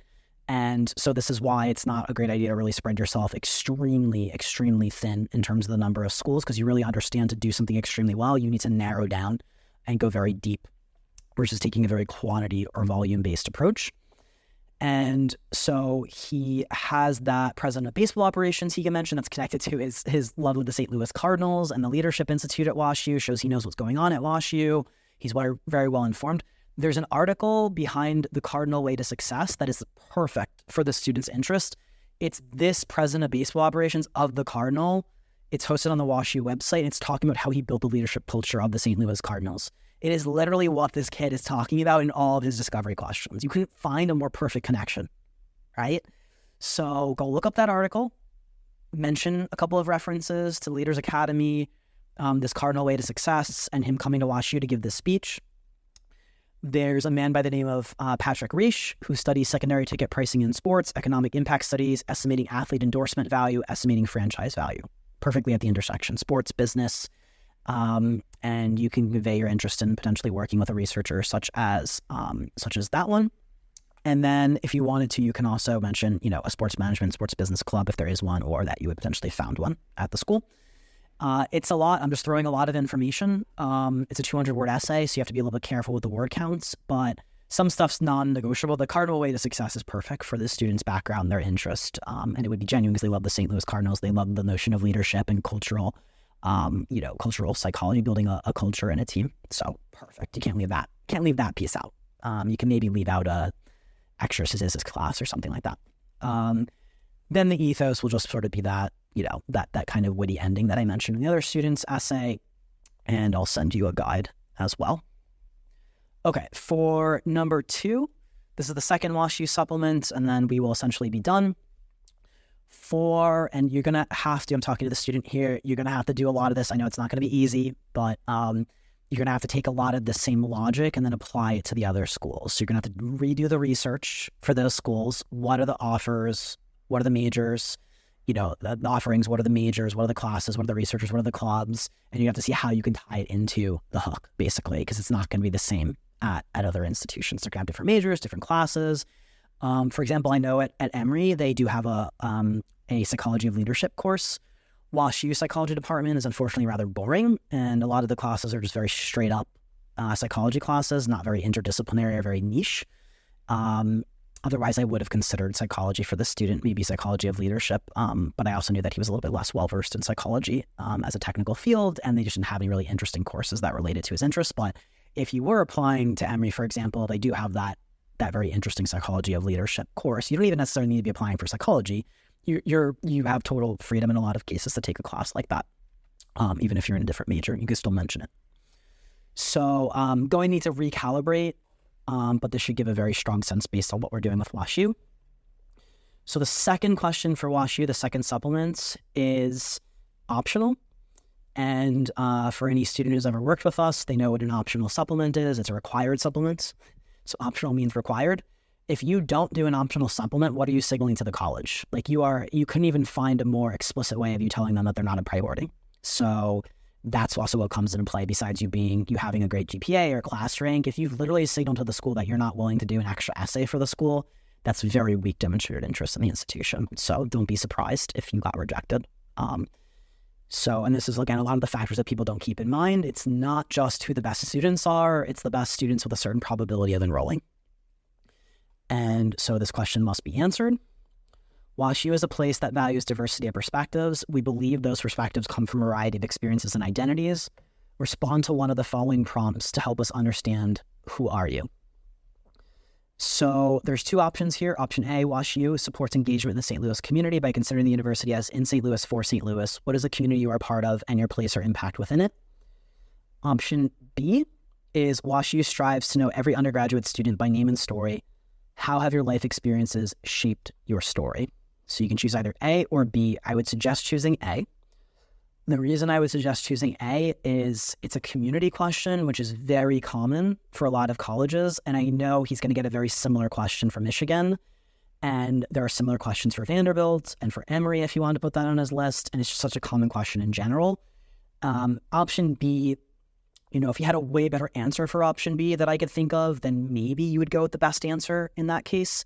I mean, you should always go with the best answer, right? If you have a way better response, you should always optimize your admission to that school versus just optimizing for efficiency of, this is going to be a very common question, so let me get the efficiency out of it. But in this case, option B doesn't have any major strategic advantage over option A. He doesn't have a way better answer to B than he would have to A. So in this case, he shouldn't be thinking a little bit more from an efficiency perspective of this question. He's going to have to answer a lot for different colleges, and so he could sort of recycle or rehash it for different schools.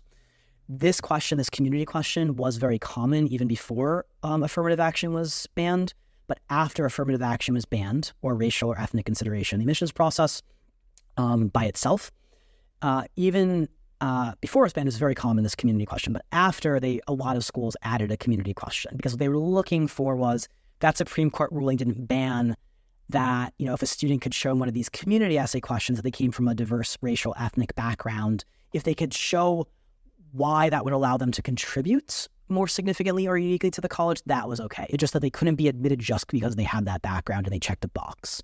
So the community essay was one of the means by which a lot of these colleges could get at the racial or ethnic identity of a student and the more holistic reason as to what they would contribute to the school, besides just that they are a particular color, because that's allowed by the Supreme Court ruling. You can't just say, I am this color, therefore I have a greater chance of admission.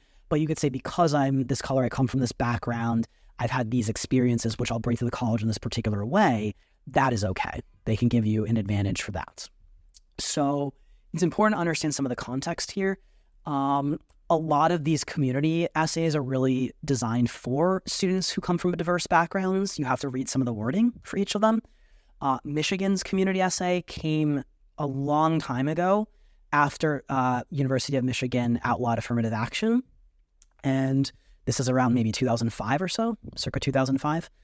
And so Michigan was sort of one of the original schools that created this community essay in a lot of ways, because they got rid of affirmative action. It was another way that they could sort of capture the students' potential diversity, but then also support it in a way where the student could say, well, what am I actually bringing to the school based on this diversity? So that's why Michigan has had a community essay for 20 years, basically. But now a lot of the schools over time have adopted the same sort of format and essay. And there's a couple of considerations here. One is if you come from a non-traditionally, if you don't have any traditional diversity, so if you're not an underrepresented minority or low socioeconomic status or first generation or come from some geographic area that's very underrepresented at the colleges, then you cannot, in a lot of ways, you do not have kind of the most straight line, compelling answer to these questions, and you have to keep that in mind. So if you're a white male, such as the students, and you get the more diversity wording of the community question, like what's a racial identity or etc., you can't be like, I'm part of a community of white male. Like it just doesn't make any sense, right? So the approach and the strategy depends on your background. If you have a very valued and traditionally diverse background that is underrepresented at the college and will bring value, you can talk about it more in a straight line manner. The students who don't have that, they are coming from more of an overrepresented background. They're Asian, they're white. I think there are some Jewish students who think that they're going to talk about being, the Jewish or that's at Michigan. That's not going to be uncommon, unfortunately. Like if you're applying to Michigan and a lot of students will put that my Jewish identity, which I know this has like a lot of extra considerations nowadays. It might be even more relevant and meaningful to students, and they might want to just put it. It's just, again, you have to understand that there's a lot of students who put certain identities. The straight line answer for this, if it's a more diversity-based community question, is going to be students primarily who come from very traditionally underrepresented backgrounds, ethnically, racially, or are, like I said, first generation, low socioeconomic status, or come from very underrepresented geographic areas. Not religion usually doesn't come into play as much. Like it's harder to take a straight line religious answer, I would say, regardless of what religion, unless you are maybe part of some very, very, very, very, very niche religion. But again, you need to keep in mind, what's just how many students are going to be talking about some of these things, and then is that even what they're looking for? And if it's kind of a more traditional diversity-oriented community question, you'll have to reinterpret the question in some ways if you're this student and you don't have that kind of straight line diversity. So in this student's case, he doesn't have it. He's a white male, so he can't come across as, I come from this underrepresented community. That's not going to serve him. And so the question would need to be sort of reinterpreted or flexed. And this is a practice, we call this willful misinterpretation, which is basically you need to come up with a more creative answer and think outside the box because you don't have kind of a traditional community or a straight line answer. Second, he could come up with an answer. So students might not, they know that they're Caucasian and they're not underrepresented, so they're not bringing diversity in that way. But then again, they'll sort of come up with an answer that kind of, is like a very obvious community or just exactly answers the question, but then they'll do like religion or, like they'll do religion, for example. This is what I imagine the student would probably do based on the discovery questions. He wouldn't put I'm a white male, but he would put, probably something maybe related to religion. That, again, anybody can do whatever they want. Again, it's just a very, very common answer. And so I would generally advise against coming up with very standard answers. You have to really think to yourself, what is likely that everybody else is doing? What is a very likely response to this question? And then you really want to try to avoid those very likely responses to sort of differentiate yourself. So I really would suggest against doing religion here. It's not going to be super unique. A lot of religions, the vast majority of religions are not, if you're a Christian, it's not going to be super underrepresented. There are a lot of students who probably will put something like that. I think it'd be different if you're applying to potentially a religious institution and that was the specific prompt, and it was really asking you for a very specific religiously minded question, then I think that'd be different. But you need to be very well aware there are many students who, A, they don't have these kinds of traditional forms of diversity the colleges are looking for, so they don't have a good straight line answer. Second, there are things like religion that just are not going to be very underrepresented. If you're applied to Michigan and you put I'm Jewish, it's just a very common answer that Michigan receives a lot. So can you think of anything more compelling? You don't have to do that, but it is something that you definitely need to keep in mind, given, just trying to differentiate your application. So for the students, I would also avoid things like you want to avoid other cliches. You want to avoid athletes is another cliche you can fall into. Ideally, from a strategic standpoint, you're just trying to come up with a unique answer if you can, right? And this is left at the discretion of everyone. Everyone can do whatever they want with this question. I'm just mentioning from more of a behind the desk, reading these applications, understanding what students put in these applications, what will tend to stand out versus what will be a little bit more cliche, very common, very expected, very answers the question, but it doesn't stand out. So that's the approach that we're taking here. Some options for the students. So a lot of times our students, because a lot of students do not have very traditional diversity. They're not underrepresented minorities. They don't want to just answer in a very straight line manner and just blend in with the other students with their religious response, for example. We'll need to sort of reinterpret and take a much more creative approach to this question. So I call that willful misinterpretation. It's sort of flexing the question and taking a lot more creative license. So you come up with something that's actually pretty creative and unique and outside the box, because you're perfectly answering the question response is a strategic liability. And there's some questions that just put you at a disadvantage because your honest answer or your most direct answer is just not a unique or a very compelling one. So these types of questions very often require that sort of willful misinterpretation or sort of creatively flexing your response. So our students they'll come up with something like, I'm part of a community of problem solvers. I'm part of a community of something that's related to the intellectual hook. I'm, part of a community. And so it's something that's more intellectual, creative, maybe not the most standard identity or traditionally understood community. So for this student, you'll sort of understand what I'm saying here. He could say something like pickleball club and say, I'm part of a community of pickleballers, right? It's clever. It's kind of a little catchy. I don't think it's the best. It does tap into the sports and the leadership. And there's going to be a whole bunch of people who are like, you're not answering the question, right? That's not what they're looking for. And that's fine, but a lot of those people are not getting in. A lot of people will just follow the instructions and the letter of the law, are not getting in because they're gonna perform their job of answering the question and be legal beagles, and they're not gonna have a very compelling answer. And between the two of perfectly following the instructions and having a compelling, unique, creative answer, the second one is much more important for differentiating your application. So you want to stay within the bounds of the question. You don't want to totally go so off the reservation that you piss them off by not answering the question at all. But if you can be creative about how you interpret community, you're still within the bounds of the question, but coming up with a way more creative, unique response and have way more strategic latitude. So yes, you could do something like pickleballers. It's not a traditional community, but you can definitely flex it in that way. Wasn't the most compelling, but it was a consideration. Problem solvers was one that I thought the student could go down that route. And I do have actually, sort of an archetype question or an archetype response for that, or prototype from another student who did take that angle, had an engineering background, showed how they were a problem solver across not just engineering fields, some engineering, some robotics club, but they showed how they handled disputes and problems. There's a lot of the soft skills and EQ that was being displayed as with this student. And that was an interesting response to the community question for his Michigan essays.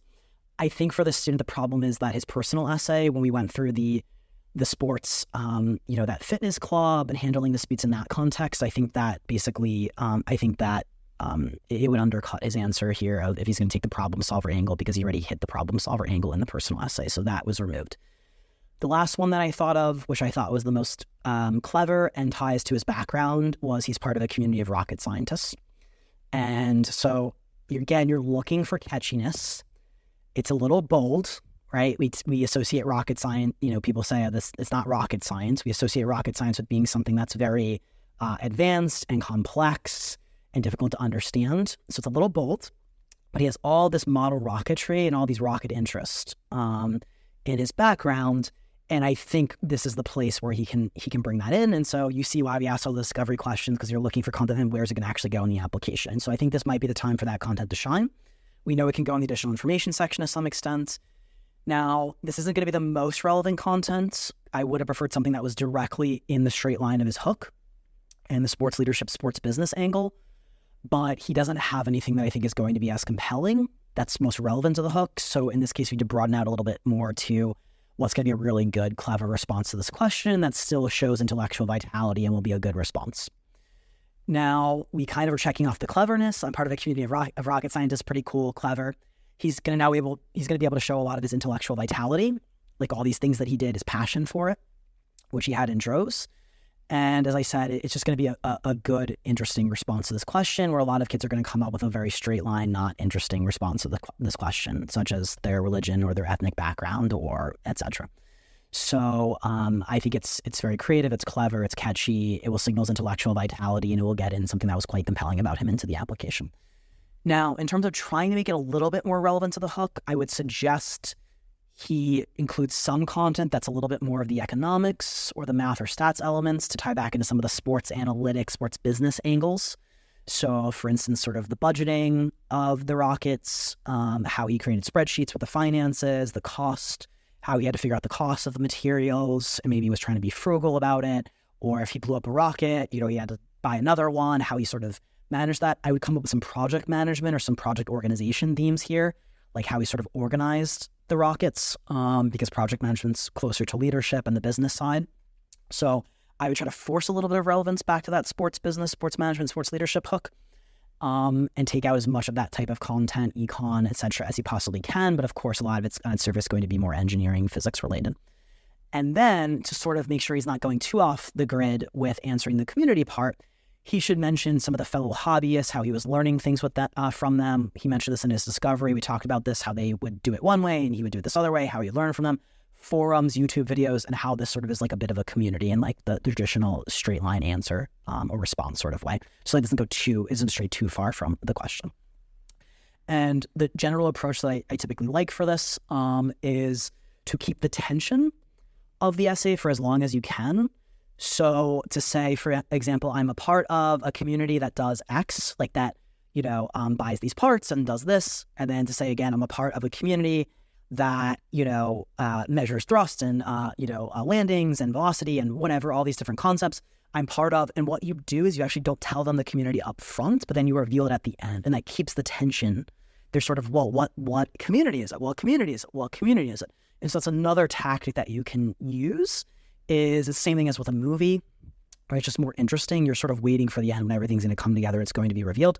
Versus in the beginning, you just immediately come out with it and you say, I'm part of a community of this. Or the very boring, again, when students just rehash the prompt and start their answer with it, So that's another tactic you can use here to be very creative. I'm part of a community that, and then describe the community. I'm part of the community that, and then describe the community. I'm part of that, and then you say at the end, I'm part of a community of rocket scientists, and then like one final interesting line, right? So that's one way you can hold the suspense.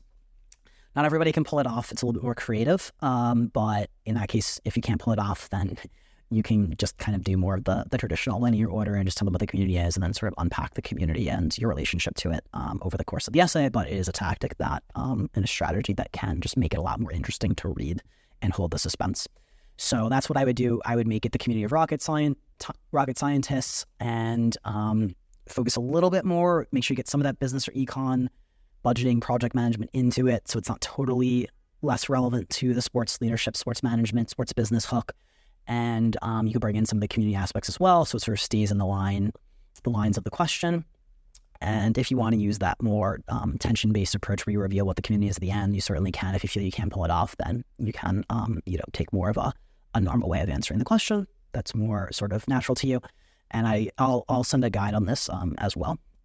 So that's basically it for all the application. The hook, obviously, it's pretty intense. There's a lot of information, but it's a lot of complexities and nuances, and particularly if you sort of lay out the strategic blueprint from the earlier years and grades that you sort of had this overarching plan. Now you need to work with what you have, and that's what we've done in this situation.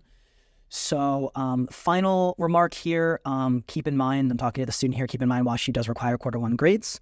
So make sure your quarter one grades are very good. Some colleges do not require quarter one grades. You would prefer to send quarter one grades to all of the colleges if they're good, even if they're optional.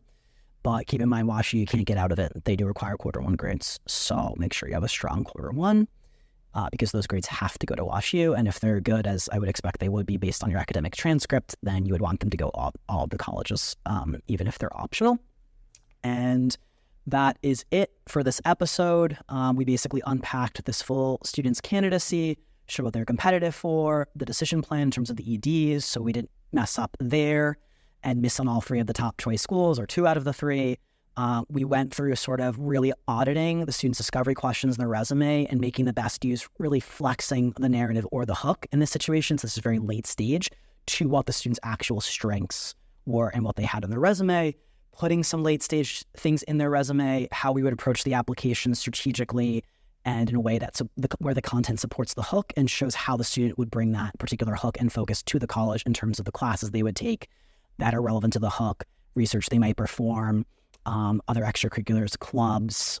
We pulled this president of baseball operations of this baseball team the student likes and talked about the leadership culture that was related to his leadership team and how this person spoke at WashU and how they're on the board of the of this leadership institute. And so those are the really, really calibrated specific details that show that you've done your homework on the institution and that you can show how you can bring your unique gifts, talents, passions, and then connect them to the institution and, really, really fit into the incoming freshman class and generate a lot of value to the institution. So that is it for today's episode. It was obviously a very long, deep dive episode. Hopefully it's helpful to the students and hopefully it was helpful to everyone else listening. We will talk soon. Goodbye.